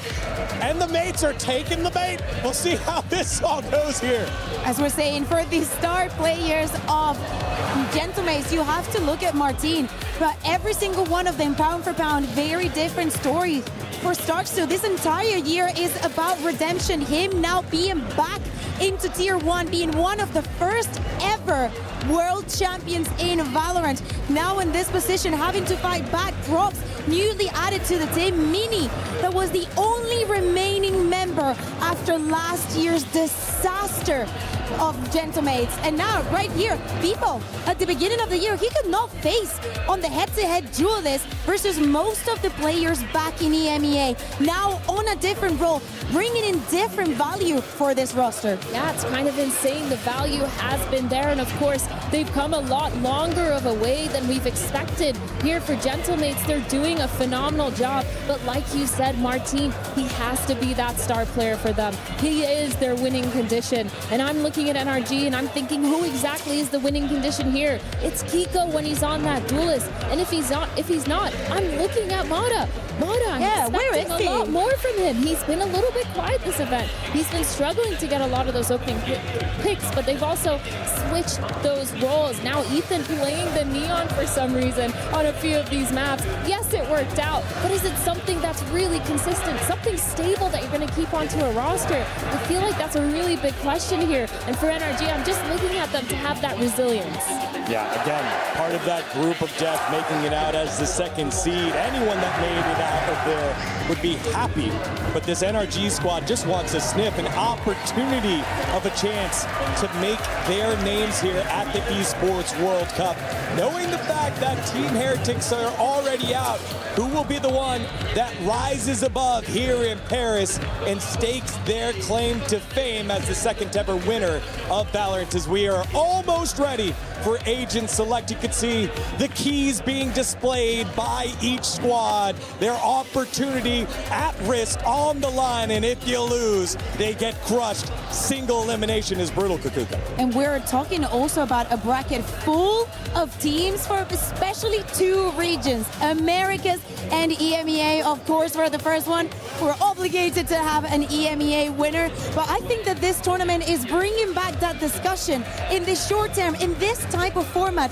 What region can be on top as we jump into the Agent Select for Haven? And it looks like no changes on the sides of NRG. Ethan is going to be playing on that Neon. I don't know how I feel about this one. I'm going to be real, but I do like Kiko on the chamber. I think when he's on that duelist or when he's on the chamber, that's when he's been really good. His ACS, I think I looked at this last night, was always over 280 average when he's playing that duelist, when he's playing the chamber. And I think he's been so good at getting those opening picks for his team. But on the other side of mates, they haven't locked this in yet, Kakuka. I mean, I think that they're just trying to make up the time, enjoy this experience as well. Love seeing the coaches behind the teams. Some regions just, you know, do it better in that sense. I love the head-to-heads that we're bringing, almost the same composition as we're saying. Part the difference between Kiko and Beepo playing different sentinels with different tasks also in the map. 4 teams qualified on through from EMEA, 3 from the Americas region, but this is the only EMEA versus Americas matchup in the quarterfinals. In the face of a sea of pink and blue, will the reigning world champions NRG rise up, or will it be celebration day for Gentlemates? Let's find out as we send it on over to Mitchman and Tom.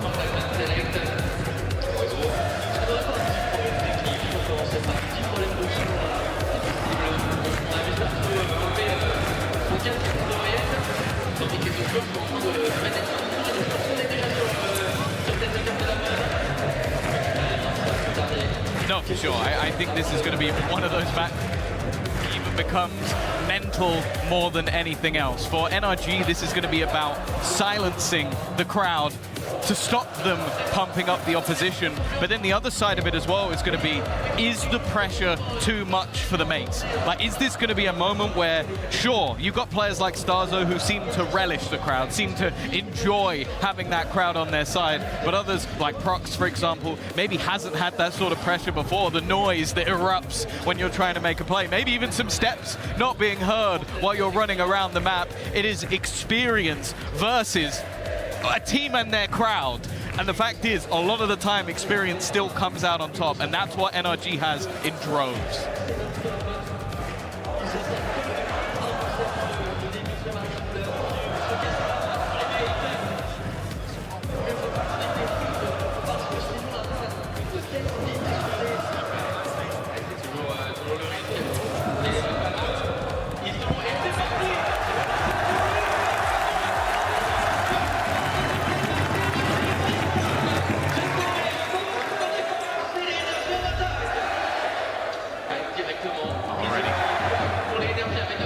Pistol round. Both teams wanting to get off to a hot start. It's an aggressive push-up from Mini. The Neon already finding one, but not expecting so many players to have already pushed past. Beepo on the site under pressure, has a rotation coming in, but already Marder will take him down. The remaining defenders a little bit further away as they look to wrap around, and although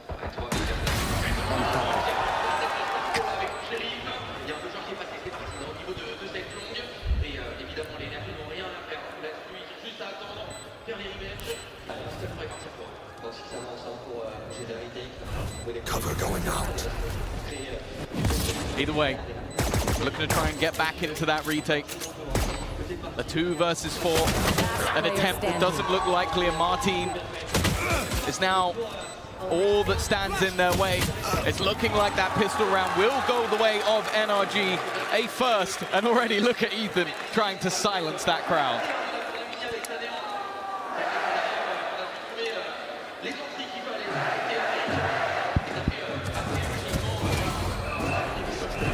Well, it seems like we might be back on a roll here, Tom. A little bit of a shaky start in the back end, but hey, what we're seeing up front's looking pretty good.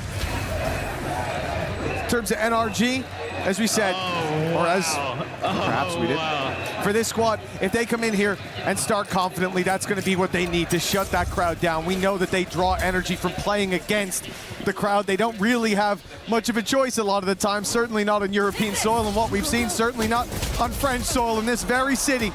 But that never stopped them before, and it doesn't look to stop them now. Up against the pistols, a decent trade with Starzo claiming one. The shock dart's deadly to start, and they've even stopped the aggression out of NRG. The brakes have been pumped now by the attack side. And even being able to contest like that with the weaker weapons, not a bad sign. Instant rotation from the Gentlemates, who now will have to play a gamble, stacking up a sight blind, and well, they haven't decided where they want to put that nest egg just yet. Yeah, taking their time. It's going to be integral that while having this much of an advantage, you don't want to throw too much away. They only brought 2 rifles into this round, so the SMG that has been lost is not too detrimental, but it's what the mates look to do with it. And unfortunately, they're on the wrong side of the map. Now, the cam eventually is probably going to give the game away. Bepo should spot the majority, but now they are just too far away 30 seconds left to get anything from this scenario. Yeah, having to flood back in after is not going to be ideal. You can see NRG even giving them the respect, waiting for extra utility to come crashing through, assuming that they would try to do some extra damage on the plant. But eventually it's found, and okay, mates managed to find themselves a tunnel out to sight. The flood has begun, decent damage. If they find another kill here, the cost will really start to add up, and nice work from Brock to stop this from getting even more scary. Look at out still with the 2 rifles. It's not quite as bad as it could have been, but signs of life early on from Gentlemates, and every pick they get, even with the classics, the crowd's erupting. Yeah, for sure. It definitely, like, let's not beat around the bush. This is a biased crowd, an incredibly biased one, but realistically, all the players on the NRG side have been in these sort of scenarios before and have got that experience in droves. They went into this map of Haven, one that, in this tournament at least, hasn't looked bad for the mates, but ultimately is one that they are 6-1 on over the last few months. And already, with an operator on Takiko, this buy has a lot more bite than might be expected.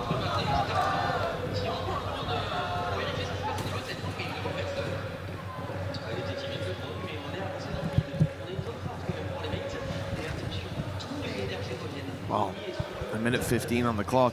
This position for Mini is about to be tested. The drone's gone through, it's spotted him. The wall up to get out, actually blocks the flash. Beautiful work from Mini. A second on the tally.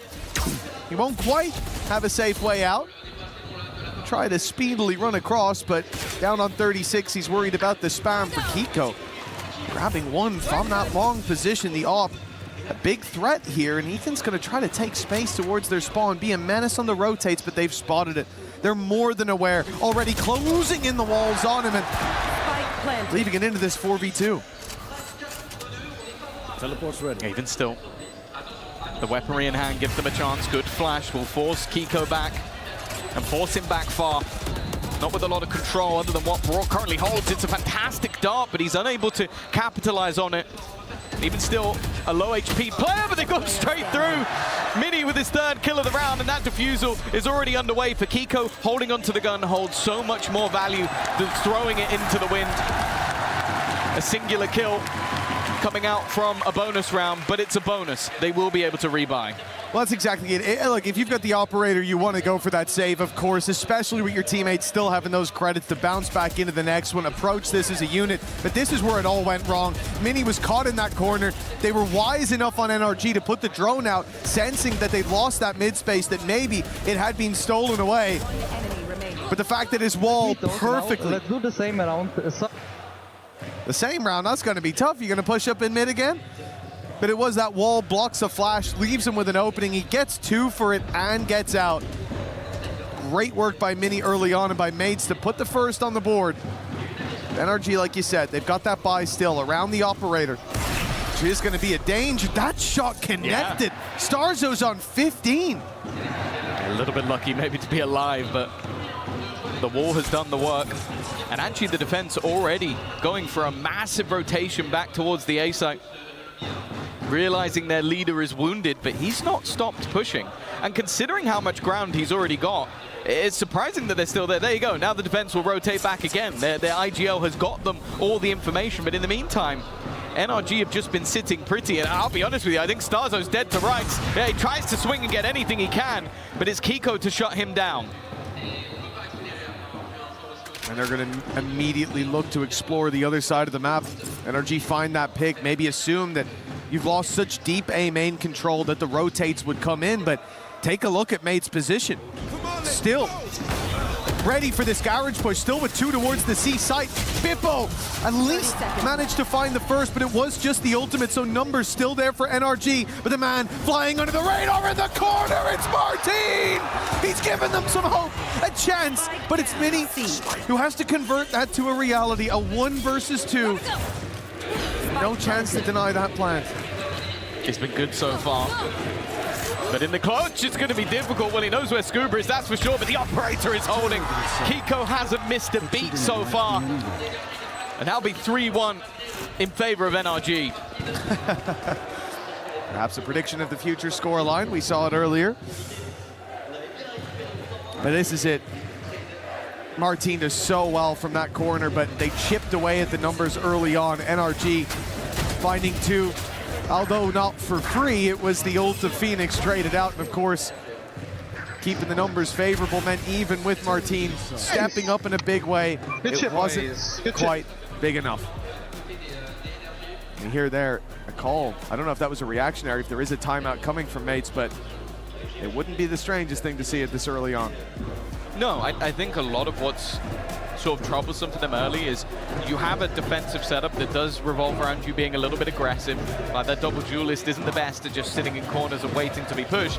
The problem is they are struggling to deal with Kiko's operator. Like he has managed to not only hit Starzo twice within the first 30 seconds or so of the round, but then also shut down the push back into the site and find another pick elsewhere. If he's going to be informed today, he is probably the most terrifying player on the server, which is saying a lot considering Martin's recent form. I say recent, it's been the whole year. But you do feel that in this sort of matchup, you're going to need a little bit more than one man. But thus far, they haven't been too far away. Pause early from Mates. Now on the defense, they see pressure again across the map. NRG upping the pace this time compared to before. Mates already on the rotate into the C site. And on the way, they've lost Mini. He was trying to quickly get back. They needed reinforcements. Strike down, C. Well, at least for now, it's only going to be the one-man disadvantage, but with the plan coming through, the weapons what they are, it seems like success is written in the stars for NRG. It's a very close position for Ethan. It's risky up against that lower buy, and now there's going to be a rifle recovered in the hands of Starzo, and an even 3v3 to play. It seems like they're going to buy time, though. A lot of time being bought, in fact, for Scuba. Brook's found one with the ultimate, and just look at the wraparound that's coming in from behind. He TP'd to the other side of the map, but it might not even be relevant. Brook has already managed to couple with utility, and now Prox doesn't even know that he's already dead to rights. Scuba had him locked in. It was 3 for Prox on the round, but the round is still NRG's. After the timeout, not much changing. NRG continuing on in this form, and for Gentlemates, the crowd loud as can be every moment, every flash in the pan. It'll be the full buy rounds where things do start to take a turn for the better, you would hope.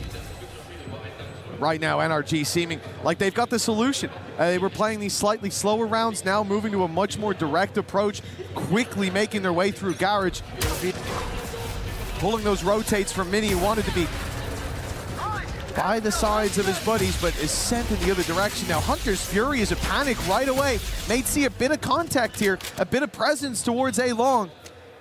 They pop an ultimate, damage found for it at least. It's somewhat of an upside. But I do feel like for this attacking side, they're looking at this as they've got all that control early. They're causing these reactions quite quickly out of the defenders. And as a result, they run for a fake here. This is perfect. Yeah, the ruse has worked wonderfully. Counter paranoia. They still believe that there are members about to put pressure on towards this A site, and instead the B site is completely under their control now. At least in Mini's case, he still has an ultimate to play with to maybe try and get them back in. And in fact, if they re-aggress too far, there is a player just watching that cross, but never mind, Marta's won that kill anyway. Even still, trade back from Starzo keeps things level, and with Brock so desperately low, they're only just making their way towards the C side. And Ethan knows he's got to try and play a little bit aggressive, but the wallbangs have actually done even more damage.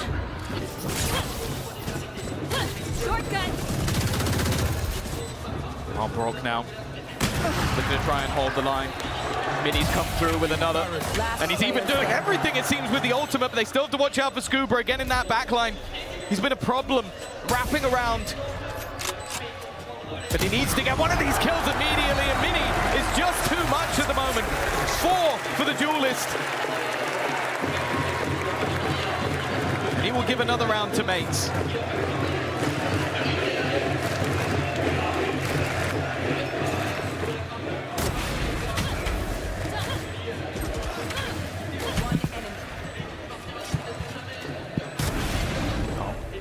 Yes, sir!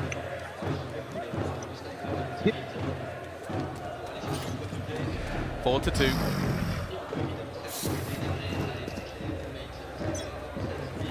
The defensive side looking to try and build off this one, but Let's play.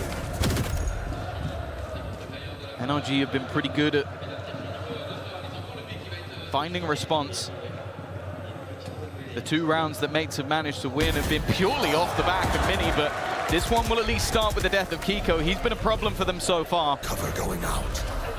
And he's not looking to try and re-aggress or fight too much more. Now, bear in mind, the only ultimate currently online is in the hands of Ethan.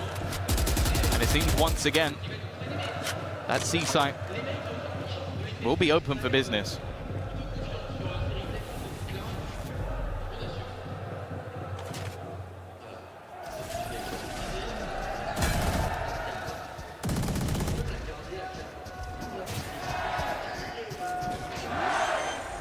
Does at least mean that the defensive side have an opportunity to try and fight this one back. Ethan already low on HP. Marta trying to ult to shut somebody down. He's at least buying additional time, and he does get rid of Mini. Brings things back into a 4v4 scenario. And make sure he's at least healthy for this fight. The Molotov buys them extra time. In fact, Scuba has put another on the body pile for the mates. They are running out of time to get back in here, and Marta with another kill in this round. In fact, he's looking to take over. 3 in quick succession. And Beepo is nowhere near the action. The attack side respond immediately, look to extend that scoreline even further. And those singular rounds, those blips on the radar, well, that's what they look like. All they are blips. As mates are still yet to string any rounds together.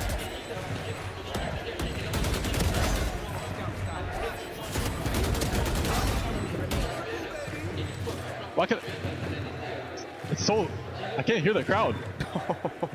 Wait, what? This is what we're talking about, though. This was the sort of thing where it's like, if you can silence that crowd, Standing ahead. it starts to build up the confidence of NRG.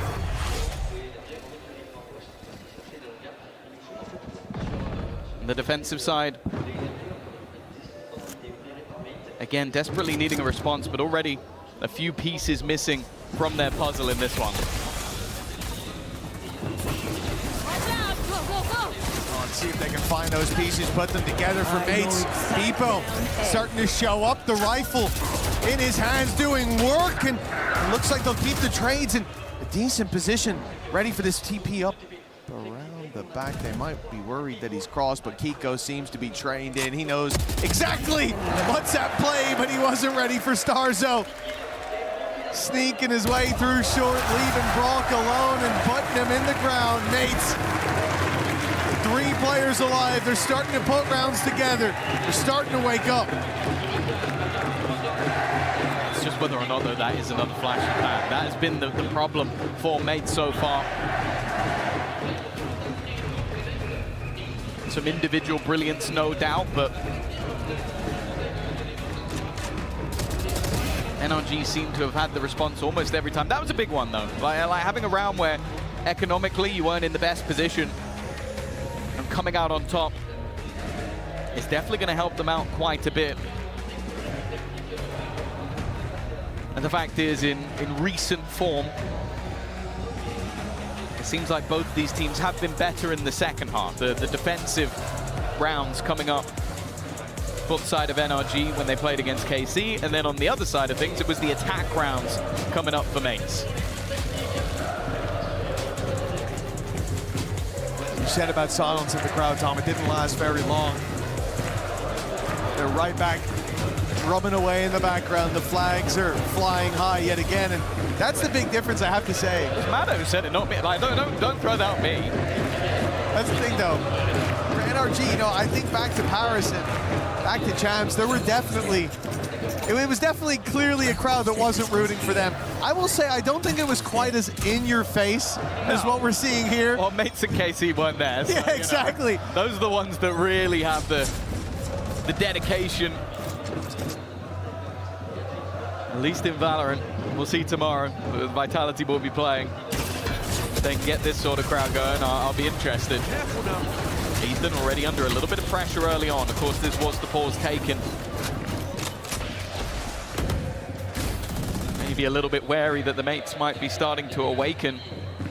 And Mini has been the man to watch, and you can see why. He's not really been missing thus far. Solid connection to open things up. Starzo might have been traded out a little bit low, but down to 17 HP. The man advantage sticks now with the defense. For how long? Kiko's been a menace. And the faster hits, picking them off as they cross B. It's something that they'll be aware of on the side of Gentlemates. The time ticks away, and when pressure's put on, they might start to think that maybe he's moved. Maybe Kiko's part of this push, but he's the reserves.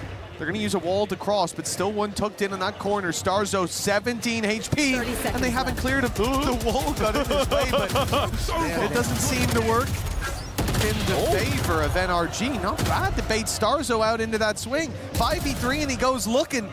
Time, though. Oh, okay, never mind. Ethan on 3 HP has managed to find another. This is starting to get a little bit wary. This is looking like a done deal.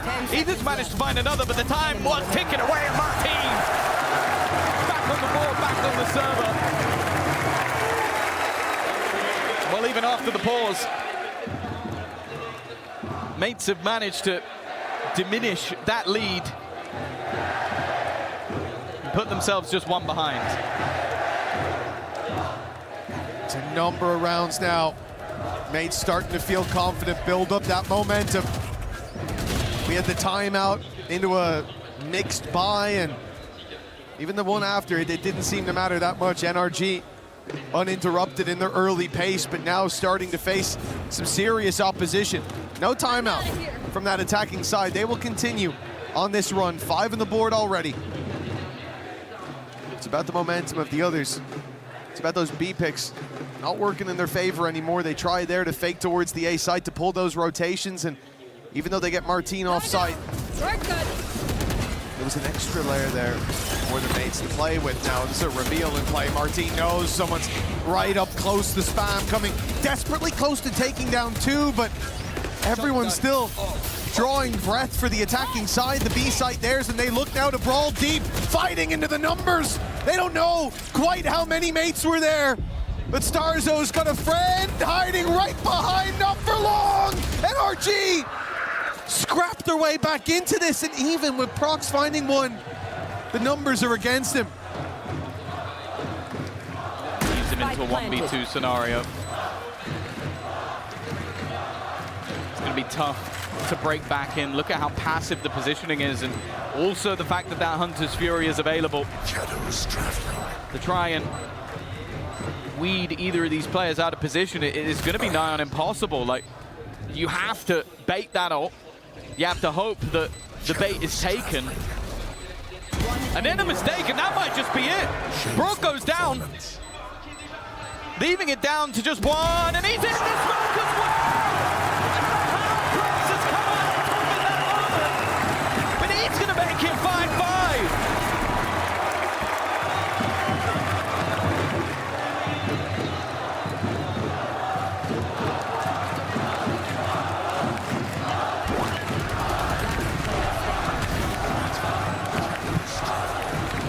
Seemed like that round genuinely was a done deal. I thought that we'd see the ultimate come through, but maybe just feeling like they were able to close it out without a bit of a gamble taken. And well, I guess at least Brock will have it for the next round, but ultimately, I'm not sure if that was worth it. Quite possibly not. No, I think that's going to be heavily debated after for about 2 seconds. 5-5 scoreline. For Gentlemates, a chance to take the lead at the halftime now. To forget those first few rounds that started to slip away and didn't really stop for a while. NRG seeing the wind exit their sails. They pump the brakes, they look for a slower round, but this time the mates aren't sitting back passive on B, instead looking for the pick just outside. Mini gets it and gets out, and a clean advantage to play with on the defense. God, I think it was a few rounds ago. We saw the pause taken by NRG. We saw Marder even earlier than that saying that I don't hear the crowd anymore, and ever since then it started to go against them. With 30 seconds left, they now go walking into what is the lesser stacked site. Left. It's only going to be one man defending it.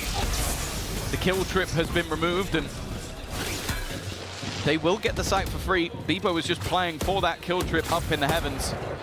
Enido's a little bit ahead of the play, and in fact, maybe going to try and make a move. They are. They're going to move ahead of it. Hunter's Fury sets him up. No Piranhas come in. NRG haven't been able to get the spike down. They just have to run for the hills. That's 6 for mates already guaranteed. You rarely ever see a round like that where the team's denied the plant that late, where they are pushed back, allowed to fall back to the mains, to flee the site with 3. Gentlemates went from being deactivated, from losing so many of these first couple rounds, from us wondering how long will the crowd keep on cheering. If NRG keep on finding rounds, well, this has very much changed as time has gone on. Mates with full command over this 5 of the last 6. And at least neck and neck, that chance to lead at the half now looking like a likelihood. Yeah, that Hunter's Fury is still available for Brock. I wouldn't be surprised if we see enemy mark it used in that execution, but at least for now it's patient. I also see Mini with that overdrive, and in the retakes, that has been a menace. In fact, again, it's not a retake, it's a pre-take. They're going ahead of the curve once again. This time the spike at least has been planted, but well, it doesn't seem like they're going to last long. 3 players remaining already for the side of NRG, but Kiko's still fighting back. A couple of low players, Kiko does his best, but now Brock is all that remains. 17 HP, nice first shot, and a player tag low. A shock dart that won't quite kill anybody off, and the spike is already halved. It's incredibly close, but Beepo's there to save the day from a mass deficit. Well, mates now have the lead. It came down to the wire, but Gentlemates, they get it done across the line by 2 at the halftime. And for NRG, that's gotta feel deflating. A 5-2 score line, a lot of success for this squad in those first couple of rounds, and everything that was working for them has been completely shut down by the mates. Mini as well, stepping up to the plate in a big way towards the end, leading by example, and you love to see this. The home crowd getting exactly what they wanted. Well played. Important. Nonetheless, I don't know if there's going to be a mass amount of them in the arena today, but let's go down to Ian with some NA fans. Yeah, of course. I mean, Gentlemates getting off to a cracking start here. The fans absolutely loving it. We're talking a lot about the French fans, but this is EWC. It's a global event. We've got fans from all over the world showing up and showing out for the teams that they are supporting and backing here at the STC Arena. And we've got some American fans in the building. USA! USA! USA! Straight in with the USA chant, and you can hear the boos in the background. What's your name? Alex. Alex, where are you from? California, Los Angeles. It's from California, and you are in hostile territory right now, of course. The French fans do not want you guys to win. Do you think you can bring this map back? I don't know about this map, but, you know, we gotta try. What about you? What's your name? Nick. Hey, Nick. You guys are obviously wearing Cloud9 jerseys, not NRG, but you're just supporting whichever American team is on stage, correct? Yes, sir, of course. So tell me how far you've traveled to be here, and how does it feel to be in Paris at the Esports World Cup? I traveled from SF, San Francisco, and California. It was a long travel, but it's been worth it. Have you got a message for the Gentlemates fans right now? We're coming back. What about you? This is going to be one hell of a second half. I want to end this with some more boos. Can I get another USA chant, guys? USA! USA! USA! USA! USA! Love it. All right, let's get right back into map 1 and see where we go from here. Well, Ian Chambers might be with them, but I'll tell you what, the fans most certainly are. He wasn't with them. He was hiding his face. He's trying to get himself out of there, the coward. No, I can't blame him. We need to get those guys some security. That's a bold thing to do. A USA chant in the middle of the Gentlemates fans. But hey, you got to respect it. You got to respect it. The fact is, though, you know, in the early rounds, they probably felt quite confident. 6-2 in the lead, but sorry, 5-2. And then mates got 5 in a row. Mini, Martin, and in fact the whole squad stepping up. And now onto the defense. This is, I would say, both teams' stronger half. And a lot of that, again, is going to be on Kiko. Those walkabouts, those aggressive pushes. But in this round, at least, pressure on Ethan. Stunned to start. Certainly avoided what was a big danger with players grouped up and ready to blitz on in the end. Mates will just use this as a chance to take the orb and explore the rest of the map. A slow start. It did seem like they wanted to make it a bit more pacey towards that C site. Now they find it wide open. The pump fake has worked. Mini's just been spotted. I don't think he realized that he was seen, and they noticed him moving towards Garage now. Starting to put the pieces together, perhaps. The hit into the C site comes in with a man disadvantage for mates. NRG more than content to play the retake. Spike planted. Post-plant hold. Clearly expected to be aggressive. I'm seeing Brog all the way back towards spawn, just watching for them to push up. Maybe worried about a pop flash that could be put into play. Even still, the paranoia hasn't really got them the space they wanted. In fact, Martin's managed to even things up. Waiting for Kiko to make his move. Instead, it's Marder to do the work. Give them that advantage back. A complete blind onto Starzo, and now Beepo is all that remains. Seeming like an impossible clutch and a stellar retake from NRG. What was looking like a tough round for them ended up seeming quite easy. And it could be important looking at that first half. So many of the rounds coming from the pistol, coming from the first 6 or 8 rounds. early success for NRG when they're trailing. The utmost importance.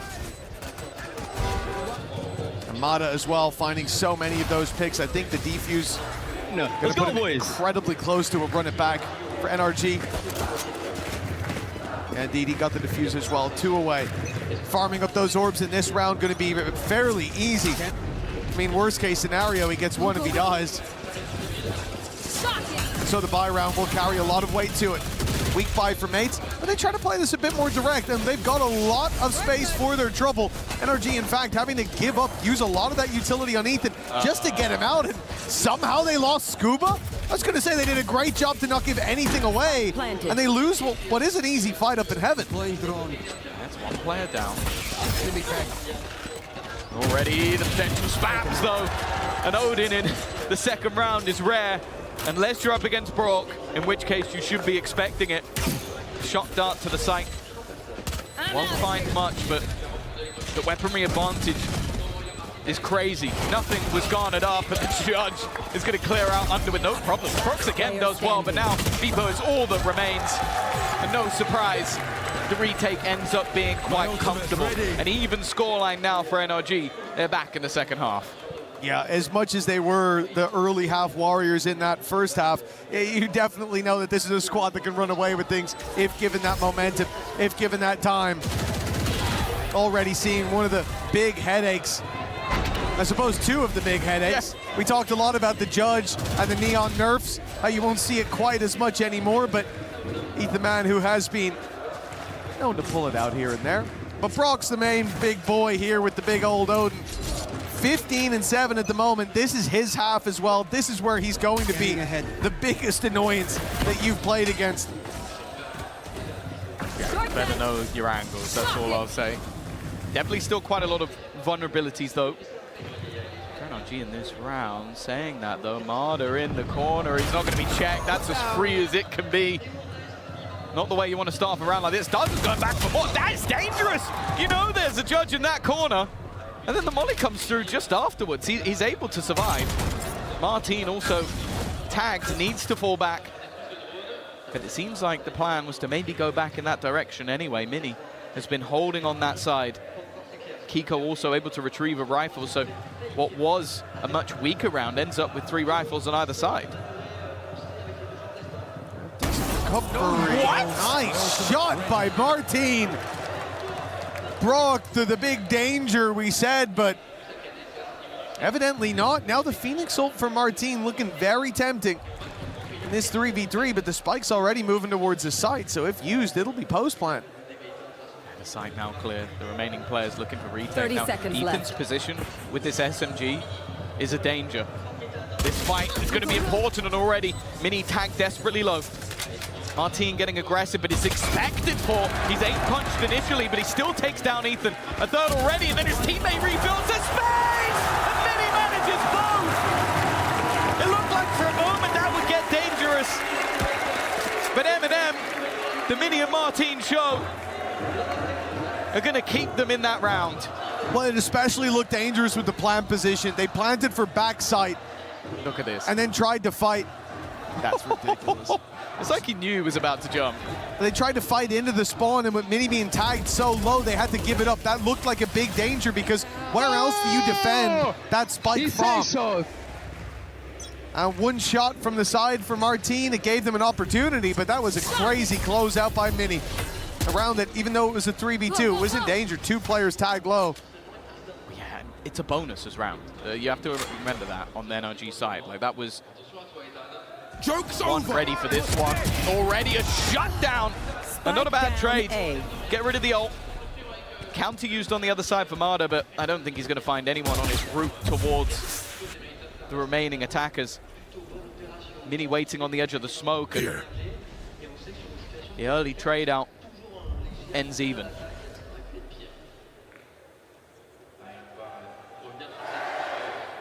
Mates to move slowly back in the other direction. NRG have given up this entire side of the map, but they're running out of info on the defensive side. They haven't seen any contact for quite a while. They're poking and prodding A long. They swing out and see nothing there. Yeah, now the realization is setting in for NRG that this is no longer an A play.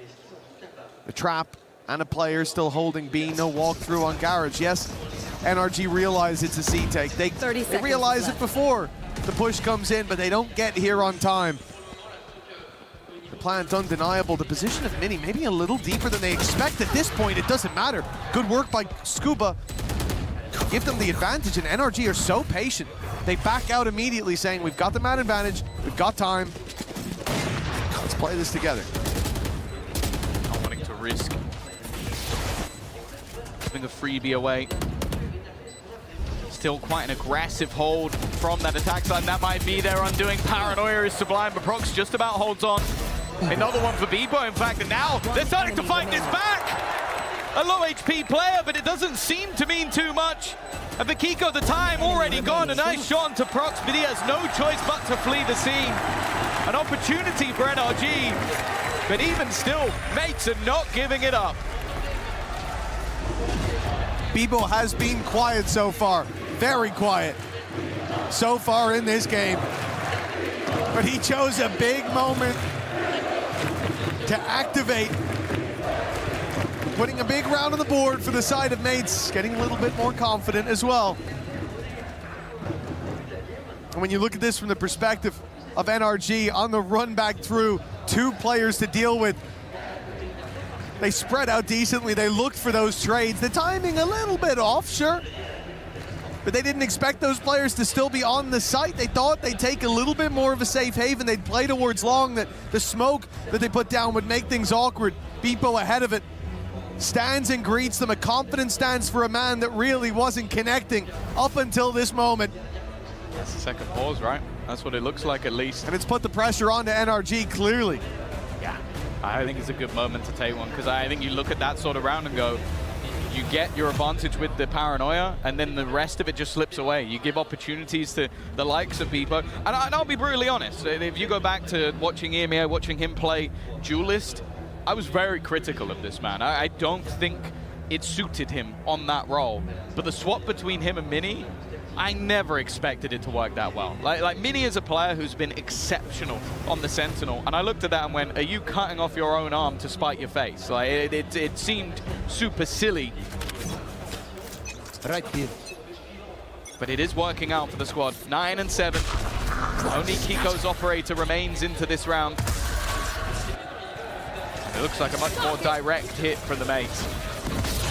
It looks that way for sure. Is it though? They ran in, immediately turned back, and now start shift walking up. If you're NRG, you've got to be perplexed by what you're facing. Ruse.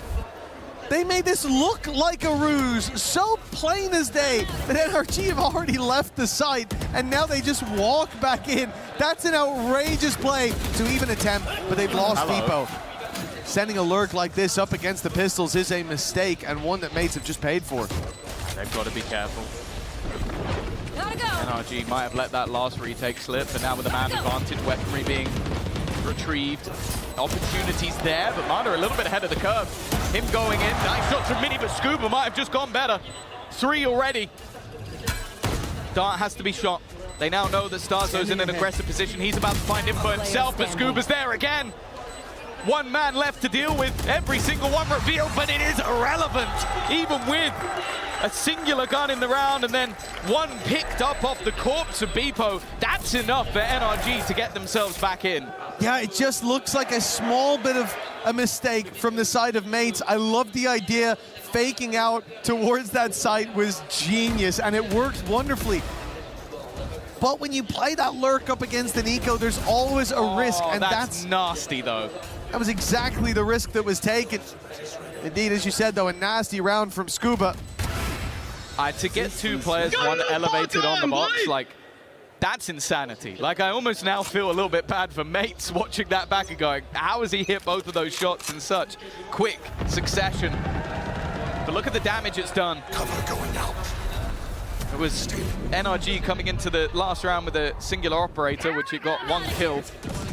Now, we see the ultimate coming through the overdrive, attempting to try and pad the gap to what is a weaker purchase, and as of right now, it's not done the trick. I know. Even still, though, early trades, and Martin keeps things level.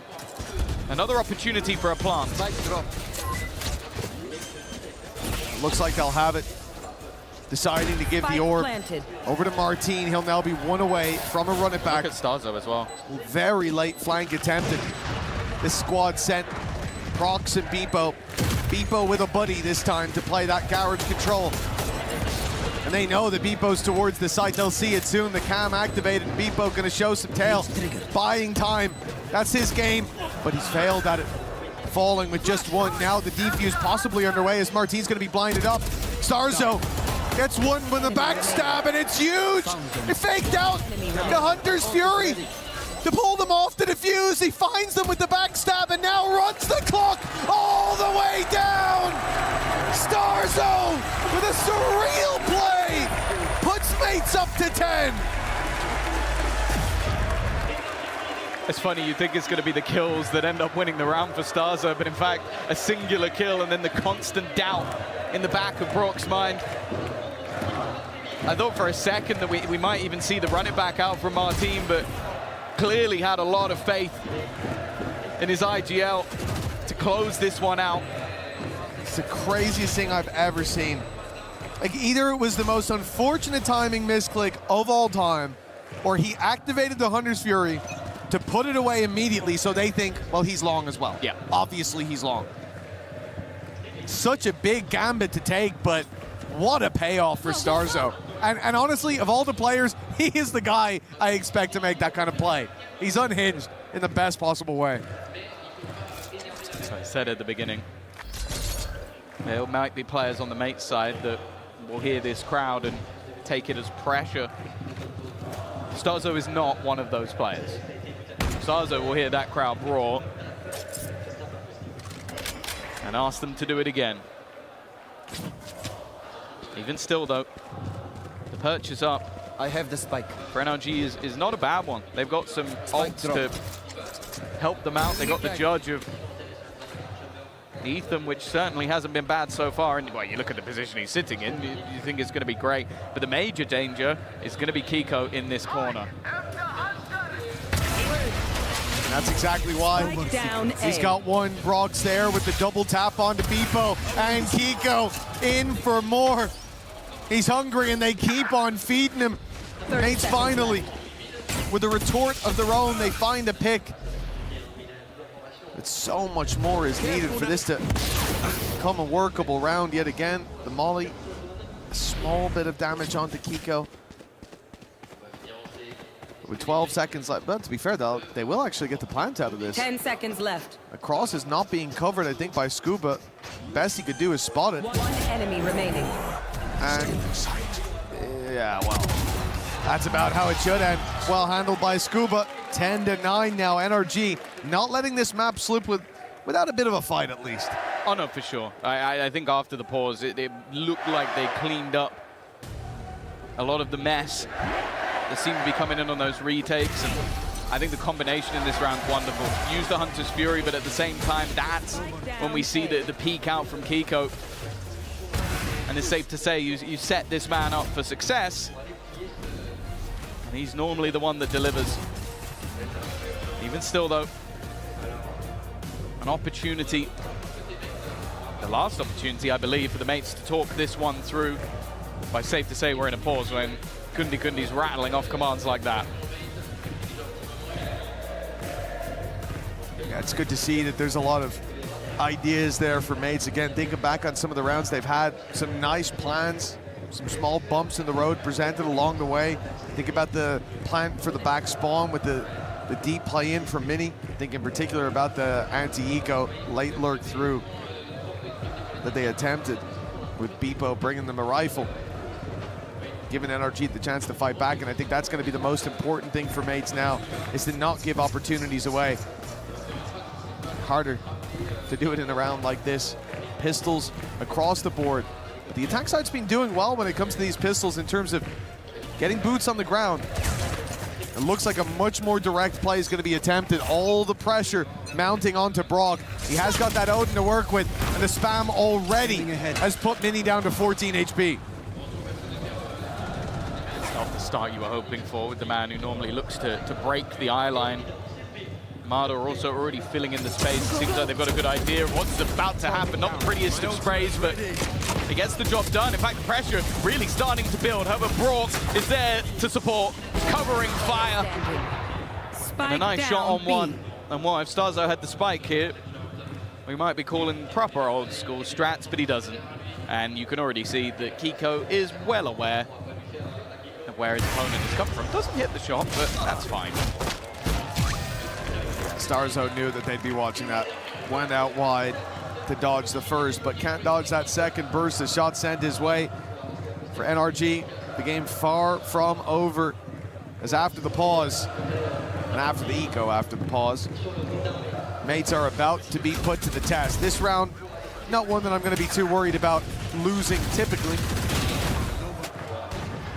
And if I'm not mistaken, they still have that run it back on Martin for the next, which I think is going to be the key to open the lock that is the defensive side from NRG so far. We'll see. But this damage has been there from Brock. The start of the last round, he lit Mini down to 14 HP. This time he puts him on 68. Starzo stripped of shields as well. Great early round by Brock, shooting a wall. Yeah, he is just one of the best players, but maybe one of the worst humans. The way he plays the game, it really is. It's painful to watch what he's able to do, and already that running back has been denied within half of a second. It seems like they're going to try and put the pressure on, but with the running back coming through from the opposing side, they opt to scurry away, get themselves into the post plant on the B site. And well, all that running back has found is that they are no longer A. Yeah, I do think that was probably the idea from NRG early on, just to bait out that ultimate, get rid of some of the big dangers, and now maybe have an easier time. The tap already there, it's going to get utility on the other side. Reveal having to be thrown through. Another tap now as Mata takes down Starzo, all the while waiting for Scuba to strike from the shadows on the sidelines. Numbers fading as Scuba steps forward and finds out that there's plenty looking his way. Kiko, that smoke should count him out of the round already. It should make this impossible.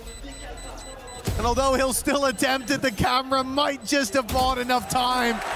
It's another round for Bebo. He might not be at the top of the scoreboard, but he is certainly bringing them home the important rounds. Yeah, he did exactly what he needed to do in that moment. Just stayed alive. His teammate sacrificed his life, and it did seem like, with how quick mates were to react, that maybe even after they threw in their run it back and their opponents threw in theirs, they were actually fairly prepared to go back towards B and give it all up, expecting there to be a bit of a stack up on that side of the map. Of course, for NRG, this isn't going to hamper them too much going into this round. Operator still on hand and looking like a quicker pace take. I wonder if the defenders will almost retreat off this one. They have done in the past, but no. They're actually running back in to try and fight and brawl, and that's worked out. Two quick kills for the defenders. I think mates almost expected them to play that bit more passive. For NRG, the more aggressive stance, well, the reward tangible here as Prox is left alone. He's going to use the ult. Going to be caught by the trip, sure, but that'll have no real effect other than confirming he's on this side of the map. A plant found, but his reposition will be everything. They will look to play this together on NRG. An op in the hands of Ethan, who is just the trailblazer, trying to spot this player out, trying to find Prox, but the smoke forces him forward. Nice isolation on the first. Nice shot through the smoke, and it's just one man left. He let go. Defuse not being stuck. Prox believes that it won't be this time either. It's a good read, but this could be where he's pulled into the fight. Prox with an unbelievable clutch. Gentlemates have a chance to close out this map. We talk about, I think we was talking about on the desk, the redemption arc of Starzo, but I think the more poignant redemption arc is that of Prox. A man that was a mate, a man that was left to the curb, was replaced. But sometimes your old friends are the best ones, and bringing him back into this roster for this moment alone, it might be enough to immortalize him as a mate for life. an insane clutch to take them to map point, and all momentum has to be with Gentlemates now. Trying to put the pressure on. The overdrive popped for Mini, but he's taking his time. Forcing them out of the site. Hunter's Fury as they're boxed in. That's Kiko gone. Looking for a little bit more, but even still, with the plant coming in, the advantage is firmly with Gentlemates.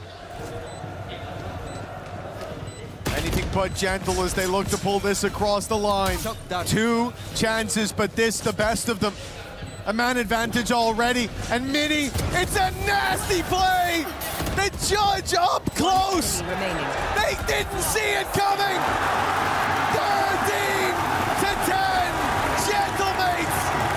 They start this series out with success, and the crowd goes wild! This is a massively impressive victory. Both pistols, both second rounds went in the other direction. Each half had to be a fight back from the Gentlemates. But the fact is, they have shown that resilience already. We were worried that maybe the crowd would end up putting too much pressure on this team. But the fact is, it seems like they are thriving within the pressure. And while it may only be map 1, but I can tell you the Gentlemates fans are having a party. Very well deserved after a performance like that. This is last year's world champions on that stage, and Gentlemates have given them a taste of what that hometown hero can do. The crowd by their side, by their backs. And they stand tall after map number 1. Still, so much more to come of this series. We know that NRG are going back to the room behind the stage, and they are not going to leave until they know that they can bounce back. But a performance like this, that is going to make the day for every Gentlemates fan out there. Speaking of which, let's throw this over to the biggest Mates fan I know. We've got Puckett. What's up, everybody? It is Puckett here on the English stream, and I am with Bez. Now, Bez, we just saw a ridiculous finish to map number 1. Talk to me about the 1v3 clutch and what we just witnessed at the end. Bro, Brox is just good, you know? It's, brother, I cannot talk. I don't know, bro. It was amazing. It was amazing. The crowd is amazing. We like it. I'm proud of you, Brox. Let's go, bro. Let's continue like this. So, 1-0 against Energy. I don't know what to say. I don't know how you beat the Gentlemates with this crowd right now. Now, you've been signing autographs. We had this sold out. There are no more seats available, and now they're starting to pile into the bleachers on just day number 1. Why do you have so many fans in Paris? It's normal because we are at home, you know. Paris is our city. We are... On est chez nous, cousin. On est chez nous. Ladies and gentlemen, he's got to get back to his live stream. Make sure to check it out. He's going to be there with Squeezy. We've got a show match coming up later. 2-0, 2-1, all done? 2-on, bro! Gentlemates feeling good out here on the floor. Back to the studio. Thank you very much, Puckett and Baez, and wow, what a feeling it was here. I cannot describe how awesome it is to see a victory by the Gentlemates in front of the Gentlemates fans. It is amazing. Digon here alongside Kakuka and Athena. What a way to kick things off, 13-10. Yeah, absolutely. I'm so happy to see Baez here. Like, he's such a sweet individual. He did live in it seriously. This was a different experience. You should have been here the moment that Gentlemates were able to close that map, because the audience gave absolutely everything. Yeah, he's hyping up Prox in that 1v4. You should have heard what it was like in here. It was insane. We're all the way in the back in the green room, and we could hear the floor shaking, essentially. Insane round to bring it back into the game. And for Prox, wow, what a showing for his first time in Globals. But he wasn't the only one popping off here as we take a look at Mini, who had himself a hell of a first half, really setting the tone for the squad. Athena, I was asking you, what is going on with Mates? Because we know back in EMEA that Mini is just a brilliant player. Now, did I expect to come out here today and say, oh my God, the duelist in Gentlemates is brilliant, and not be speaking about Martin? Absolutely crazy what he was able to do in so many of these rounds. Yes, this was a 13-10, but let's be realistic. NRG won both pistols and lost both halves either way. Yeah, it's insane that the scoreline is like this. And you can see with the stats on the screen, his ACS, it's 236. It's not crazy high, but he was the reason for a lot of those openings, a lot of the reasons why they got that map control so easily away from NRG. And I think here for Mini, he's done such a good job. And we talked about Martin as well coming back online. He did towards the second half of that game. So it's really nice to see how these double duelists are playing together. Today, everything is on the side of Gentlemates. They have the audience, the fans turning up. As Paki was saying, we're literally having to open up more space because this is completely packed with fans. They have that. They have Mini with the openers. We also have Brox with the clutches. Yep. We have the entire numbers here to take a look at them. Yeah, you can see Brock stepping up here for NRG. Just was not quite enough. No one above 300 ACS, but I think it's just a reminder on how close this game was. I think that you need to stop thinking of that. What LaRock does is normal. I think that you need to stop thinking that is what happens usually. A little bit of a freak in the server. Speaking of LaRock, that very final round, that clutch that finished out, we saw LaRock just peeking over at the screen right behind the bleachers. When that final kill came down, he laughed, he turned around and walked out. God. He's the in one, big trouble. He's the one that was fanning the flames of the Gentlemates and their fans saying they wouldn't get out, but their one map went away from doing exactly that. Yeah, I think this is insane. Again, this is NRG's map pick, right? This Haven. You tell me, Athena. You're looking at me as if I have answers for you. You should be the one explaining to me what is going on today. I should be the one explaining to you why I thought EMEA was at the bottom when clearly they're so much better. Hey, here I am owning up to my mistakes, okay? EMEA, you have a new fan today. Gentlemates, the way they played was really good. They were not allowing NRG to get those retakes. The retake simulator was shut down. It feels like a lot of that was really well done. Too many times where they run out of time to perform that retake in too many good clutches for this side of Gentlemates. All right, they are one win away, are the mates, from moving on to the semifinals and that date with BBL. But for now, we have an update over at Apex Legends. Let's send it on over to Jenny. We're here at the Korea City Grid where Apex is in full swing, and the lovely Annalisa decided to join us to give us a bit of an update when it comes to what are we expecting from Apex, how has everything been, and which teams are looking the strongest when it comes to club championships. It has been absolutely chaotic here for the Apex Legends stage. Now, we have a team named Elite. Now, they have actually been skyrocketing through every single group stage. So we calculate all our points sort of at the end of these series, and now we've had about 3 of their series. They got 191 points altogether.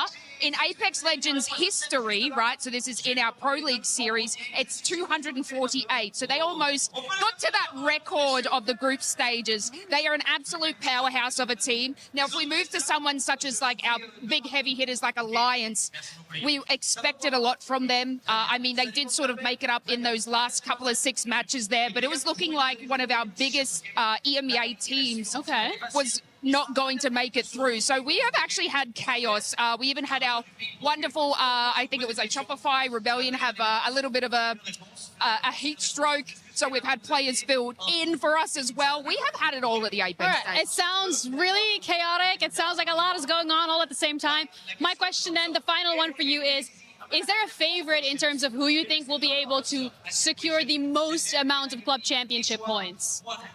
Yeah, it's going to be a little bit. Look, we always have to look at the Falcons, right? Their consistency is absolutely insane, and this is through every single game that they touch. Yeah, I mean, in Apex specifically right now, they're not doing terrible. They never have, never will, but, you know, they aren't up at these teams such as Elite, right? So they are still idling behind them, but you would see teams like that do quite well. I think, you know, Apex South right here, I think SAUL have their games now, might be able to make their way up as well for the club championship points, but it's really tight for us here.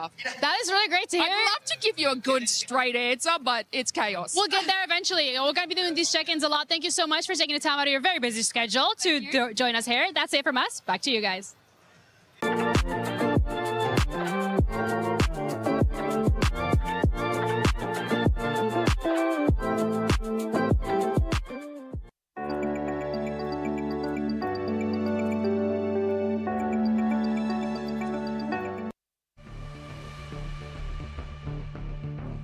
What's up, everyone? My name is Fraud. I'm the head coach of MIBR Los, and I'm going to do my pick'ems today. So, Heretics and BBL. I think it's going to be a good game, but I got to have faith for the young guns. I think it's going to be a 2-1 victory for BBL. This is a tough one. BBL, we just played. They're pretty good.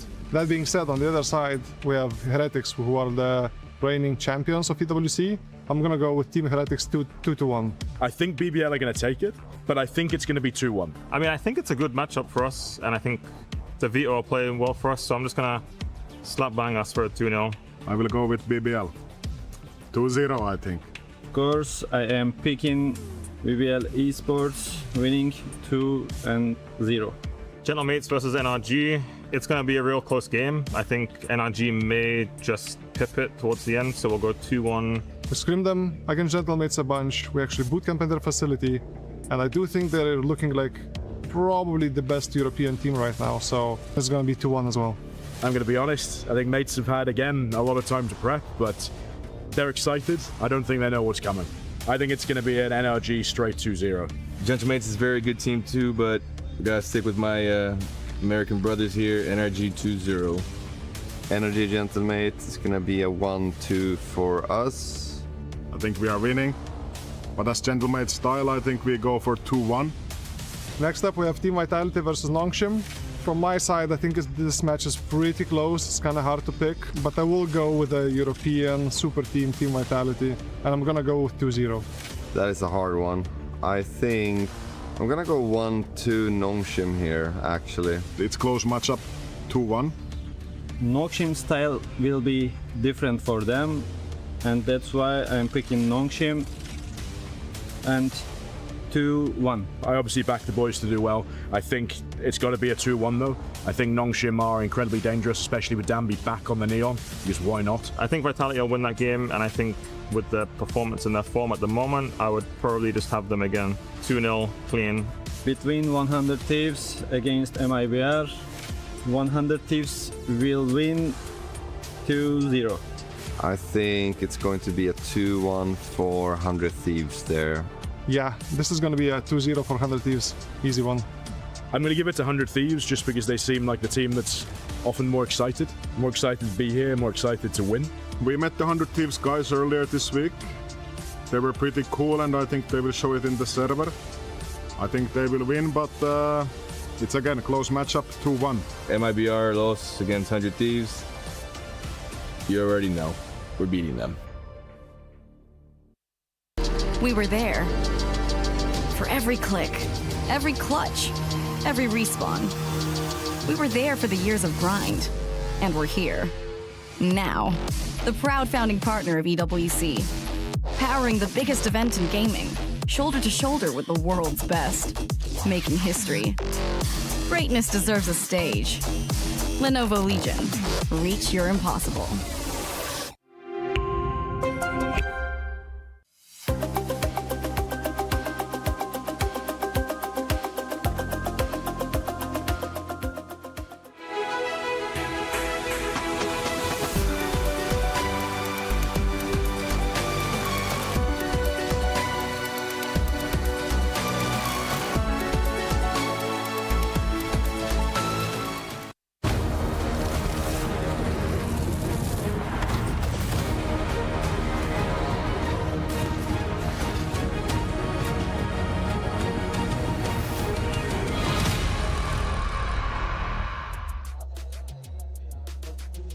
You are looking live at the scenes here from the Esports World Cup 2026 Paris Valorant tournament, as it is Gentlemates up 1-0 over the reigning world champions of Valorant, NRG.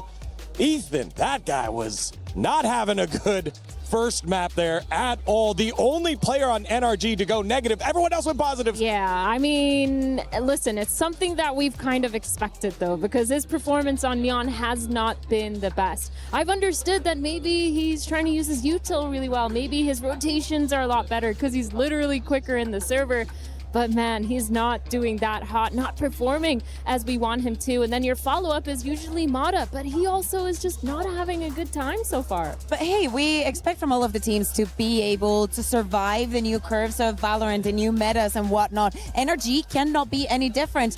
They choose this kind of style, and after losing their map pick, we're going into a map that is only going to be more complicated for them. They choose, or they have chosen, a similar approach the last time that they've played it. But let me tell you something, for every single team that has picked to play Ascent against NRG this entire year, that has been a win for that team.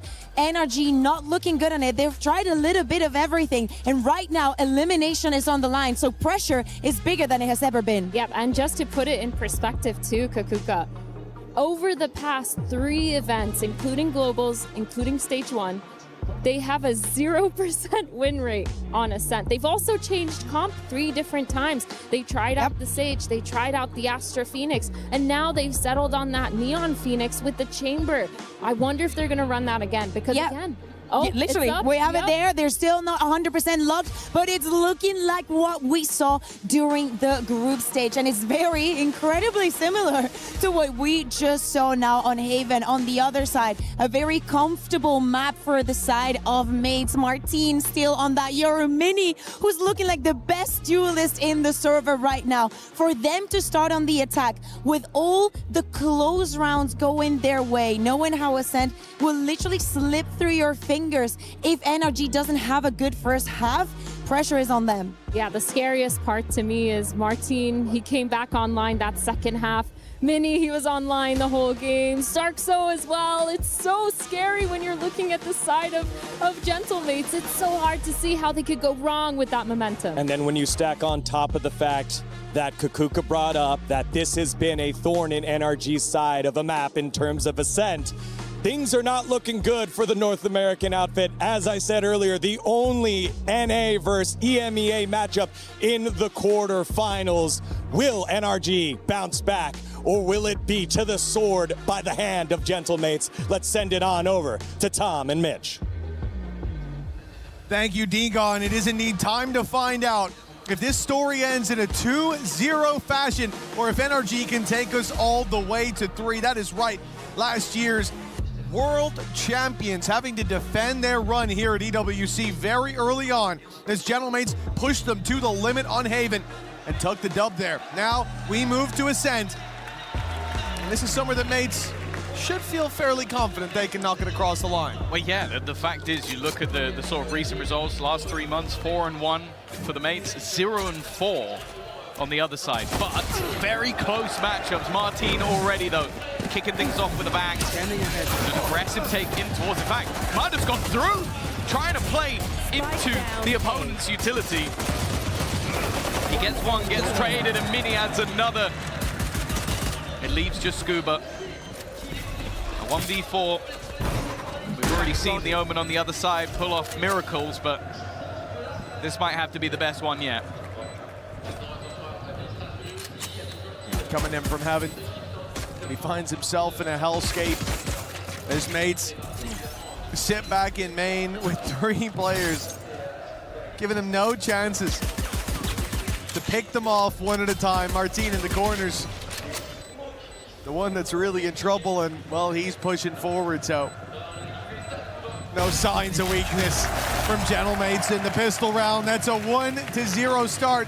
As we said, when you look across at NRG in the last map, yes, it was incredibly close, but if you take out those good starts to the halves, it's a very different game. Now mates step in here, their map choice, and they look incredibly good in the pistol. It would be an insane day of Valorant to see the key of the 2025 champions get crushed, and the key of the EWC title holders get crushed in the same day. Like that would be manic. And I think it would be foolish to count NRG out of this matchup just yet because of the caliber of players they have. But if you're talking about current form, this tournament, qualifiers, mates might just have the edge. In this round, expectations fairly low for the side of NRG. They don't have much to play with. I think the initial headhunter shot not connecting, but, you know, Scoop has managed to get one. Yeah, I mean, he's got Beepo. You think about the last time that you remember this happening, Beepo had a rifle, and it was recovered by NRG. This time he had a ghost, so a little bit more acceptable that he's the man that's out there playing that late roll through mid. For Mates, they don't want to lose anyone else. They have some SMGs in play at least, so the margin for error. Martin's already got his ult though, so you kind of go, yeah, give him a rifle, let him not be super aggressive, which will be weird for someone playing Phoenix, and maybe let someone like Mini farm up some of those orbs. Instead, he's the one going for it. I like this idea, you know, they put presence in B main, then go for that wraparound so that the exit comes in a different position, and then you can try catch him off. Try pick a player or two. That doesn't work out. Martin finding the kill, as you said. The orb not going to matter all too much with the ult already on, but it's all about that stat line. It's all about confidence. I feel like those are first world problems. Oh no, he's already got his ult, so that's not going to do too much. Yeah, Phoenix ult going into this next round could be a difference maker, and I think it is going to be important for NRG to break back early. Sure, they will tell you, they will say it in interviews, they will even say it in the comms that this crowd isn't going to affect them, but I think it's safe to say there were moments of magic from the Mates in the last map that maybe, just maybe, you can give the crowd a little bit of credit for. Whether the crowd affects them or not, it's the players opposite them that I'm most worried about, because you're not going to have a chance to make Mates feel dejected, feel out of this. If they have the lead and you're coming back every round, that crowd's going to be by their side. Crossfire in play inside of main. NRG, nobody steps forward. Instead, they send bullets to do their work. The spam, leaving Martin and Prox in a less than favorable position. Look at this walk-up by Starzo. He's going to try to cut the rotates off while they put pressure on the other side of the map. I like the idea, and it looks like he has at least one player coming his way, but Mata has found him. The ult fades away. Mini's taken some control, might be able to get him from behind, but it's only going to be the trade. Brock with that Odin once again was a menace in the last, and he looks to be once more a shutdown of the remaining players. 4 stand tall for NRG, and what was a bonus that had some rifles, had the run it back. They do quite well there. Well, yeah, in fact, they dealt with the lower weapons in a worse way than they did with the heavier ones, right? You see these weaker weapons at least find the picks, and now I'm worried because it's a 4v3, but they're facing off against the rifles that remain. That's where the real damage should come in for Mates. And yet NRG washed them away with ease. That was a very strong retake. A good sign for their defense early on. But the follow-up round, no weaknesses for Gentle Mates. Good spot on the drone. Not going to allow Mata to fly under the radar. But it is a full buy now on the attack side, the chance to continue extending that lead. I do think it's worth mentioning as well that although this is Careful. 4 defeats in a row for NRG, I'd argue that maybe the one versus Vitality shouldn't have been the case.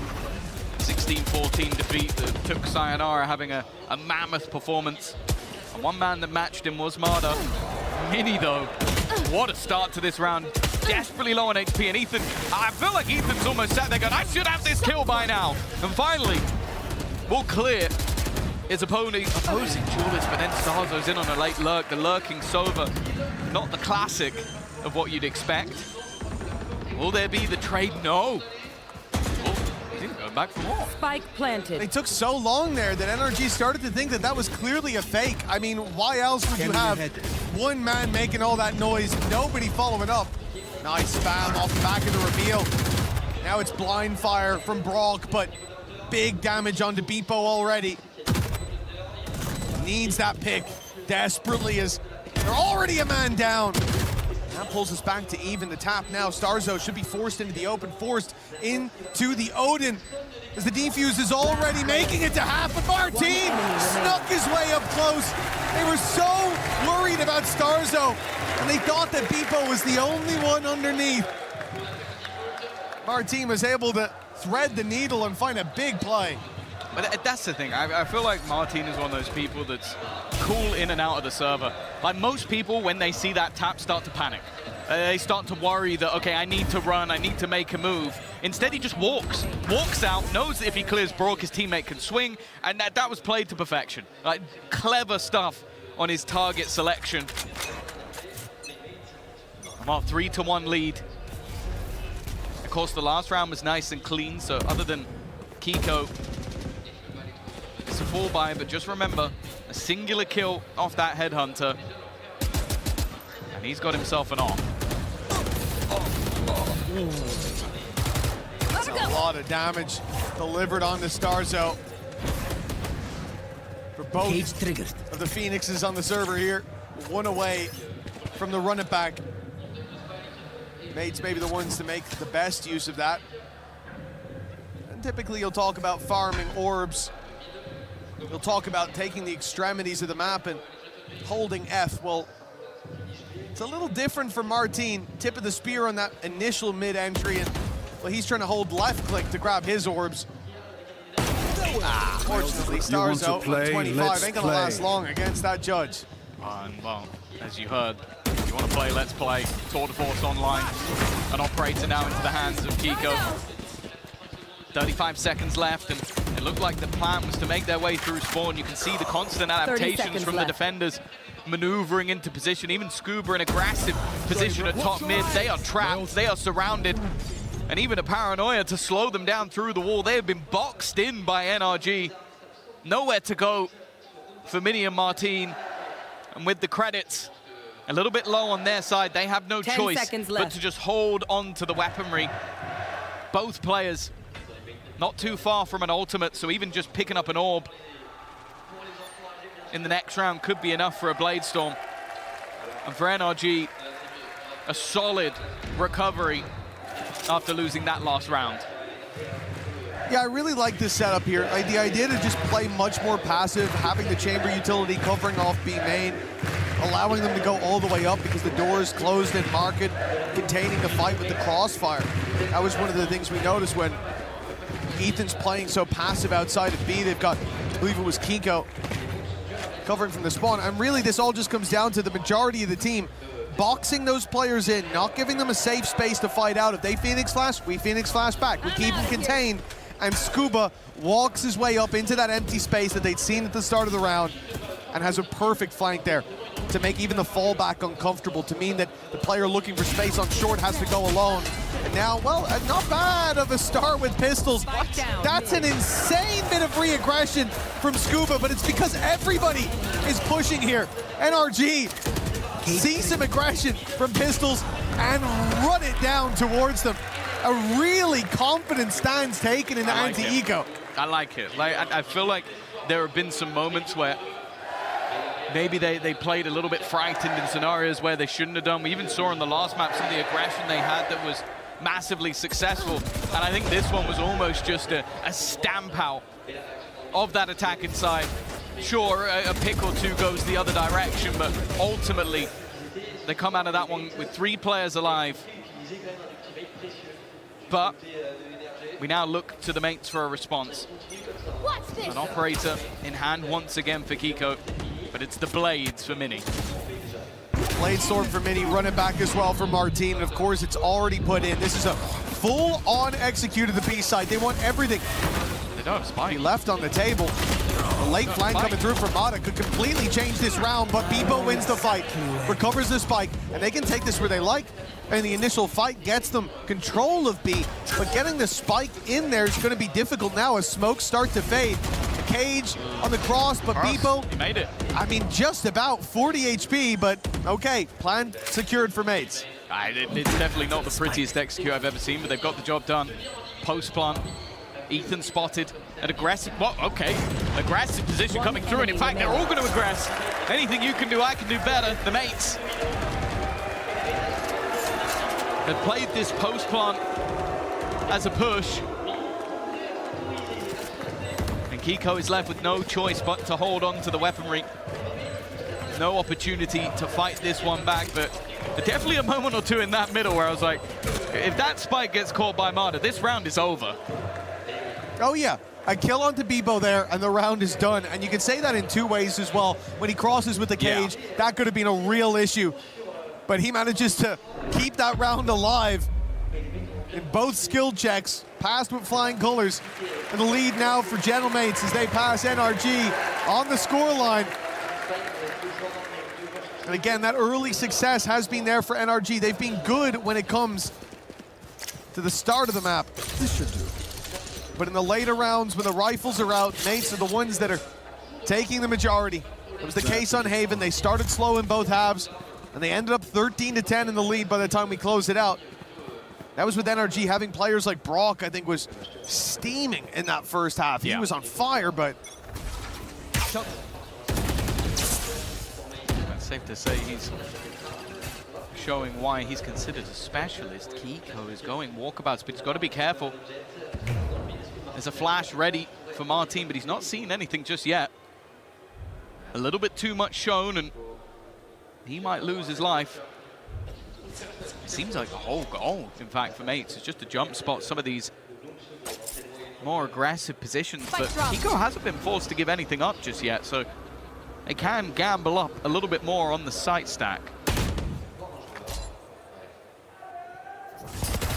Flash in from Mata. He's heard two around that corner.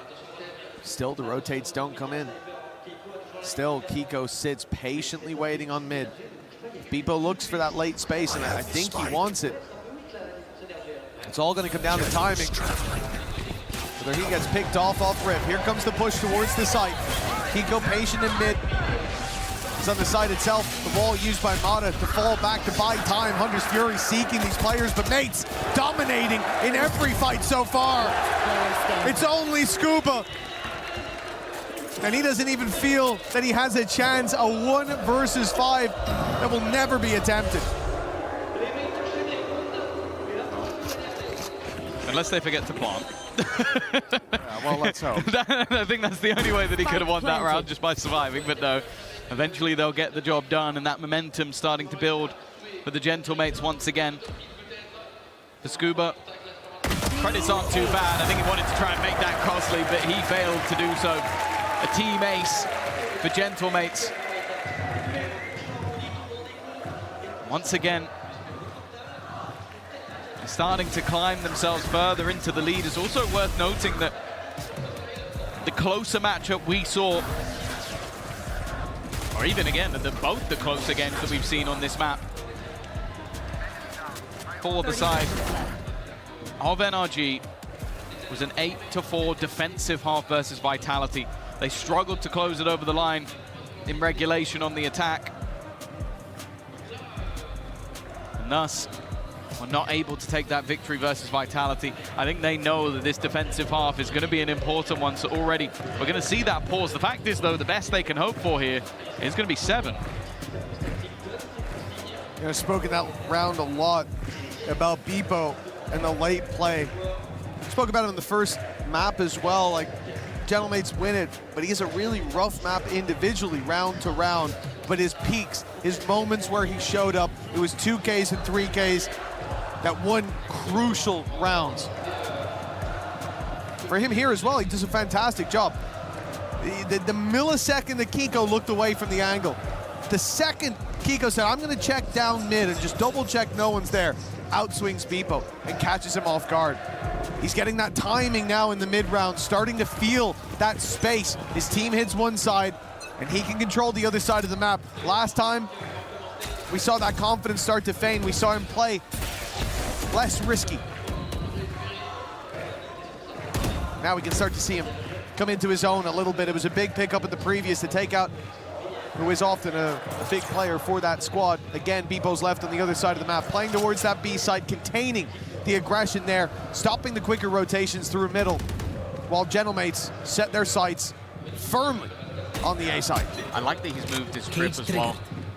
They were using shot darts early to get rid of the deeper trip that he was putting down, so he's just got it there for security. Still has to keep an eye on that position, of course, but it means that they can comfortably say they haven't lost too much ground.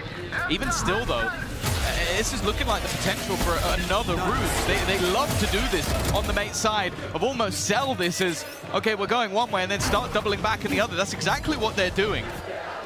But with 40 seconds left, the middle play coming in isn't actually the play. Again, they're going to double back towards the other side of the map. They're looking to just play with their opponents, and now left with just one defender on this A side of the map, and they know where he is. Oh, Ethan's done really well.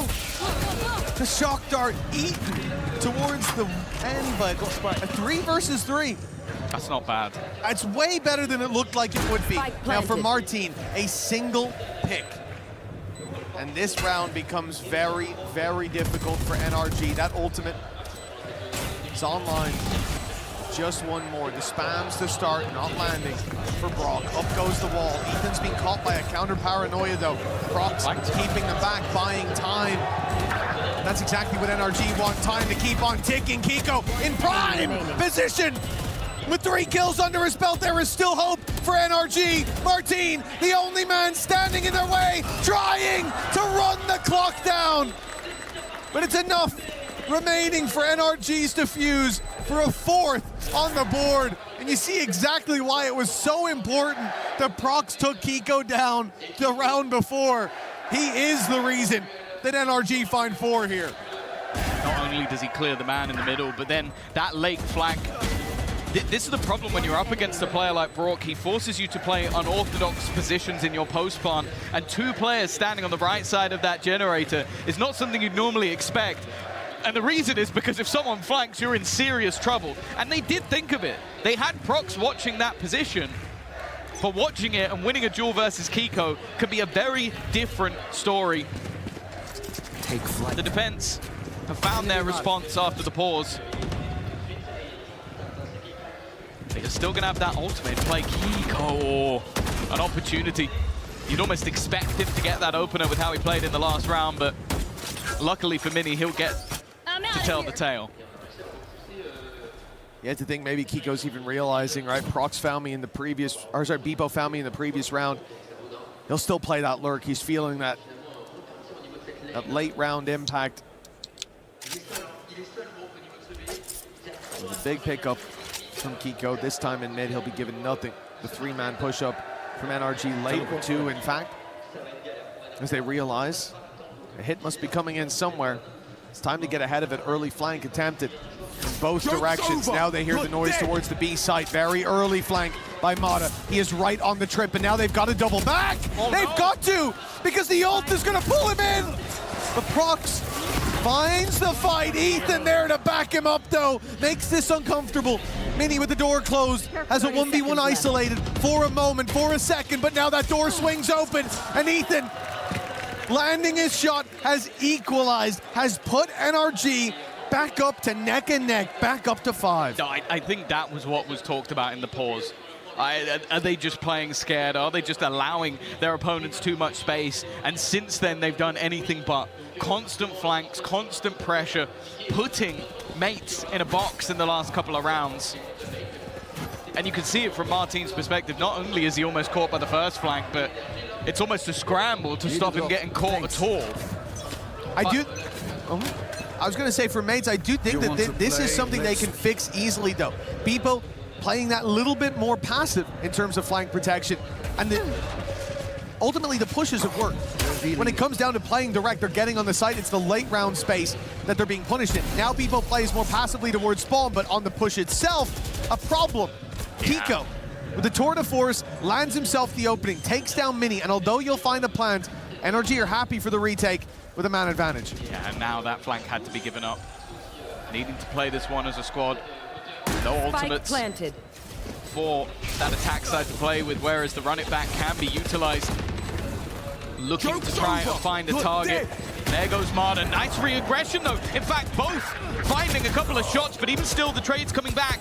The defenders just swarming the remainder, and now Bippo, there's no chance in this round. He needs to try and find something with the spams, but they will defuse in front of his nose.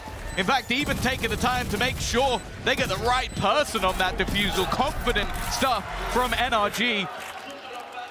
And from looking like they were maybe even out of this series, That's a streak of rounds post-pause that puts them in the lead. And you notice the difference here? Nobody from NRG goes for the flank. No one's pushing mid. No one's doing anything except for grouping and looking for the retake together. They don't need to in this round. They've already exposed those weaknesses. What do you think mates are going to fix? Those weaknesses. Even before they lost a man, the plan was for Beepo to come and play with the team because they need those trips. They need that information more than they need his lurk potential. And so NRG don't even try. They play against the retake heads up and they win the duel 6-5 and a chance for the lead at the half. That felt like a necessary lead, as said, versus Vitality. Revealing area. Far better on this defense. Even still, though, the post-plant seems guaranteed, and they are hunting for Beepo once again. They're looking to try and find them, but this time he's in a much deeper position. That passive spot, but will he play a part in this round? Eventually, he's going to have to make his move, maybe waiting for that door to be broken before putting pressure on counter flashes to try and slow them down as he is swarming from behind, but it's the first kill to go away with the defense. The second alongside it, they need to find a responder, and it's not going their way. It is NRG cleaning up again with ease. 4 players will stand in a 5v5 retake. That's 2 in a row as well towards that A site for NRG, finishing out this half with great success. It looks like they found that adaptation. 4 in a row overall. And the A site retakes clean as can be, not losing players to those lurks when attempted by mates. The success that was there early on certainly started to fade towards the end, and although this is mates map pick, it means nothing. It really, it looks like for NRG they'll be going into the next half with the upper hand. They're looking comfortable now. You could see that Bonkart was getting irate in that pause, not seeing the team that he had trained. He had prepared for these sort of moments. Again. And Wow. from then onwards, Who would have thought? Easy to retake. There was another retake scenario once more. Let's go down to Lou with the fans. And it's a familiar face for the Gentlemates fan. Un visage que vous connaissez évidemment. Il tweet beaucoup, trop, je pense. Mais c'est Asgard qui est à mes côtés. Asgard, merci d'être là. Je voulais d'abord te demander, on sait que ça n'a pas toujours été facile pour Gentlemates sur Valorant. Cette année, vous cassez tout. Qu'est-ce que ça te fait de pouvoir être là avec tous les fans et soutenir votre équipe comme ça, direct sur la scène? Bah forcément, Valo, c'est le jeu sur lequel on a commencé. Donc trop heureux d'enfin performer à ce niveau-là sur le devant de la scène. Et là, on a une vraie chance d'aller chercher une très grosse perf, une première, peut-être la meilleure perf pour la structure.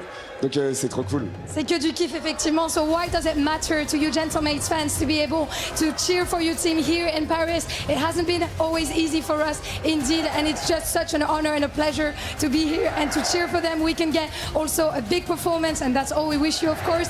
Ensuite, je voulais te demander, vous faites que de crier, vous faites que des chants. Qu'est-ce qui fait que les fans Gentlemates sont si spéciaux, si incroyables? Bah là, on est à la maison, forcément. Ici, c'est Paris. Et donc, trop heureux de pouvoir crier pour des joueurs qu'on voit pas forcément toute l'année. Moi, j'ai eu la chance d'aller à Berlin. Et là, forcément, de pouvoir les voir devant ce public, etc., c'est trop cool de chanter tous ensemble. C'est un régal. C'est une vraie fête. What makes it special is that, you know, we never give up. We always cheer up for them. I got to watch them also in Berlin. And it's always just such a nice experience to be around them. Et je pense qu'on va pouvoir peut-être repartir en game avec un chant. Gentle! Hey! Gentle! Gentle, gentle, gentle! And back to the game. Thank you, Lou. Well, the Gentlemates fans still feeling like they've got a shot at this, trailing by 2 as we get into the second half. NRG, former world champions indeed, currently defending when it comes to the end of the year. They're certainly being pushed to the limits. No strangers to playing in Paris up against the crowd. This time, though, they're a little bit louder, a little bit more rowdy than before. Well, this map's already feeling like a flip of the last. Well, you mentioned it. It was the early starts that came through for NRG and then Mates fighting back. This was the opposite. Mates got the early start, NRG fighting back. And well, a pistol in this round for NRG might be enough to put them too far out of sight. We call that one the Yassine dash. Not seen one of those for a while, but even still, the defenders will extend their lead growing Scuba and Brock. Let's say this is going to be a tough post plan. Spike planted. Another pistol for Mates would put them even. It's not time to give up just yet. Brock playing the flank, needs to speed up, and he knows it. A little bit late to the party, but he's caught one. A little bit more doable, but Scuba caught in the corner. Never stood a chance. Brock spamming away with the classic. He's at least found one. But too many bodies left to deal with there. Gentlemates will find themselves a defuse. And a 7-6 scoreline. Yeah, an important pistol, it feels like. I think you're on the NRG side, you might be a little bit more wary. That attack side has been a bit tough for them as of recent, but his composition with Neon, Phoenix, at least gives them opportunities. And I think even just the potential for openers out from Kiko, who has been very good in this matchup so far. But then for Mates, their defensive side versus Nongshim was, well, something to be impressed by. 9-3 the last time out. They don't need so many this time around. But that pistol is definitely going to help them out. Well, a pacey attempt from NRG right into the A site. Utility waits for them, and plenty of lead flying in their direction. Nothing returned as Martin seals the deal on a flawless round. Gentlemates equalizing early on, and now with a big moneymaker round behind them, they look to be in prime position to take the lead. I'm curious once we get back in to see how many orbs that Martin ended up with. Unfortunately, I think his teammates did a bit too much of a good job of holding down the line on the site, so he's not quite going to have that running back online. Let's go! Nice, guys. Guys, insane. But he might be able to earn it up in this bonus. Of course, still having some rifles to play with, but definitely some weaker weaponry that NRG will be coming up against. But even still, look at the double stack up in middle. It's a bit of a peculiar crossfire to be seen. And I wonder if it's something that will even be predicted by the opponents. So they see one man run away. At this point, they'd usually be fairly confident that position is cut off. They're going to smoke it anyway, so no chance for Mates to pounce. Of course, understandably, I think at this point, Mates are expecting a bit more of a direct attack from NRG. You saw it in the previous. It was very quick and very clear. No fighting on the extremities for those orbs. Instead, Mada's looking for them up close. The cam for Beepo. Sadly, Ethan gets in that corner a little too quick. Martin with a chance to pull it back, but it's a big punish for NRG. Both of them managed to dodge the flash. Nice work with the paranoia from Prox, but it's only going to be the one. Jump up, the timing couldn't be worse. That allows Mini another pick, but even still, the post plant cannot be denied. The question now comes down to damage. NRG from this point onwards wouldn't really want to lose too many more players, otherwise it would be a costly round versus a bonus. And while that one's all too easy, Starzo not expecting anybody to be that close. And although Mini's hoping to find a free upgrade, there isn't one on offer. Yeah, he's resigned himself to just picking them off as they look to leave the site. Finding those exits. The paranoia is going to make that a bit awkward to do. Oh, nice maybe job by Mini! Well, he's got himself the upgrade and he's out of there. Although he might be hunted down, Scuba. Now he's going to concede it. Great round by Mini. That's a lot of damage. Even if he doesn't get out with the rifle, that's a success. Oh, for sure. That shouldn't have been a moment where they get out with less than 3. I think even predicting it, having the paranoia, but maybe so wary of being peeked from heaven that they just get caught on the cross. Round at least has still gone the way One enemy remaining. of NRG, but yeah, it is not a comfortable one, and you can see again frustration for Bonka. It's mistakes like that that could end up costing them. They do still have a bye for this round at least, but they'll be left bare bones if they're unable to win this round. That shock, that was nasty. That was a lot of damage. Going up. It looks like NRG plays wall up. Ult popped as well, but run it back from Mata. He's going to lead the charge. Being caught by the reveal, but Starzo takes the player behind him, a kill that will stand the test of time, but oh, it gets risky. Luckily, Starzo survives, and the trade from Beepo at least keep things even for now. That flash just about gave Martin enough time to correct, and he'll even find another with an ult online. Finding the position to use this from is the first problem, but the solution found easily. Back towards market. Is it worth the risk? Has to be. Get this wrong, and maybe he can be caught, but he's just playing it slow, biding his time. Gonna make sure his opponent isn't aggressive, jump in at the last second, but he's not seeing anything. Dart's gonna hold him in place, at least for the moment, but this feels like a game of chicken. Who can get closer? Timing almost works out, but the spams do damage. It doesn't matter. It never matters when it's Martin. He'll close the round out, and he'll put the NRG economy in the dirt. I don't know how he got away with that. I love the idea. Brock, such an annoying player. So of course, he decides to play it slow on the ultimate. Make sure that no matter what, that player cannot run all the way to market and catch him off.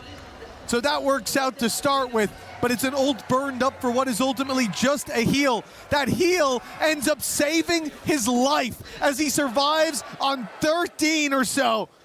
A big round from Martin, played the margins. And in the end, success with Gentlemates finding that. It could have been the chance for NRG, as you said, to launch themselves into this half. Instead, they're really backed against the wall. They put everything into that, not even talking credits. I do mean credits, but also they use the run it back, for example, from Mata just to get in, and that still only got them to a 3v3. Yeah, I want to take us back to that conversation about Martin, though. The guy has gone in at the beginning of the year, played 2 best-of-5s in 2 days, where he broke a best-of-5 record for EMEA, then broke a best-of-5 global record. And then he's come into this tournament and is currently, or at least was at the beginning of the day, the 2nd highest rated player. The 3rd was actually Starzo, who also had a lights-out group stage. Revealing area. He has had a phenomenal year already. And if they can make their way in towards that semi-final, it would be a massive step forward for them as an organization. This round, though, maybe seemed like an easy one, but with Kiko having himself the sniper, there is danger. Oh, Starzo spamming, and he has no idea the players had already passed. They got 2 outlaws now. NRG with man advantage weaponry now to work around. Not the best of it, of course, but even those pistols. Bandit can be passed over. Ethan can have something to work with if he makes it to his buddies. 45 on the clock when they go to push, or even less. Still to get through that utility from Beepo, some kill trips. If they come cascading down, even with the smokes they'll have for the cross. It's a lot of danger that they don't know about just yet. But that is if Beepo's still alive. He is the orb. Oh, that's such important spam from Martin. That was the overdrive that was picked up by Ethan. That's why he went all the way back round. Now with 12 seconds left on the clock, Beepo could be the nightmare in the darkness. Somebody needs to get that planted, and all he has to do is try and drop that spike, and he wins the round for his team, but Kiko's guarding! He's waiting! He found the perfect position to deny. And now Prox, not the right gun for this moment. A stinger retrieved. Oh, well, there's no way he gets past this angle. What a round from Kiko. That was a solo outlaw brought in, and he's able to do so much damage. I'm in 2 minds about it, Tom. The smoke that went down, the smoke that gave the cover for that plant to come in was their smoke. But it also meant that Beepo could turtle a little bit better. He could try to run the clock down. Really, it just comes down to what they decide to do around that smoke. And Kiko made the perfect decision, tucking in and punishing the walk around. That player could have easily stepped deeper into Boathouse and killed the planter and won the round. But Kiko can't cover 2 angles at once. He takes it, flips the coin, and it lands right where it needs to for NRG to still have a heartbeat here. Mates would have been running away with it, and instead a very low buy round. And they make it work. Oh, you can see it in your picture now. The key that every team looks to protect. We saw Heretics lose theirs earlier in the day. The team that got to keep theirs safe all the way through last year and place it into the Valorant trophy with 3 crushed keys beneath. And well, if NRG lose this map, I wouldn't be surprised if someone looks to claim theirs. I'd like to put that on the bottom of a trophy. You could take the Champions winner from last year and place it in a trophy of your own. But I'm sure there'll be an org or two that wants the Mates one just as much. And NRG might be that team. I don't know whether you'd want it more than you'd want to crush it in front of this crowd. I'll tell you what, that's what Ethan wants. That's what Mata wants. For NRG, the lead now theirs. This and another map needed to send home the hometown heroes, the favorites of the fans here in Paris. Bladestorm from Mini. He's been spotted, but he's looking for a little bit more, and he will find his reward, but not without a hefty price tag. Yeah, if you can get that kill and get away, maybe you start to worry for NRG, but then you look at the rest of what's on the table, and we're going to do it again. We're looking at Martin. How much can he do? Kiko waiting. What? Okay, would have been a house on him to win that fight. That's an unarmored Bebo with a classic. With his 8th kill. That's just 2-tapped a guy that had an outlaw. That didn't make a lot of sense, but hey. 30 seconds left. No weaponry retrieved. The players on this side of the map, not with much, and the one weapon is now gone, but who knows what's going to happen from here. Bebo, he's in a great position again. He just gets another with the classic. And now Prox is hiding. Surely they expect, like, this is such a peculiar smoke to have down. They have to be watching for it. He hits the dink, and he leaves players low. They still haven't got the plant in. If he manages to deny, he might just win the round. The shot dart will do the work, but the kill had already come in from Brock. The crowd even erupts because they think he's won the round. If he'd gotten away there, he would have. It would have. A double bounce, perhaps from a safe position in a different round, unfolds, but still, what insane damage. Great performance from Bebo. The first kill was straight BS. Not that the right click for the second wasn't. Oh my God, that is so close. Oh, even Ethan got worried there. The 2-time himself. You've made him nervous. 10-8 though. No round is given. Every round is earned. Spike down. That is why NRG are learning today, but they are still in the lead. Bebo's done well, but escaping? No, he has no intentions of escaping. He wants to do this on his own. He's still going. He's had enough. Bebo's taking over and leaves just Ethan. It's a Bebo round. It's a night for Mates. And I'll be honest, that was the duelist in him coming back out on the Cypher. From 0 to hero, Bebo. He started this game out with a crawl, but my God, he's standing tall on both feet now. He has hit his pace. It was Kiko in almost all of the fights so far. Somehow that's my head-to-head, my takeaway from this map. And he doesn't just deliver the head of the duelist on the other side. Delivers the whole pack. 10-9. What a round. NRG, tour de force, run it back. Everything committed here to defend their lead, and they'll get the A site for free. I like this. You have a round where one guy wipes you out. The logic from the other side is, well, they're not going to do that again. And that's exactly what they do. They do that again. But bear in mind, the Mates also have a run it back. So they are happy to play retake. Also, take a look at where Marder is on the map. He's going for a late lurk as that duelist.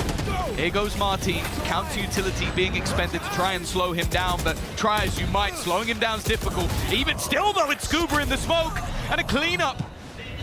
The flank slowly coming in, but it might not be needed. Mini's done well. They know there's another player under there, but dealing with him's a different story. Ethan with 3, and an immediate response from NRG. Yeah, the much more direct route. We saw this towards the end of, I think it was the first half of map 1. Where they start to feel like the way to break through mates is to stop playing the map and instead just play one side, play more direct, one part of the map, and fight them for that control. The heads-up duels here working out, but it's this position. Scuba has to keep them back, right? The whole idea is Mata's coming on the flank, delay them.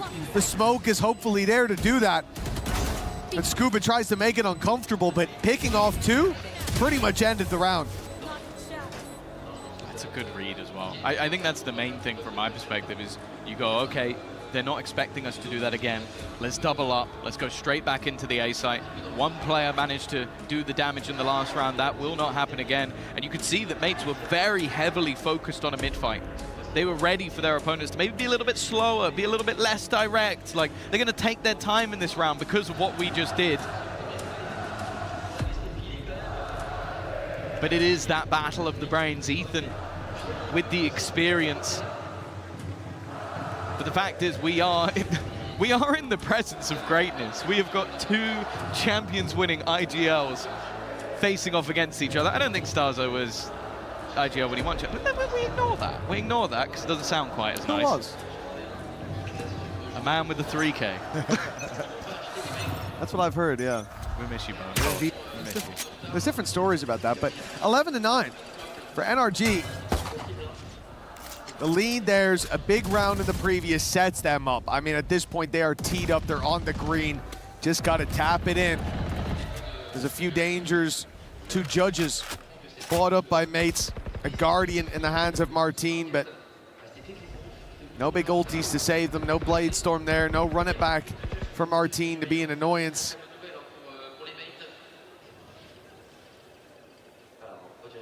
So NRG, I like this late round. They've looked for a bit of map control. They've looked for a fight. They've seen nothing. And now you start to think, okay, there's either one big trap with a big stack being set somewhere, or there's many traps along the way. Regardless, they've got a drone to clear out their troubles. They should be using it, but instead they're going up contact. Okay. Look at me. Mata's quick on the trigger. Yeah. I guess if you can do that, that also works very well. Cover going out. Oh, I think most of the danger of this round should be gone. Mata is just taking out every judge that's in their way. That's supposed to be dangerous, but he makes it look incredibly easy. Mark 12 looks inevitable. Not much to play with. Mata with another. That's his 3rd already in this round. He is halfway back to having to run it back online. And for Martin and Beepo, there almost has to be a question of how much do we want to risk him getting his ult? Evidently they do. Oh, that risk not paying off for mates. Orbs being gifted, and look who's running it down to try to close this out. They're leaving it. They're leaving it for Mata. But Kiko finally had to pull the trigger. Still, a big round for NRG, a big round from Mata. And for Gentlemates, well, that spark of hope now being snuffed out in this round. It is obviously somewhere that for this squad, they'll come into the next looking to invest everything. That was buy what you can, leave some traps, as we said. The judges can be scary, but NRG didn't look intimidated for even a second. They didn't even use their utility to clear corners. They just sent Mata in. No, and that is that's what you want to see from him. It wasn't the greatest of games thus far, but they are firmly in the lead. Mini, this is a spicy spot. A flash could leave him in trouble. The dash activated.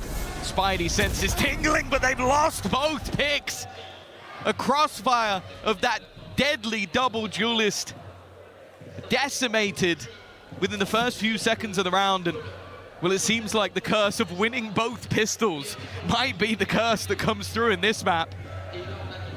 not something I ever expected to say out loud, but evidently both teams needing to be on the back foot in order to show their true potential. And just look at the patience from NRG. Now, there is a timing caught by Beepo. The second they look away is when he strikes, and there's one. Not quite able to get the second, but he's at least made it interesting.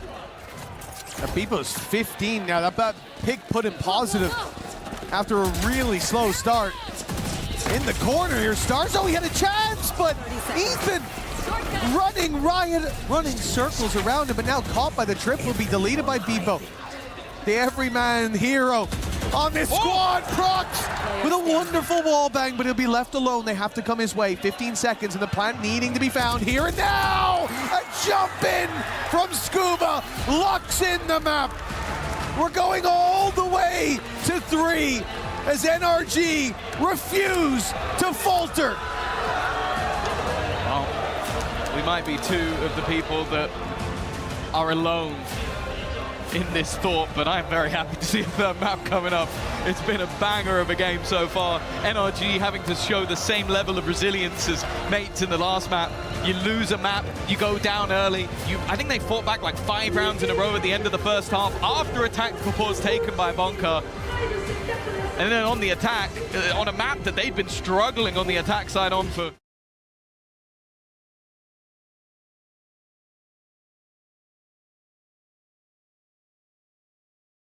the reason we said even after the first map, even after the start, that it would be foolish to count NRG out. They are a team of incredible caliber, and for the mates and for the crowd, they're gonna have to rally themselves ready for that third and final map, because after this, one of them goes home. Nonetheless, let's go over to Degon. Thank you very much, guys, and it is the grit of a world champion.